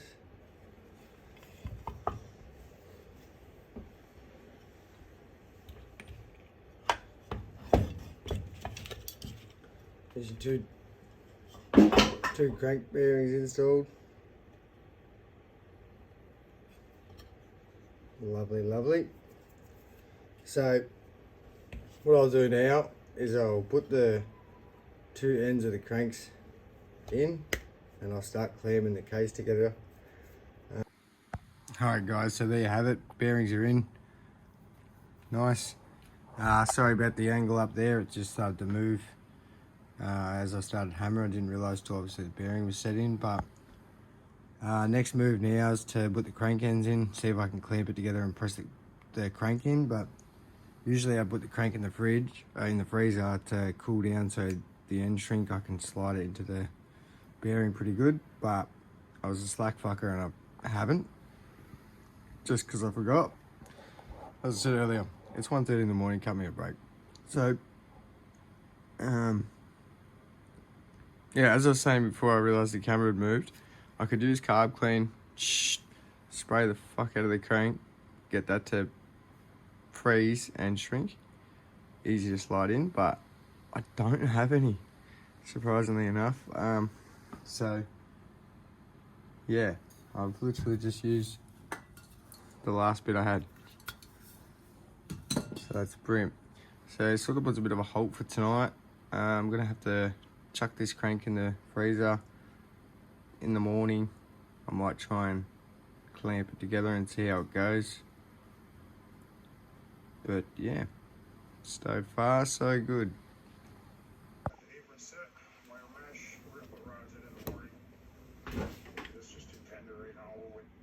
Alright, so I've given it like half an hour, kind of got to be patient. Put the crank in the freezer.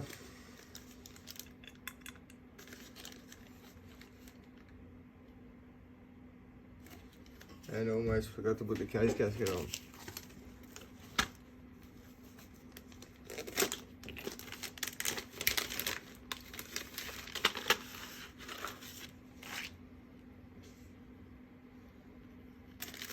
Which would have been awesome.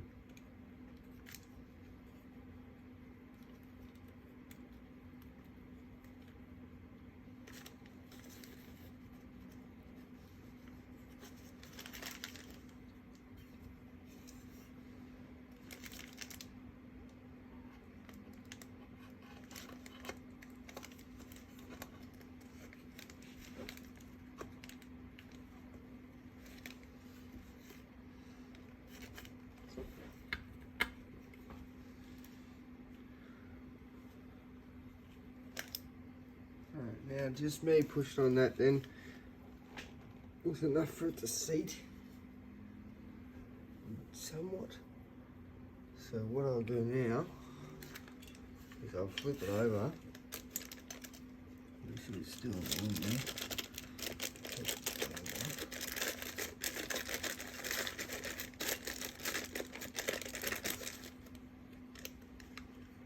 Right, now that's all good to go. Let's come off that. That's alright. I'll just chuck a couple of bolts in.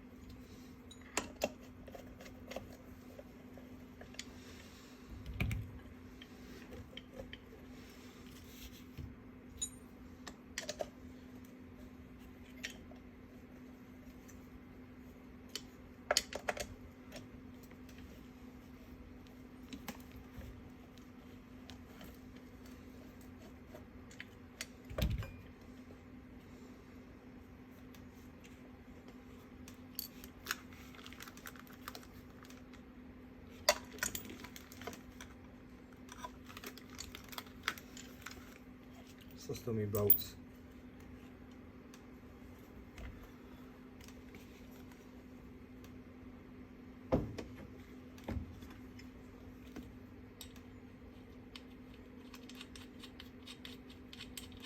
So the case doesn't quite meet it. I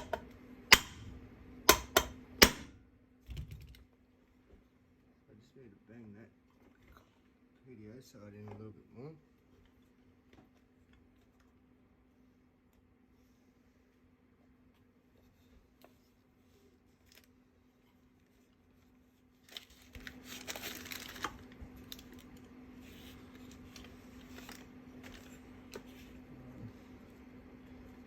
If fails was a thing at first attempts, this would be it.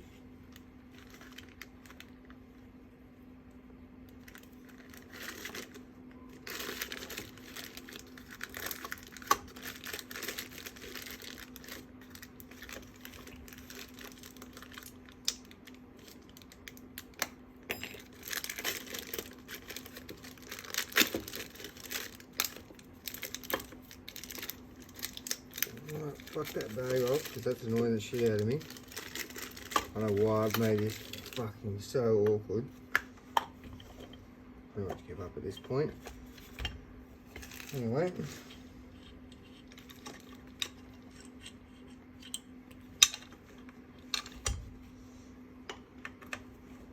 That's the way that it is. So while that's still fucking chilly, I might just see if I can punch that into there a little bit.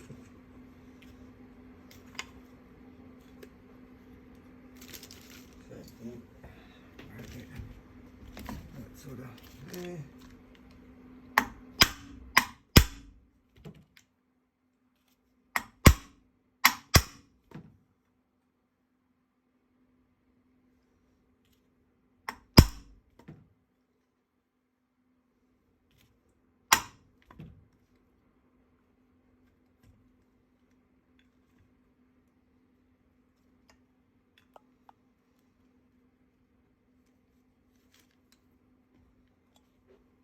Alright, that's a bit better. Far out. That was, don't know why, but that, yeah, made that feel so awkward to do.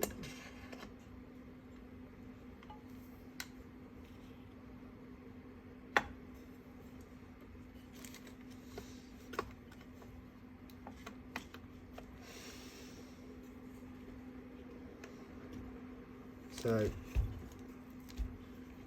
him out of there.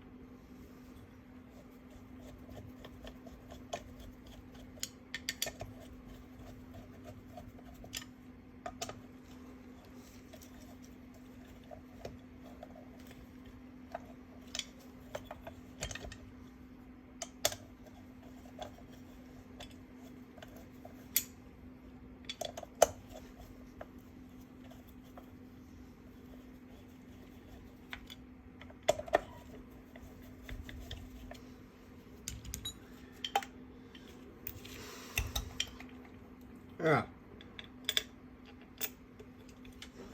so we've got all the case bolts started.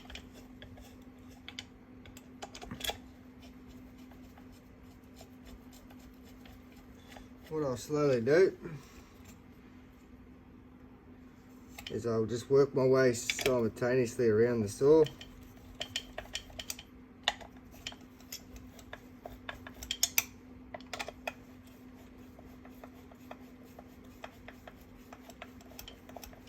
essentially I'll start pulling the case together.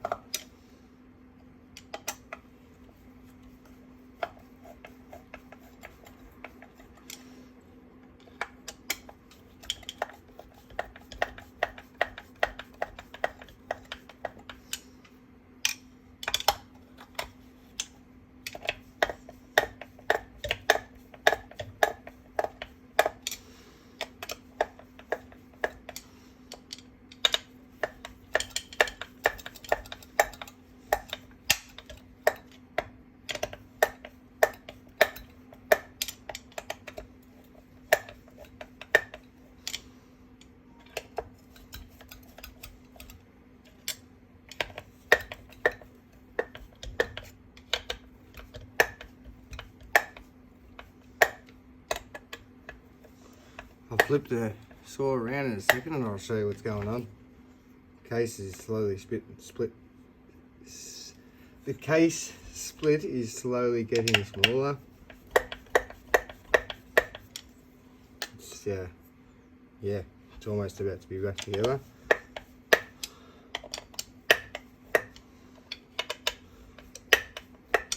I'm not going too hard on one spot in particular. I'm sort of working on one spot, going to the next.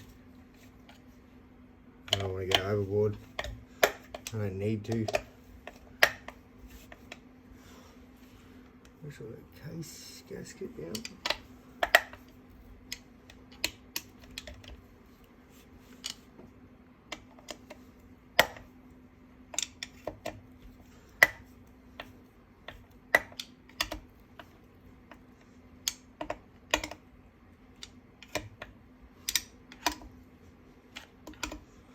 Alright, so they're all in there, but I can't spin the crank. So what's happened is when I put the bearing on, it's gone more onto that clutch side. So all I do then, give a slow dead blow. And there we go. So now I'll grab my feeler gauges, and I'll figure out what the equal distance between here is, and then I'll work out how big the spacing has to be evenly on both sides.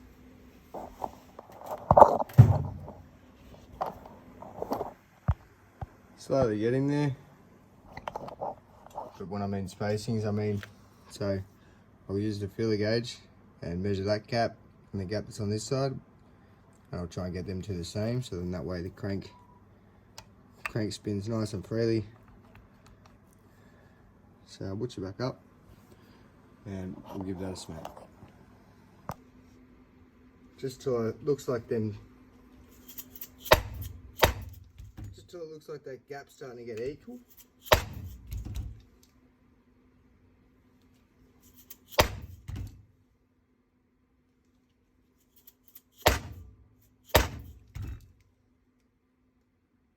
A little bit, yeah.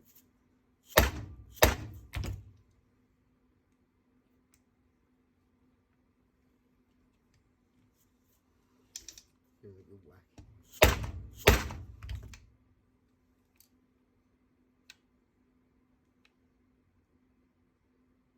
Alright, we're getting there.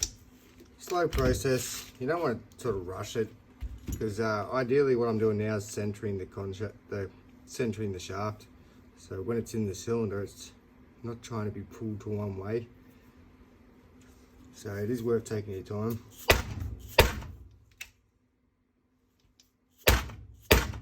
Might not feel like you're getting anywhere, but you will. Trust me.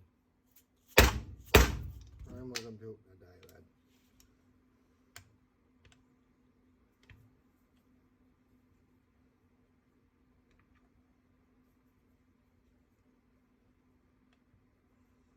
Still needs a bit more.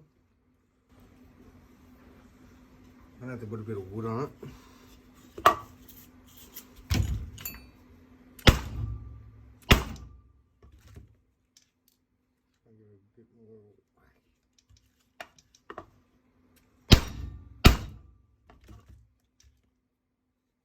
That's more like it.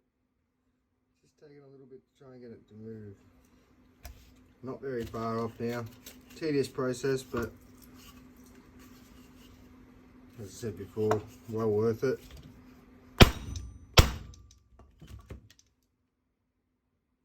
Oh, really gone too far now. So I'll get my filler gauge. I'll work out how thick this is.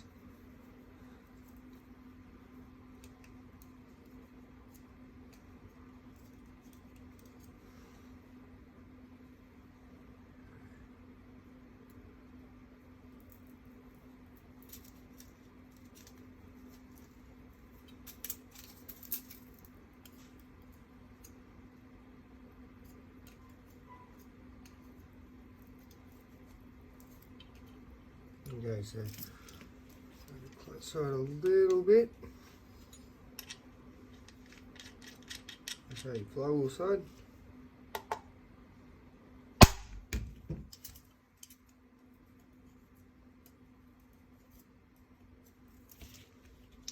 This side just a tiny bit.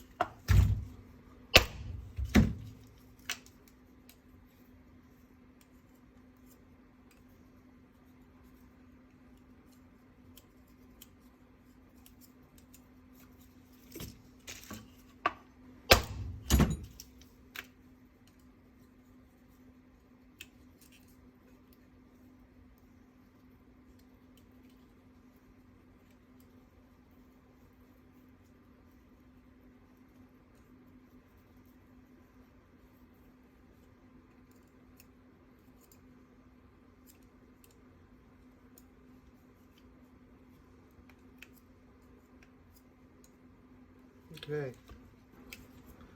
so this is pretty good. Crank spinner nice.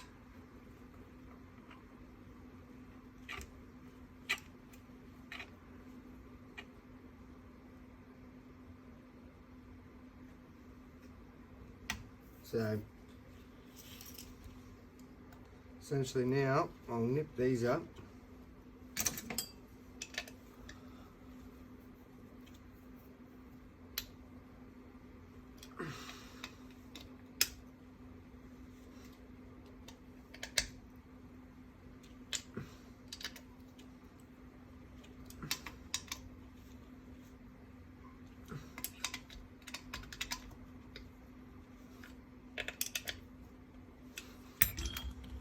Alright.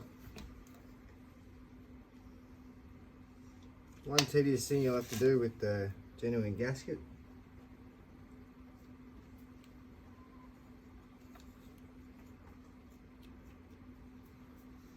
You've always got to just trim this little tag off for some reason. I mean, for the price of the gaskets, you'd think they'd come a bit better than they do, but that's what you get, I guess.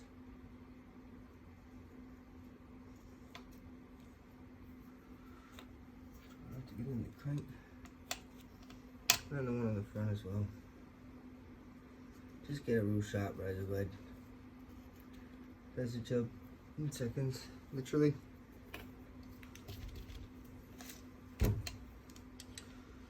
That's it. It's that basically. With this little retainer clip back in.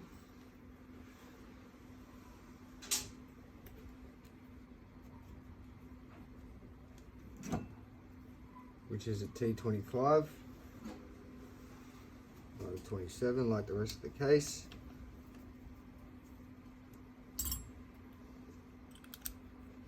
Pop him back in there. No Loctite or anything for these.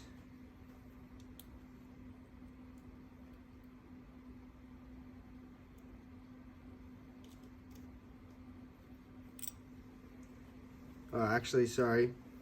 These you do need a little bit, but not permanent, just blue log thread. Or red. Oh no, blue. You don't need a lot.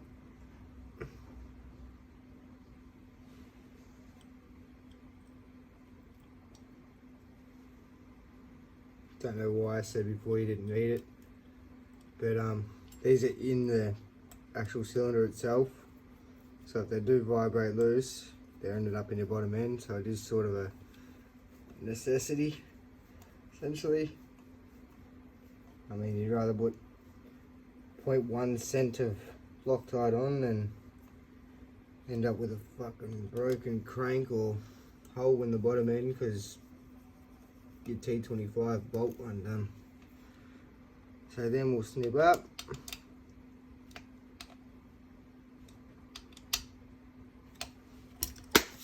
That's pretty much a whole long lock. We'll spin this around until she's on the dowel.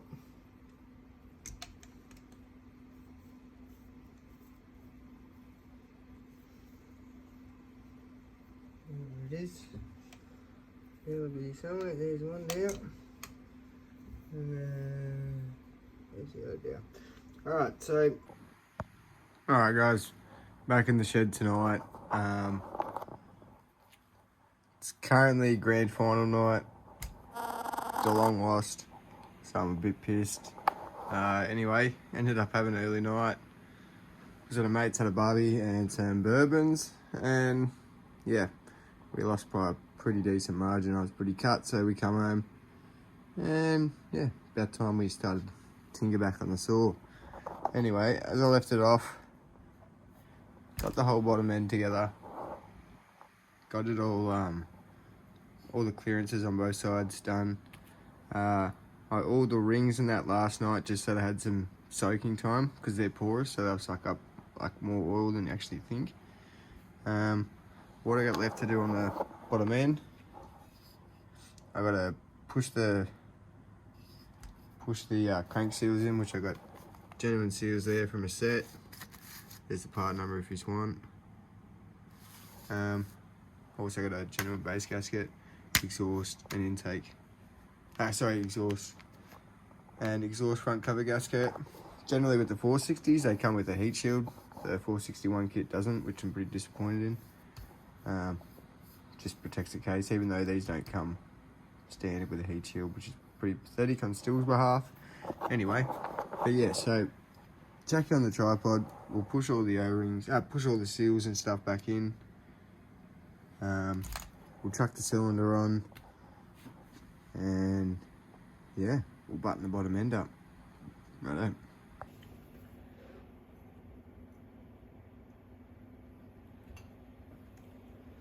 Righto, so as I said before, I start off by putting the cylinder on. What I'll do is put the base gasket on. The hump side I generally face up. Sorry, had to sneeze. Sorry. So yeah, the hump side on the gasket I face up, so it sits on the flush head nice, and then it has a good mating seal between the head and the case. So, and the tab goes towards the exhaust. So I'll sit him on there. I'll put a bit more oil on the piston, mainly on the skirts, crown of the piston as well.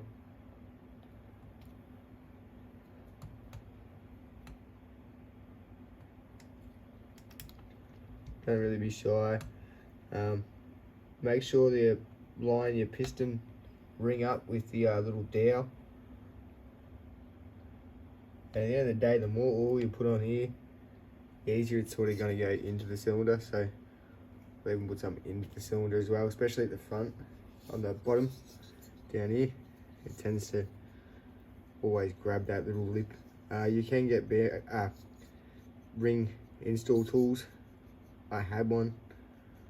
I'm not sure where it is, but I've done it a couple of times now. It's pretty simple to get it in. So yes, we'll start with one. We'll push it in. Just pinch the ring. Make sure it's in that little down. Yep. So I'll sit the top of the piston on there.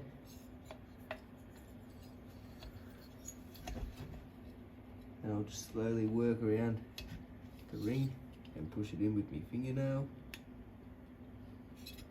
And while I'm doing that, I'll slowly just push down on the cylinder.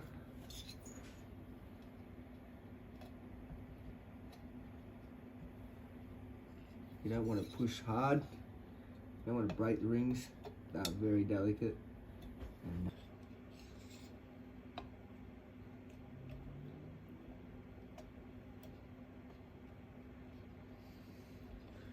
we'll slowly just start to work our way around.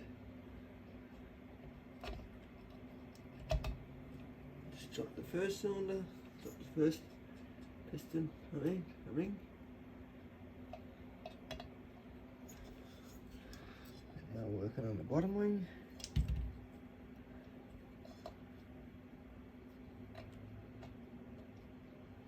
Now I'm simply just putting a little bit of pressure on the top of the piston and pushing the ring in with my nail a little bit, just to try and get it to sink.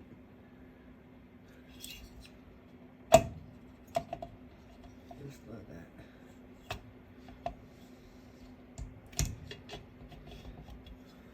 Right. Oh no! I put it on there backwards. Hardly joking with this. Anyway, so got the 4 bolts here.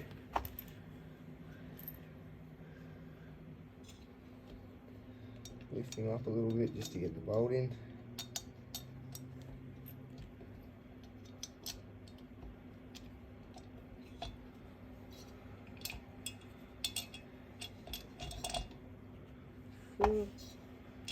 Now, no Loctite or anything on these.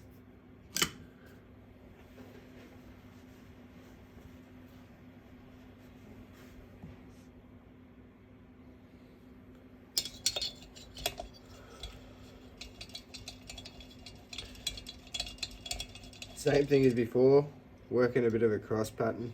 What I'll do now is I'll just simply snip that up. I'll move to the next one. And then I'll snip it up.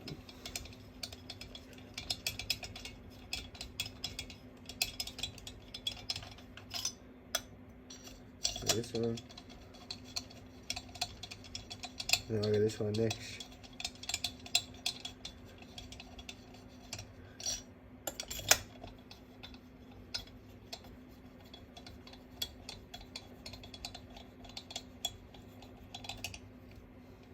Alright, now that I got it snibbed, I'll do that just to the point where I'm sort of struggling with the hand.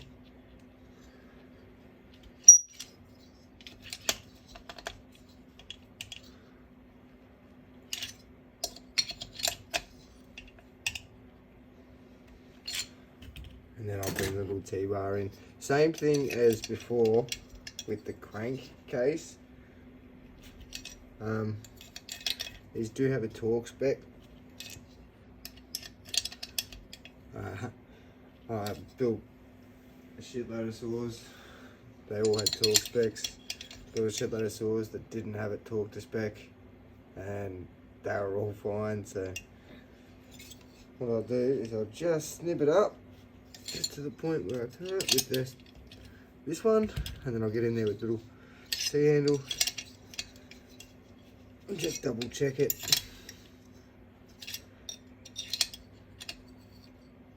And then once you're done with that, get a rag and just wipe down all the excess oil. Sort of stops it when you start it up when you do its initial start up. Stops it from just smoking and smelling a bit funny. You don't have to, but it's not my preference.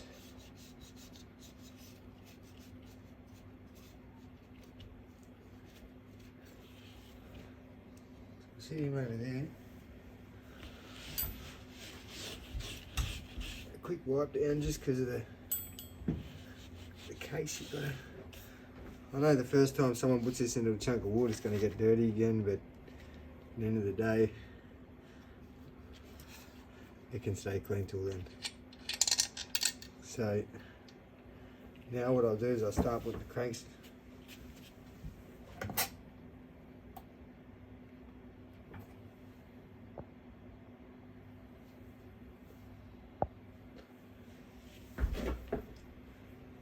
So now what I'll do is I'll start putting the crank seals in. Don't really have to do anything for the crank seals essentially. Sit them in there. Just slide them on there nice. There is a tool you can get for them. Don't have it, and I never have, probably never will. I've just found if you get a socket that's the right size, grab your little soft blow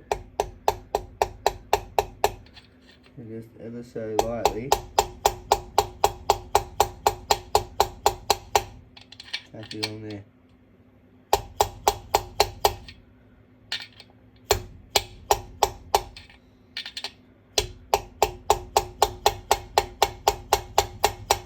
Now they don't have to be on there very far, just as long as they're sort of flush with the case.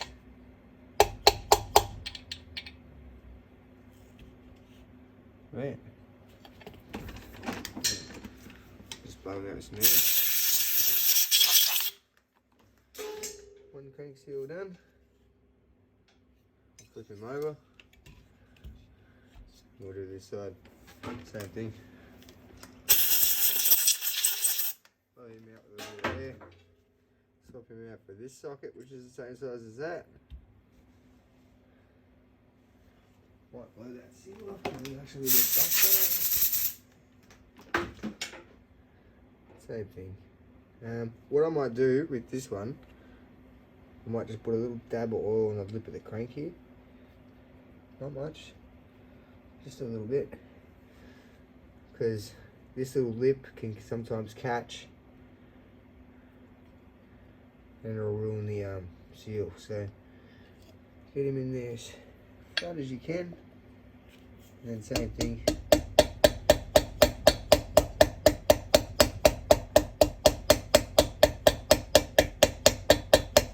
Also slightly tap him on there.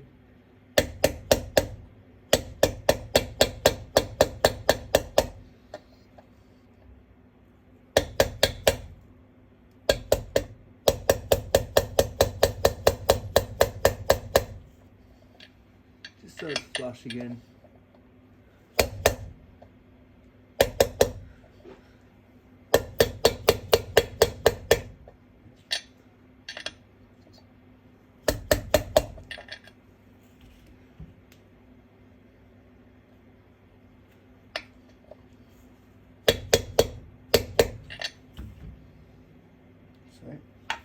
Alright, blow him up.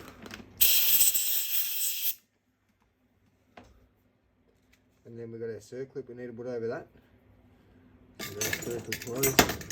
Now we'll notice everything before I use the tools and stuff. I'm wiping them all off, because when I usually pull apart the saw, they're dirty as heck. When I put it back together, they're nice and clean. So I prefer to try and keep it that way if I can.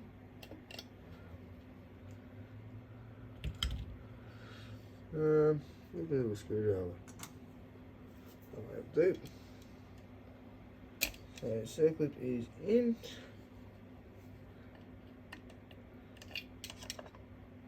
Just double check. So the last thing you need is that coming out. Ruin your day. And now we can start installing the oil pump.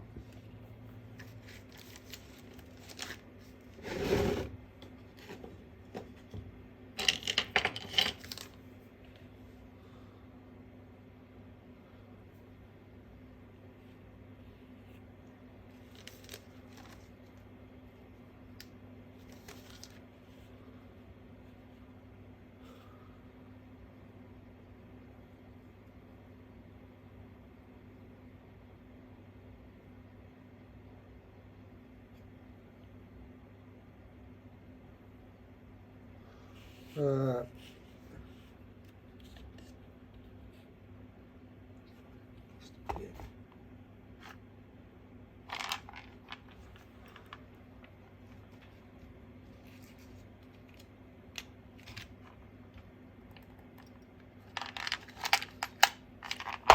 I've misplaced a little rubber.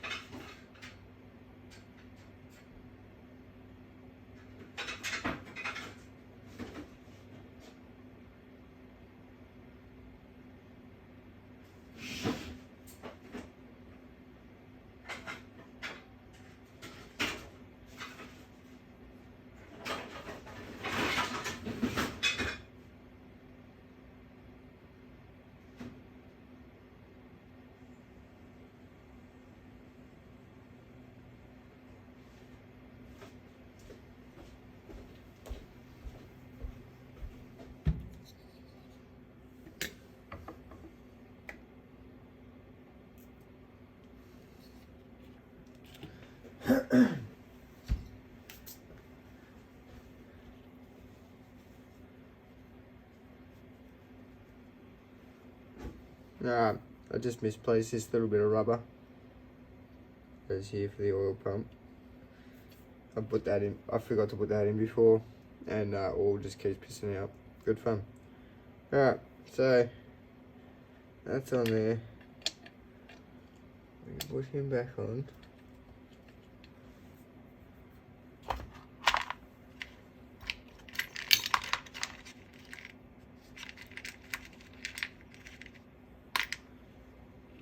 Now, before anyone asks, how do you know that's the right bolt for that or whatever? Again, I've been doing this for that long now. It's not hard to tell. Okay.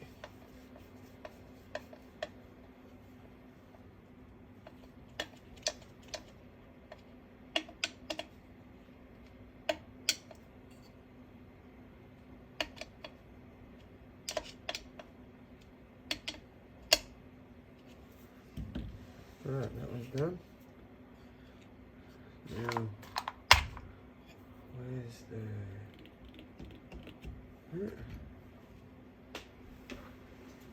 Wipe over. Yeah.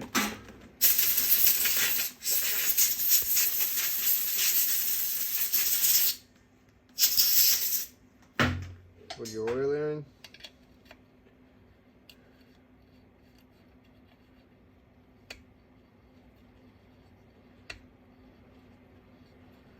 When it eventually finds its tooth. There we go.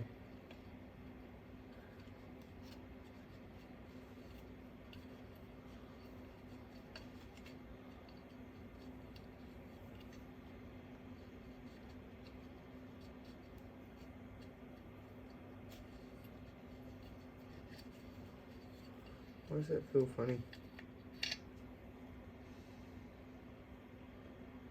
Almost feels like it's seized.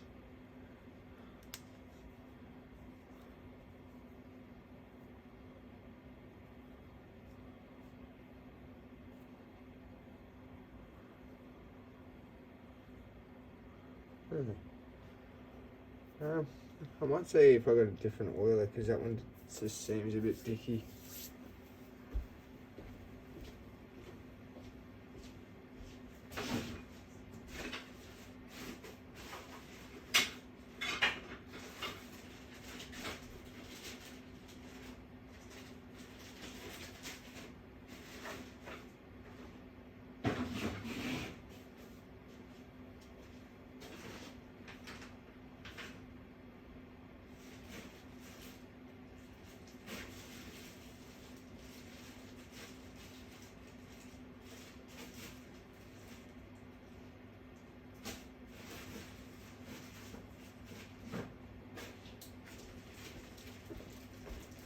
Alright, so I do have another oil in here. Let's see what it's like condition wise. Might be the same, I don't know. I had a couple, but this is the first one I found.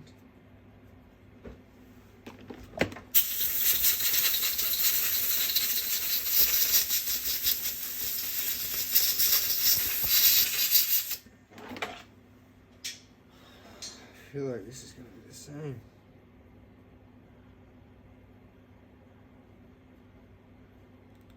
So tight. Why is it so tight?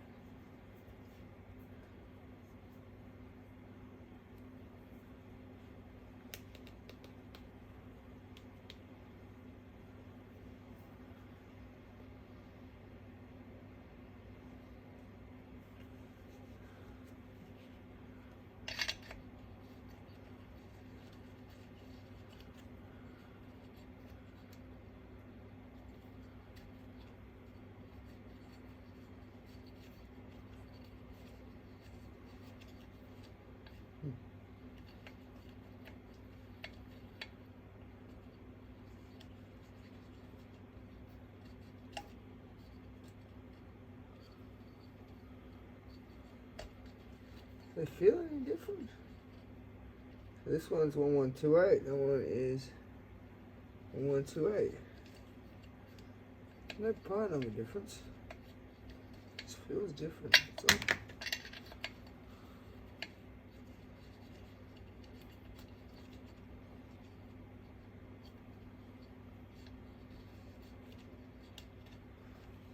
No, I don't know. Anyway, is that done?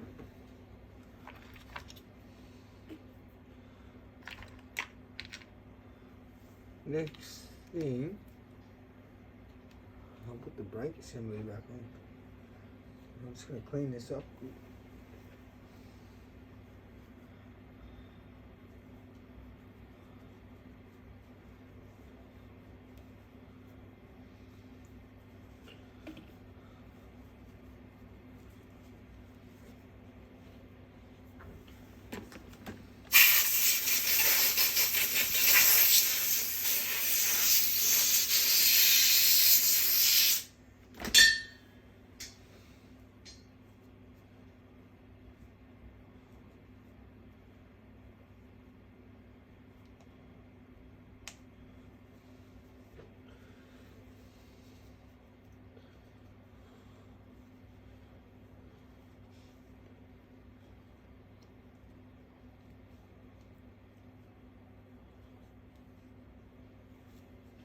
Look how clean this saw comes up. I generally just can't get over it. Just make sure. I might do the flywheel side quick. There's the flywheel. Right, that in here. So we'll put this in first. Coil will come up really nice.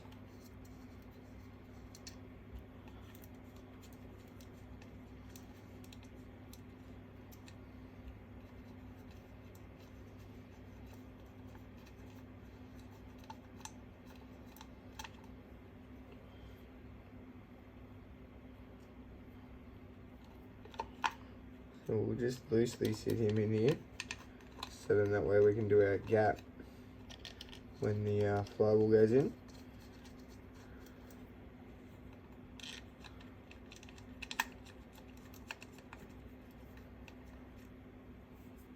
I'll just finger tight him up.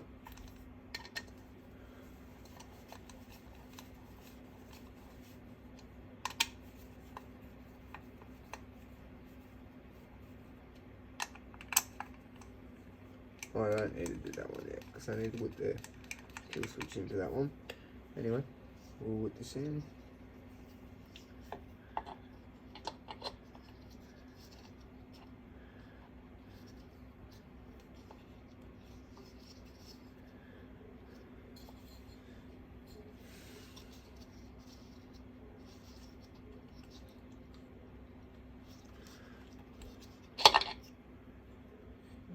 Sitting in there just right yet.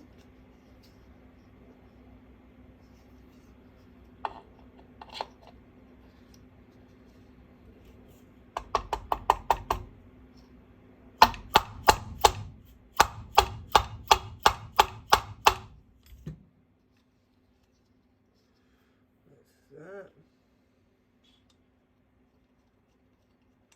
Just the bolt back on.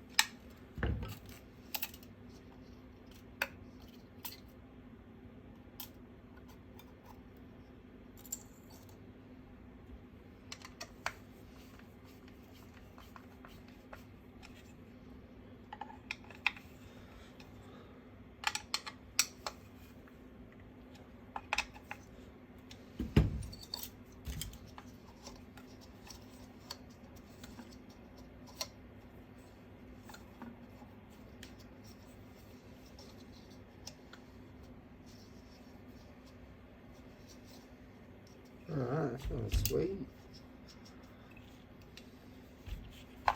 Sweet! Alright, most of the floral side's done. Put him back over. We'll get to this brake. I haven't cleaned him.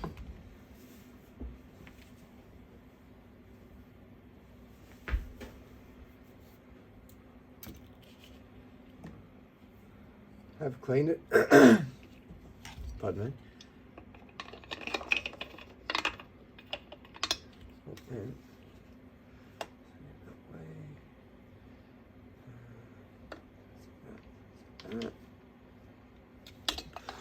Pretty sure from memory that's how it goes. I'll see in a second.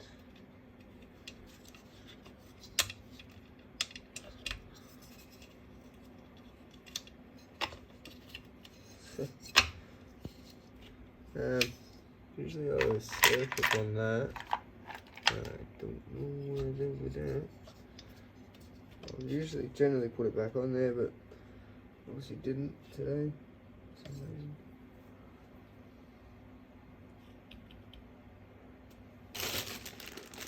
So, up to the parts bin.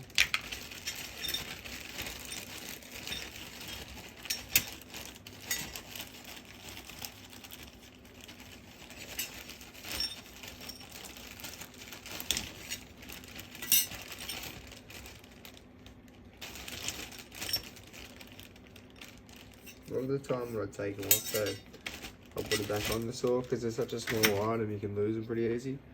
So bear with me for a second and I'll go have a look.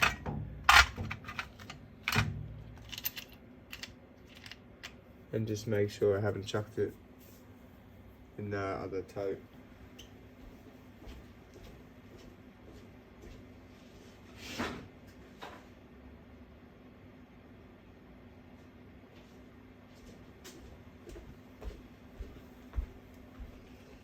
We've got a part saw here. Take the one off of it. If I can get him off.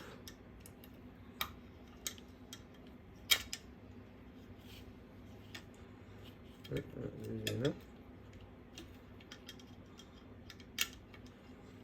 Yeah, beautiful.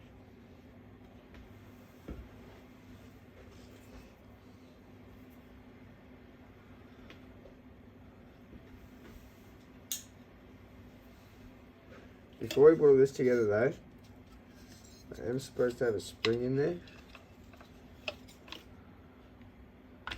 So, I'm not sure what I've done with that either.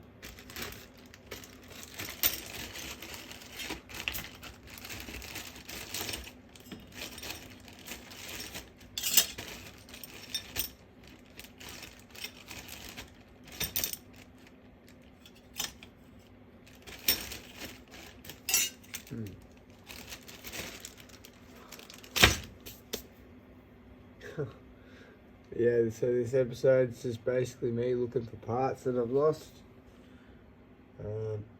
Why else would you watch the videos? Back. 2 seconds.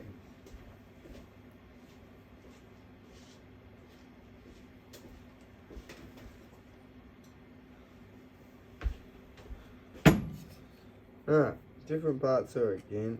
This one's got the spring on it. Sorry mate, but we're robbing now because we need you.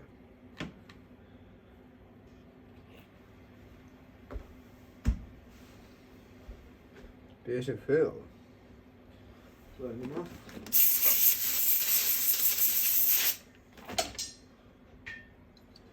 Check him. Under that. Easy applies. To that.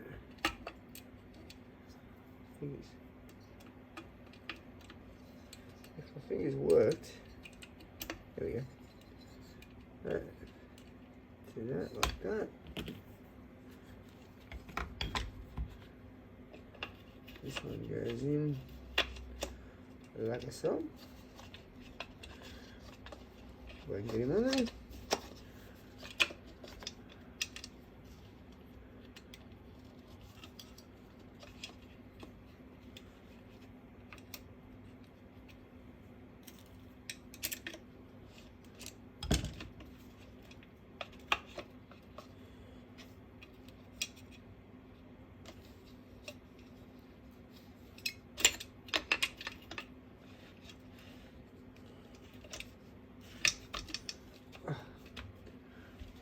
There you go.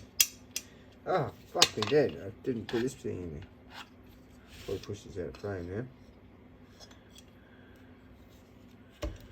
It's kind of hard to do this on the bench.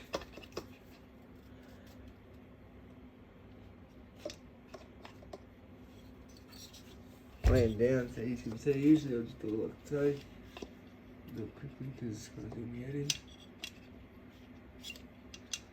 Push that tight lines up. Boom.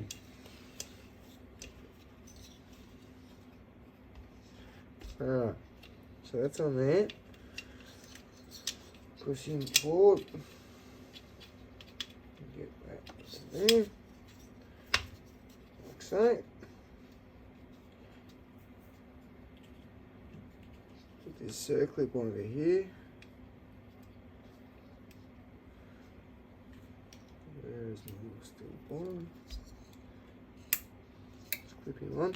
Once the circlip's on, it's a bit harder for this to pop off as well, because you can't really do anything there. I mean, if you really wanted to, you could put a bolt in it, but that's about it.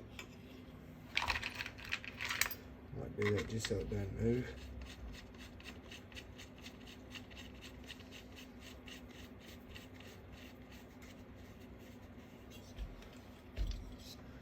Alright, that's in there now.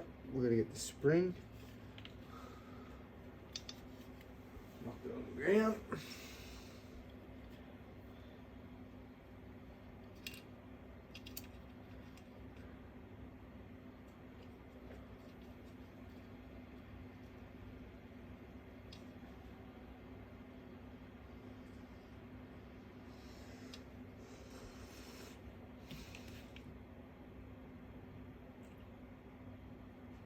Yeah, learn from mistakes.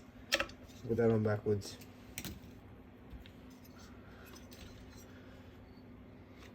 Sorry, everybody.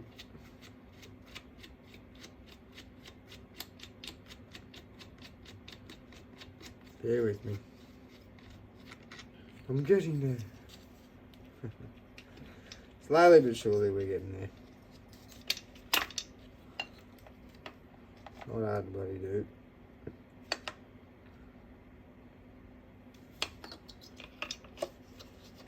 Should make it a bit easy to get on there anyway.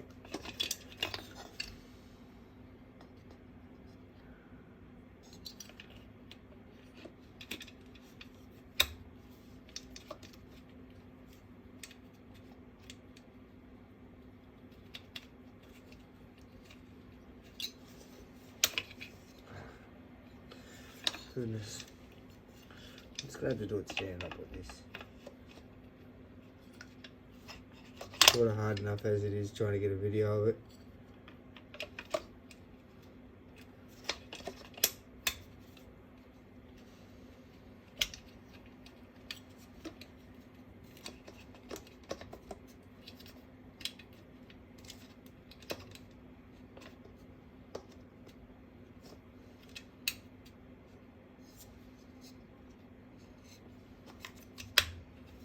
Right, that's on there. Put this circle on quick.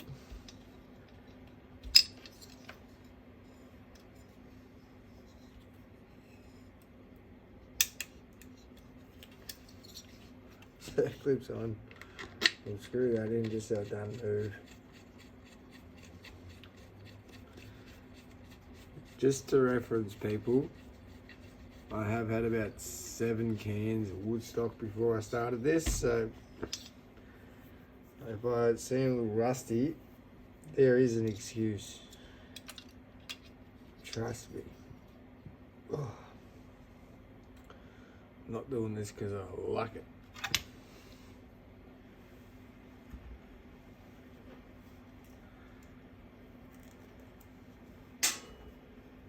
Just quickly wiping down the brake.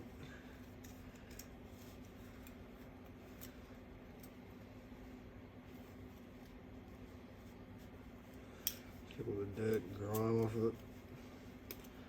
It's not that bad, not really that needed. Wasn't actually that dirty, but do that anyway. Push him on there if you can, like so.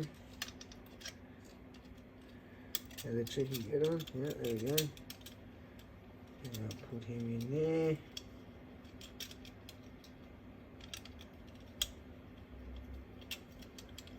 Please.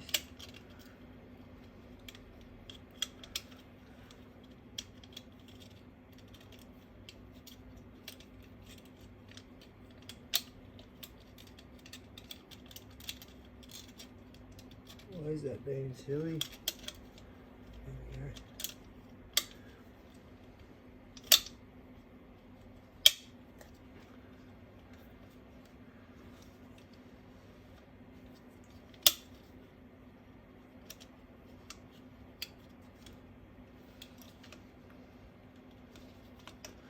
It's not really what incorporate, is it?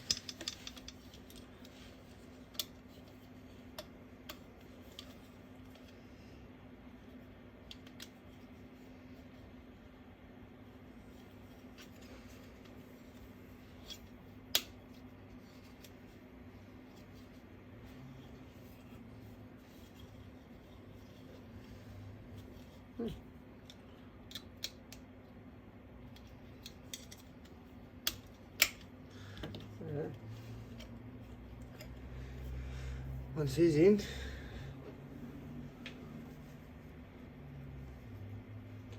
grab our screw, chuck him in the bottom here so he don't go flying out.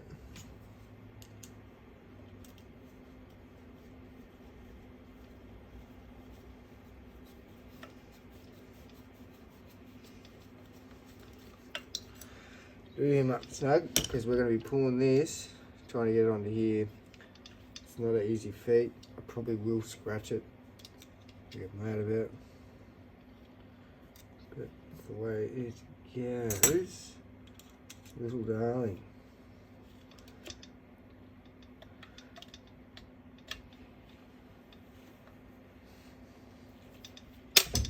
Oh, a lot of pressure.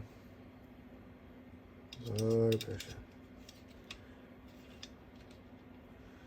So what I need to do is get like that. There's a tool for this. Again, I ain't got it.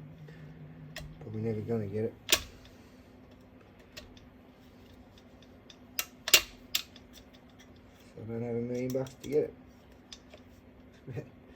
Anyway.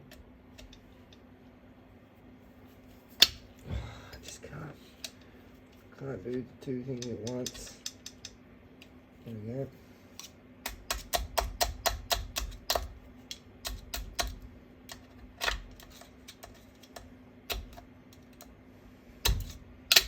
Oh, you bugger. It might be a bit easier than that.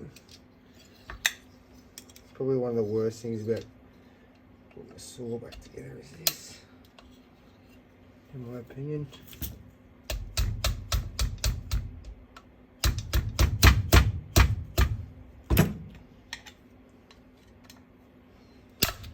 Oh, got him. Righto. I hope that's still recording because just recorded my struggles for life just then. Alright, so in here we've got all the brakes set up.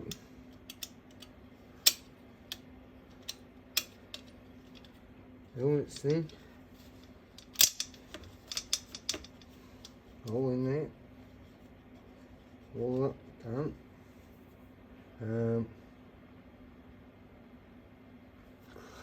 I will start with the clutch all back on.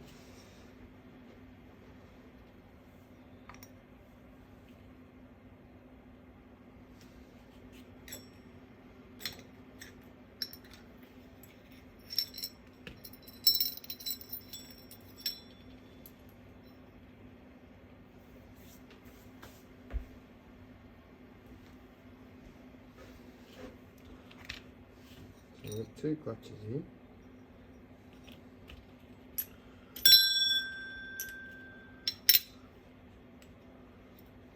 That one's actually on the hinge.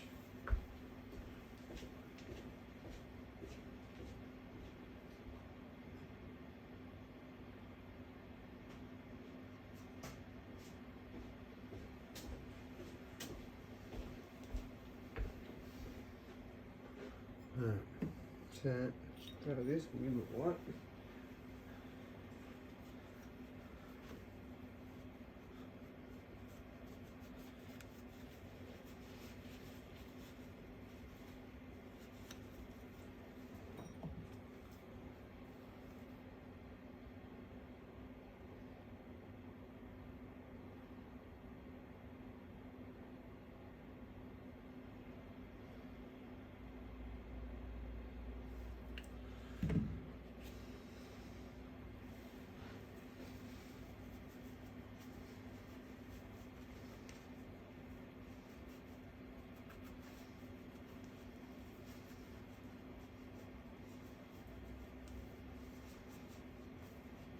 Alright, give the clutch a bit of a wipe down. That seemed a bit of fucking days. I should have cleaned that too, but packed everything up to clean, so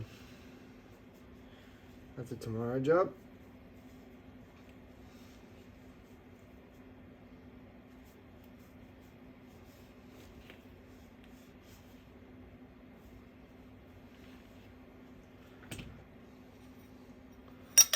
So starters. Chuck them in here.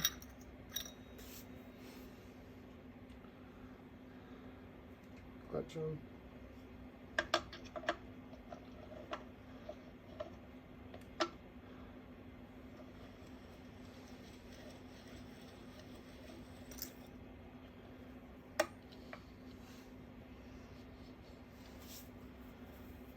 Now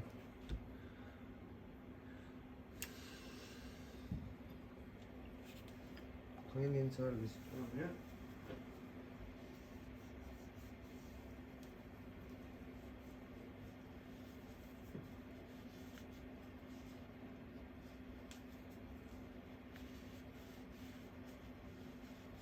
Nothing bad in there, it's just a bit of oil and stuff like that. But the more you clean out, the better it is.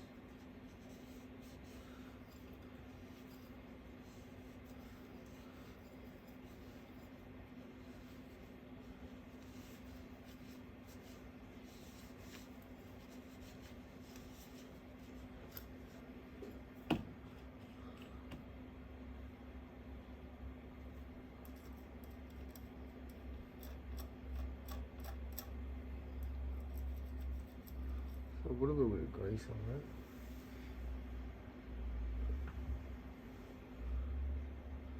Not much, just a little.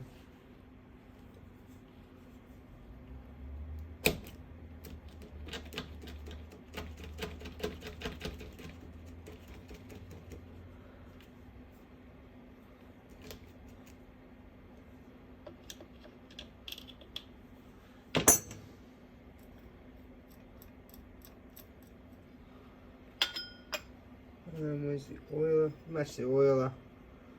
Like that.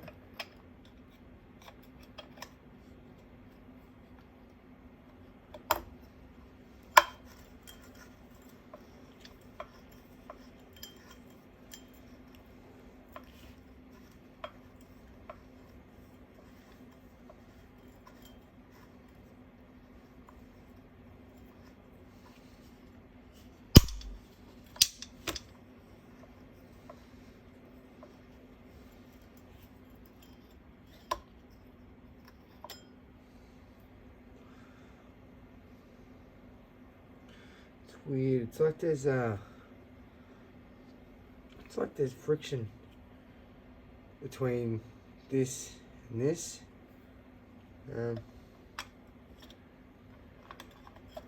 almost like the brake is too tight on it. If that makes sense.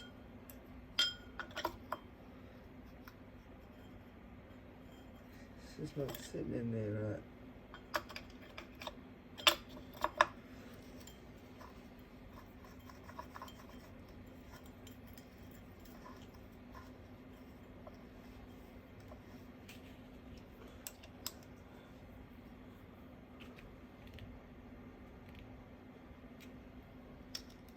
Actually got a brand new circlip for that. Brand new circlip. Here's the part number and washer.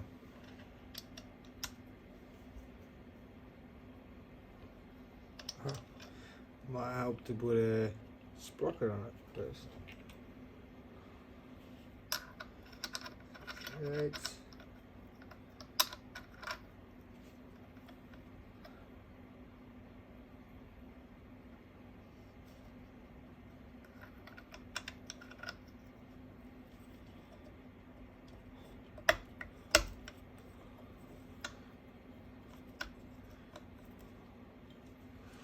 Don't want to come off. Alright. What's going on there?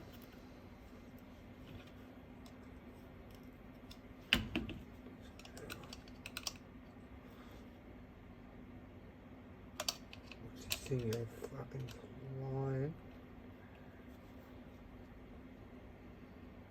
It's a real tight one too, so.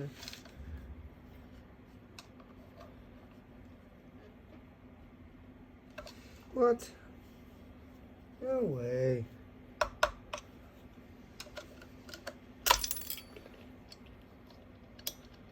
don't need it to be that tight.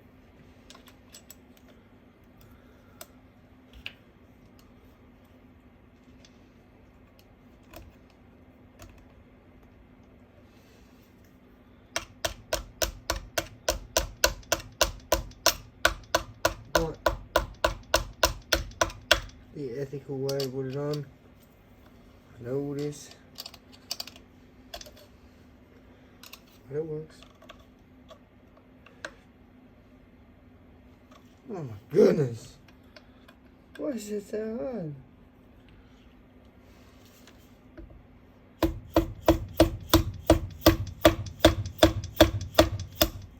There we go. Brand new circlip, I guess. Yeah, very hard. Alright.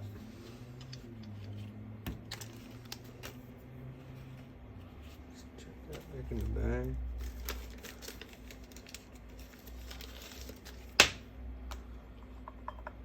So what I'll start doing now is I'll start putting all these covers back on. All these protective covers.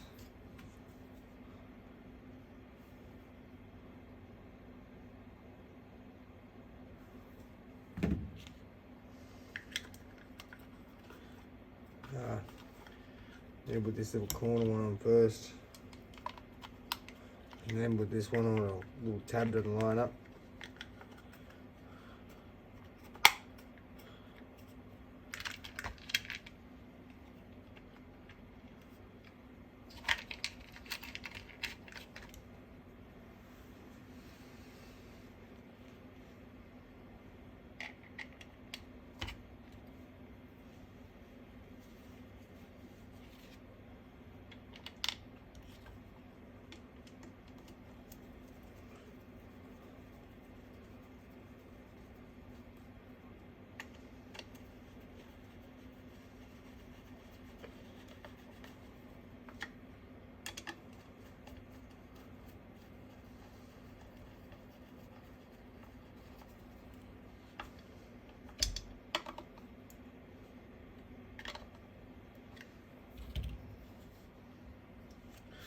That side's pretty much all done. This side's essentially done really. All I got to do, I'll set the gap, put the tank on, and I'll run the wires for that. That's probably what I'll do next, is I'll bring the tank out and then we'll hook it up, and yeah, slowly getting done into the saw now.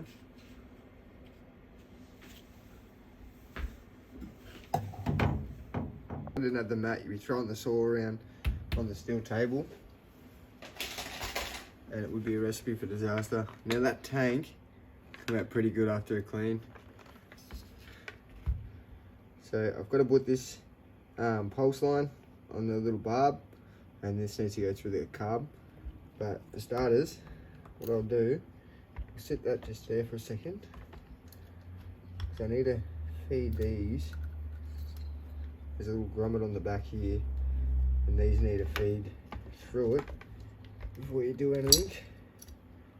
Or you got a 20-minute, half an hour debacle putting that in. Like, it's awkward now. Imagine it with no room.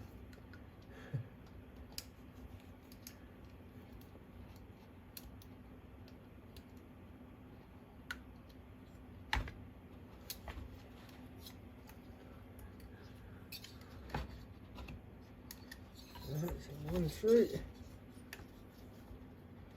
I'm going to put the earth through it.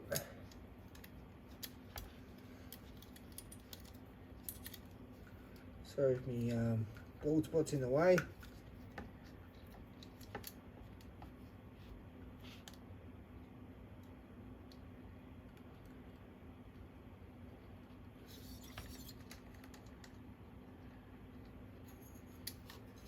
Now I might try the pliers here just because I can't quite get my fingers in there.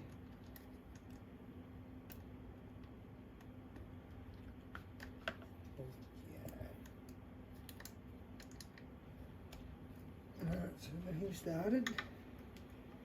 Grab on this side, yep, pull in through it. One through. Alright. Now they're on. It's a matter of simply lining the tank up for it to fit.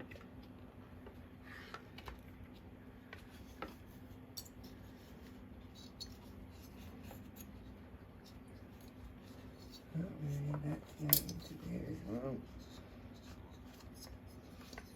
So we want to try and get the boot as lined up as we can get it.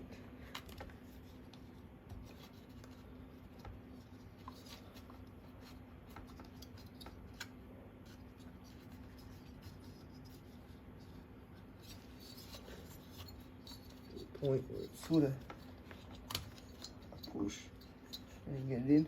Generally, you can wrap a bit of rope around it, pull it in, but the 460, the rubber boot on them is actually pretty soft compared to most of them I've found. So you can do it by hand pretty easy. Relatively easy anyway.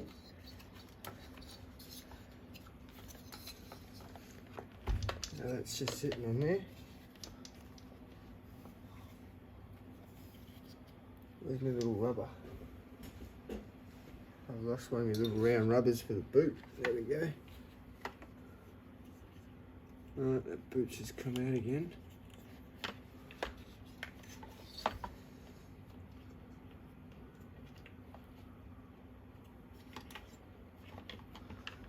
So, 1 and 2 up, push him in.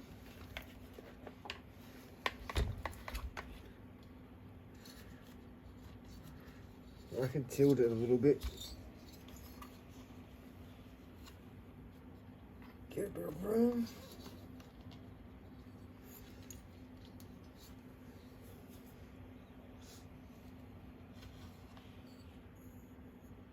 Ideally, you don't want to use anything sharp. So I use the back of a pair of pliers. Just try and get it started in there.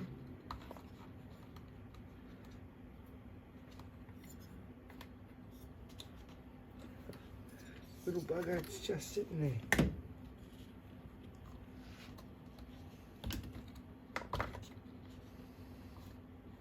Well, there we go.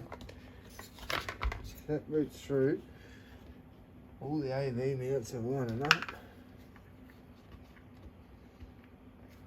So what I'll do is I'll grab these AV mounts that I've got here and we'll slap these back in.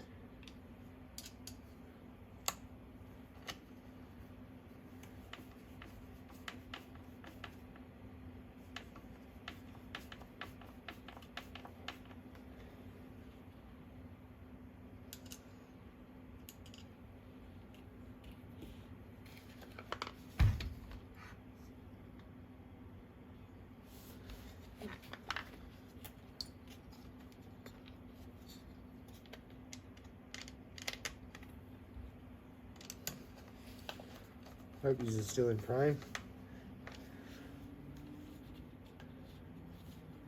So, oh, I put the bloody wrong one in there. I thought that looked funny. Not bad.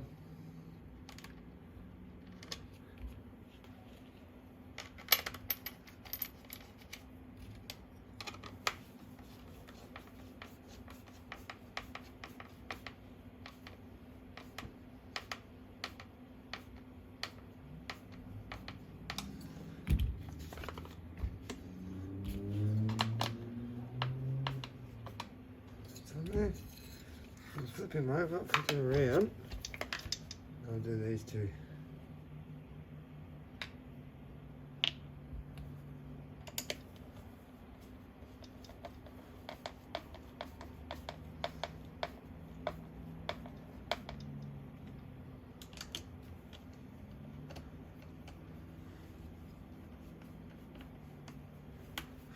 Unless you want to saw half flying off while you're using it, I'd do them up tight. Not tight to the point where you're breaking it, but snip them up.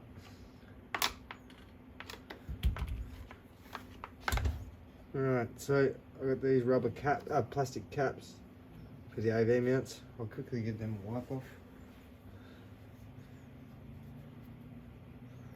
If you've got brand new ones, they can actually be sort of hard to put in sometimes and take out. The used ones are pretty good because they've obviously your saws leak oil, so generally they've got a bit of a slickness to them, so they come out pretty easy and go in pretty easy too. But they'll discolour. That one's pretty good, but this one's a bit yellower.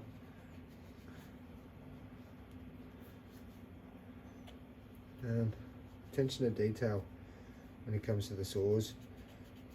If it was just an old mangled farm saw, I probably wouldn't give a shit, but this saw actually presents pretty good. Close to brand new really, so can't hurt to pay a bit more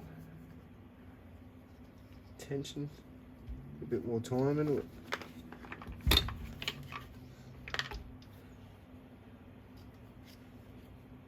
where's that one?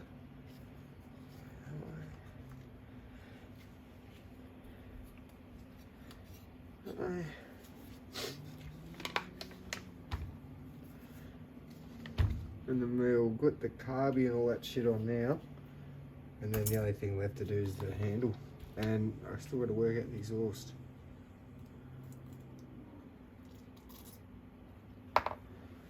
And fuel still wants to come out of that, beautiful. There's nothing left in the tank, but fuel still, oh whoa! I guess me rotating the saw and shit pressurised the tank. It's covered me hand. Covered me hand in sweet.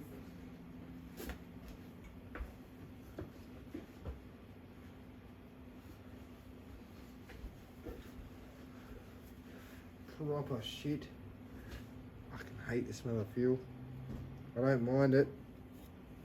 Little bits of it when you're just filling up the car or whatever, but yeah, not the biggest fan of it when it's like that. Straight squirts out at you. Okay, so the carby, I'm just going to blow up the outside.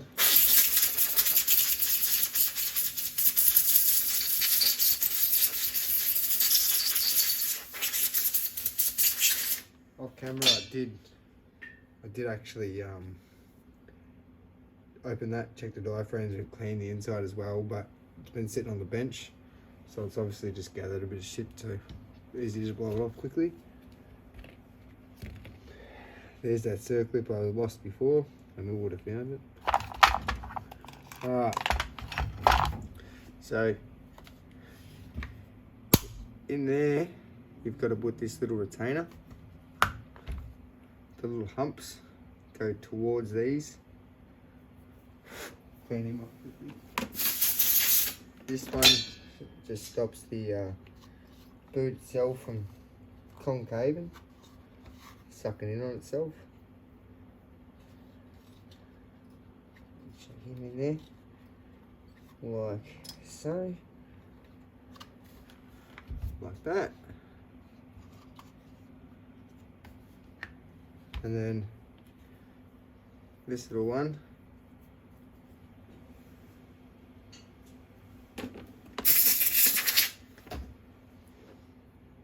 actually got a top side. So top, the bottom will just have your part number. Top needs to face upways, obviously. Slide him on here.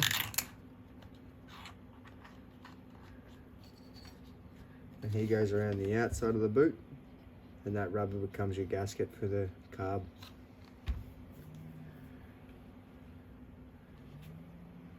So I'll slide this on here mainly just to stop the fuel from flying around. Well, actually, to begin with, I might quickly just neaten these up.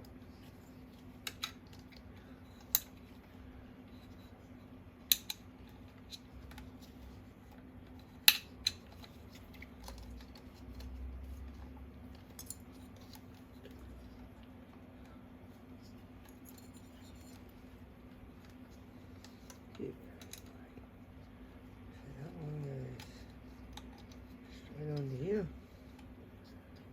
get anything out of there, like so.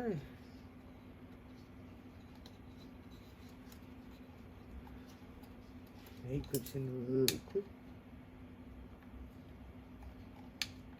Right here. I'll get him in, like so. And this one just stays on the bolt. You slide him in.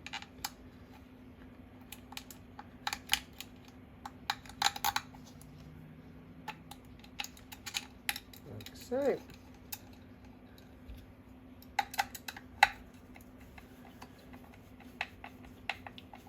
Button up all these small things before you do all the bigger things. That way you're not getting halfway through your job and then you realise you forgot something. Alright, that's all in there, that's buttoned up. Anything else for this side? Nope. This side is clear, we've got the tank to put on, that's nothing big. Oh yep, intake boot. So that little intake, you're not going to be able to see it up there. But I'll grab him, just with a big pair of long nose pliers. Just be very delicate with it. You only get one of them.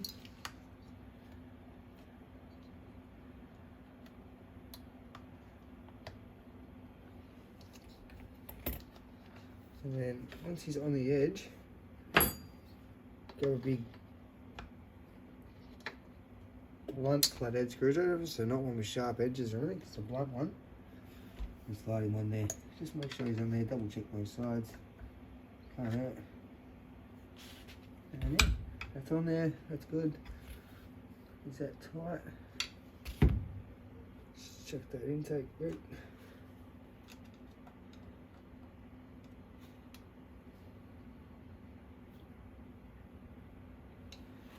Tight. Alright, now we'll do the carby. So, one off, slide him in first.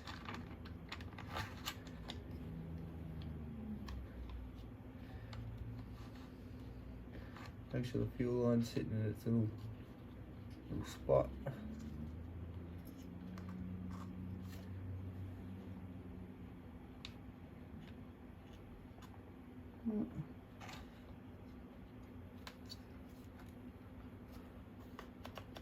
Alright, so that's in there.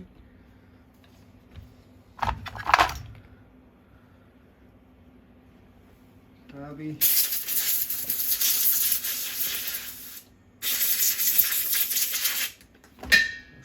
Boot.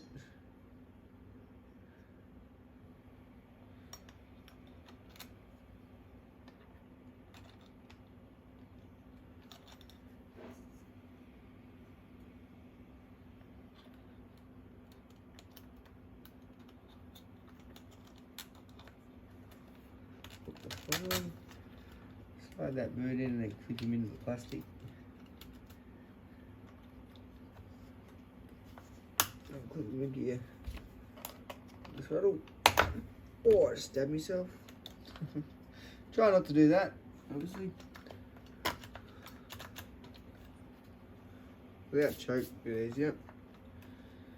Okay, so throttle's on, that's on. Put this handle back on. Chuck this handle back on.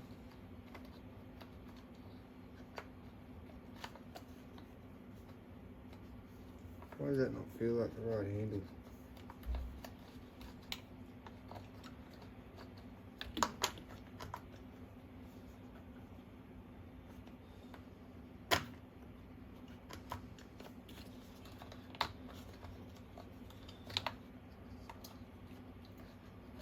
Definitely doesn't feel like the right handle.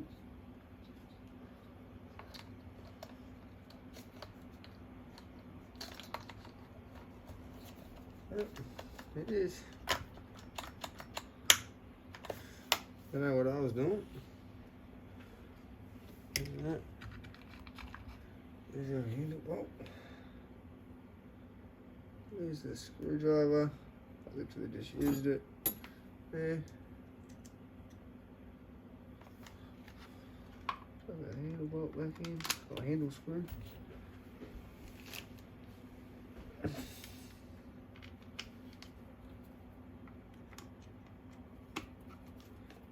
Again, I apologise if I'm out of shot. Trying to stay in it as much as I can. This bit's all clean. Quick wipe.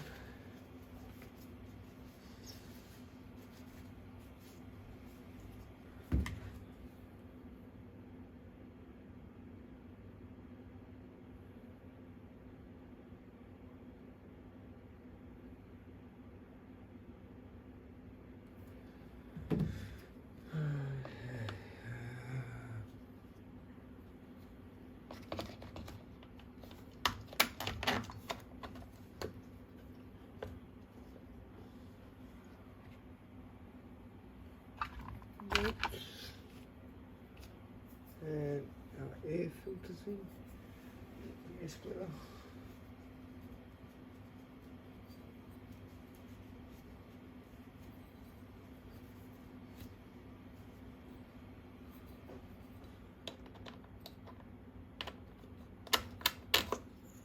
Push him on there nice and tight. Sort of love this stage of the chainsaw builds because it's where you can sort of kick back and go, well, it's sort of worth it. Most of the time you build a saw, you either building it and halfway through it you find something that's not quite right or something or other anyways, but this saw has just been a dream sort of, other than the time management to try and work on it. It's been good. And it's come up really nice. For how old the saw is, I generally couldn't be happier. It's amazing.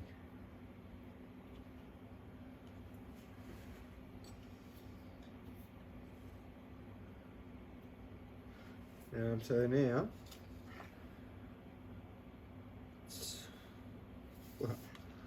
now it's basically just put the handle on and the covers. I'll go grab the handle and come back.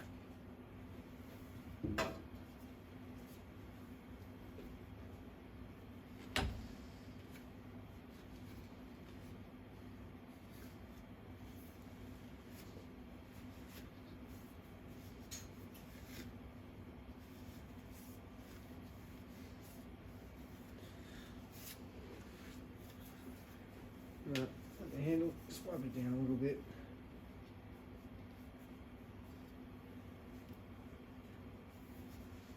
Wasn't actually that bad, it's just more random shit that's on it. Yeah, some stuff in that. First of all, I'll take these bolts out.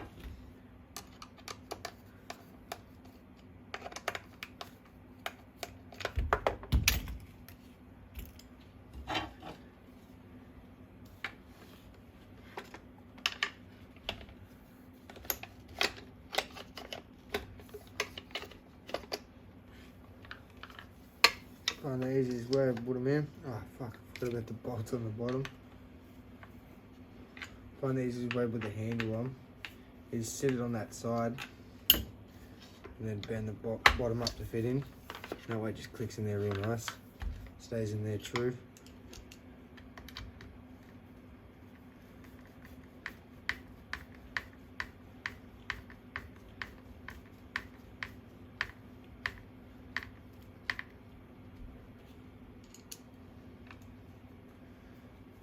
You don't want to do these up too tight, but you want them up tight. You don't want to be breaking it. I mean, obviously, you're only going into plastic, so it is strong plastic, but you'd be surprised how much force there is on a screw that's just doing up in the plastic.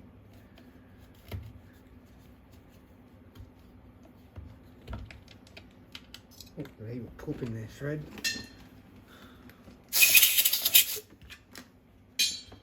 Awesome.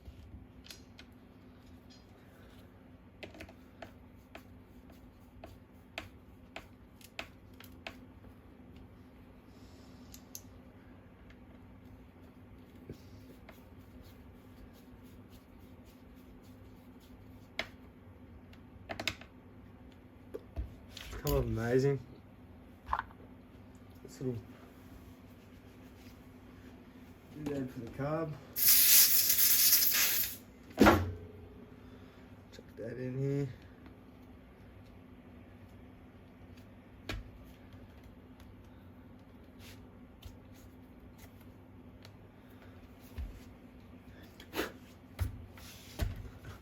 Again, I get pretty anal with the cleaning of this stuff, but at the end of the day, so it's going to get used and get dirty again, so I don't know why I do, but it's just me. But I'll clean meticulously, probably spend an extra hour on each saw, I reckon, just cleaning. But my workspace isn't the cleanest. Chainsaw's coming out the shop up, huh? Anyway, chuck this on. That's the top. Boom, boom.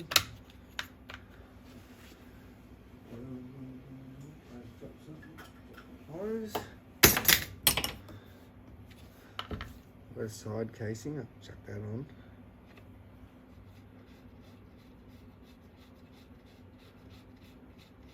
And I got top. I gotta clean the back yet.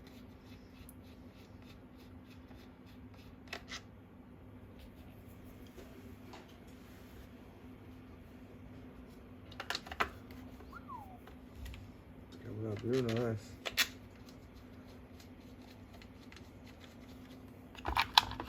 Genuinely really nice.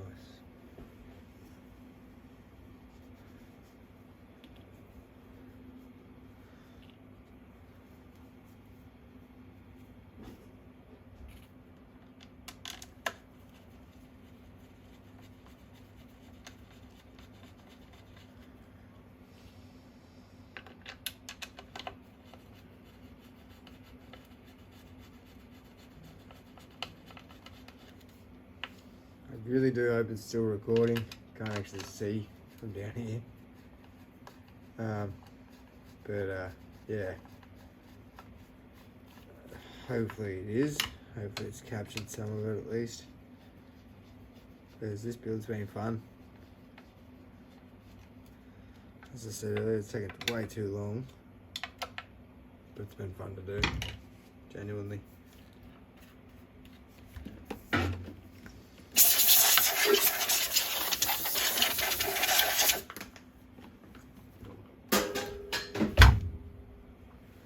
That.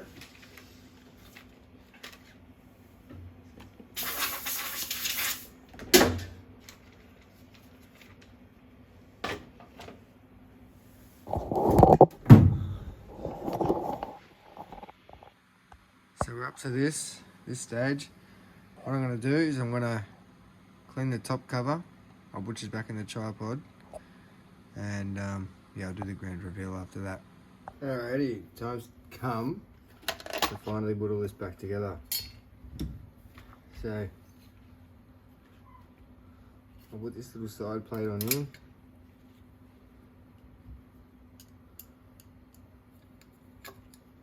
Clean all the covers off, they look grouse.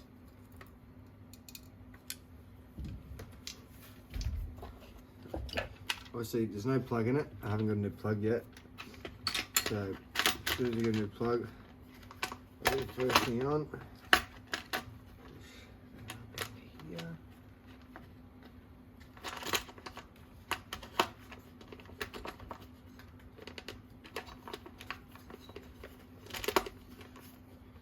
Yeah, sorry if it does take a couple of tries. I'm not the best at lining these ones up.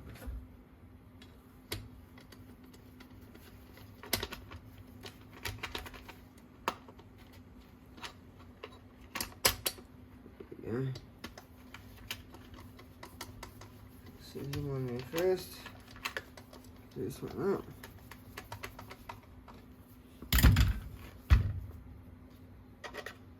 Chuck the side plates in.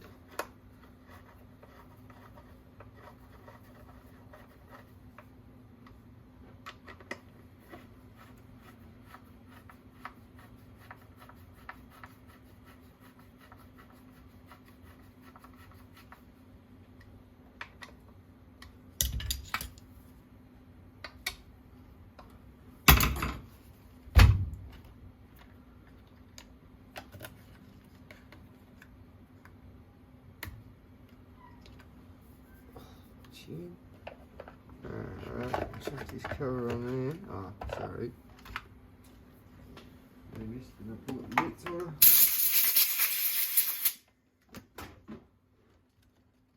Chuck him in here.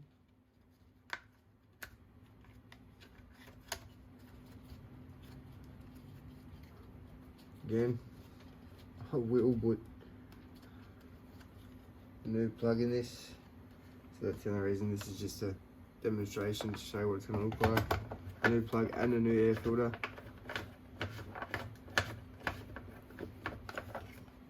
I might want to screw in.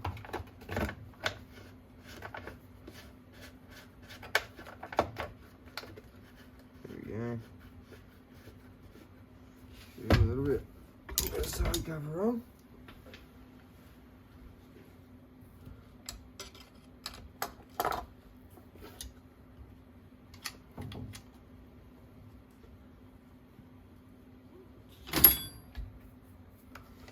Right there.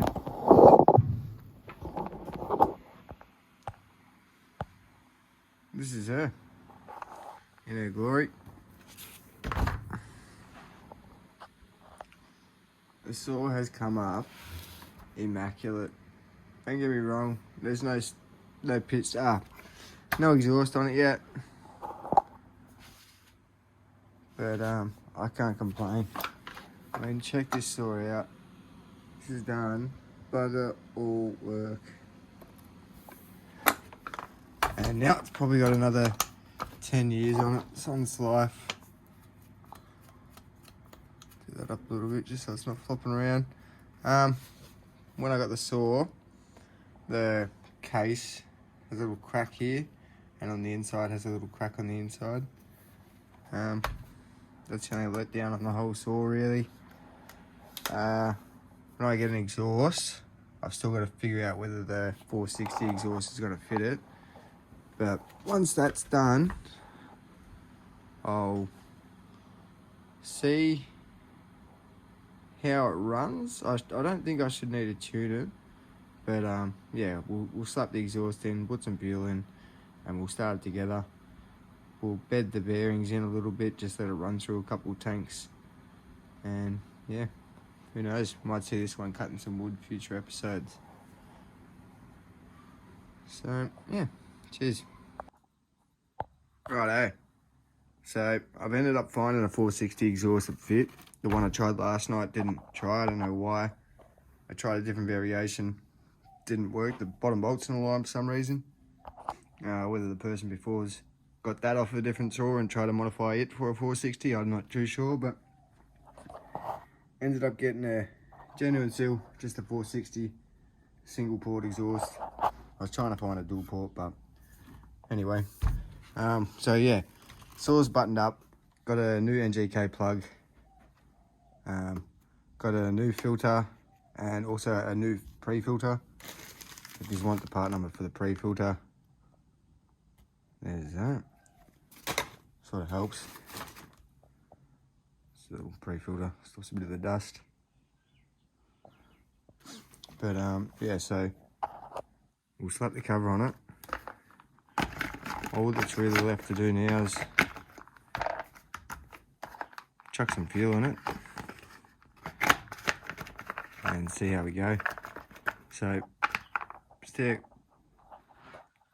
Alright, so we chuck the cover back on it. Everything seems to be good. Everything's in order on the saw. So what I'll do now is I'll chuck some fuel in it and we'll give it a crack. See how we go. So put it in the tripod and let's go. Use the starter with me. If it doesn't start, we'll work through it. It should start pretty good. Alright, so we'll chuck some fuel in it.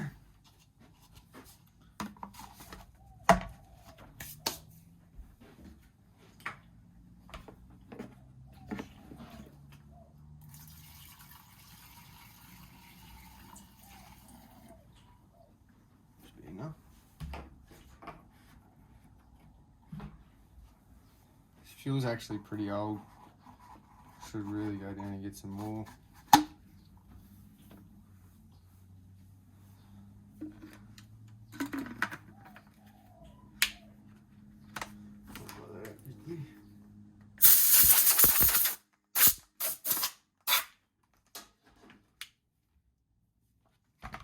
Steam up for a sec, see if there's any fuel leaks or anything. Just under half a tank.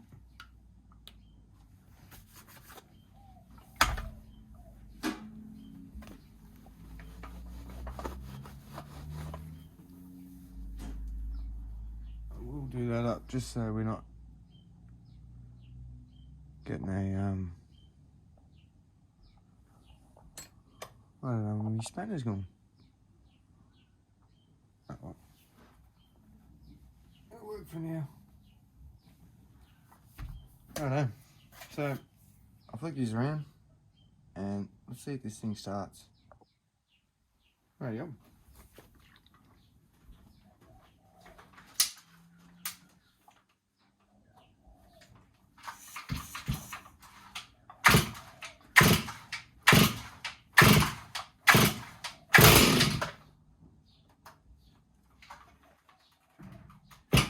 She's got some type of compression.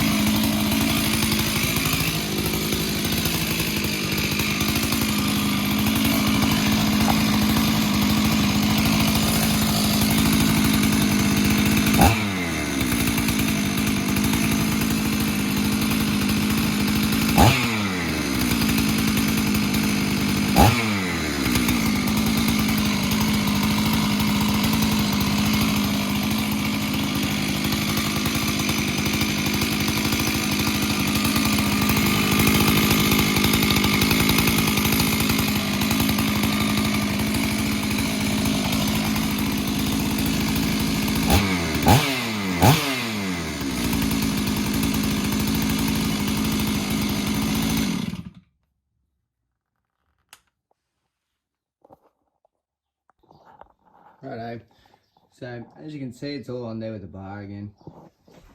It's looking freaking fantastic. Really happy on how it turned out. Yeah.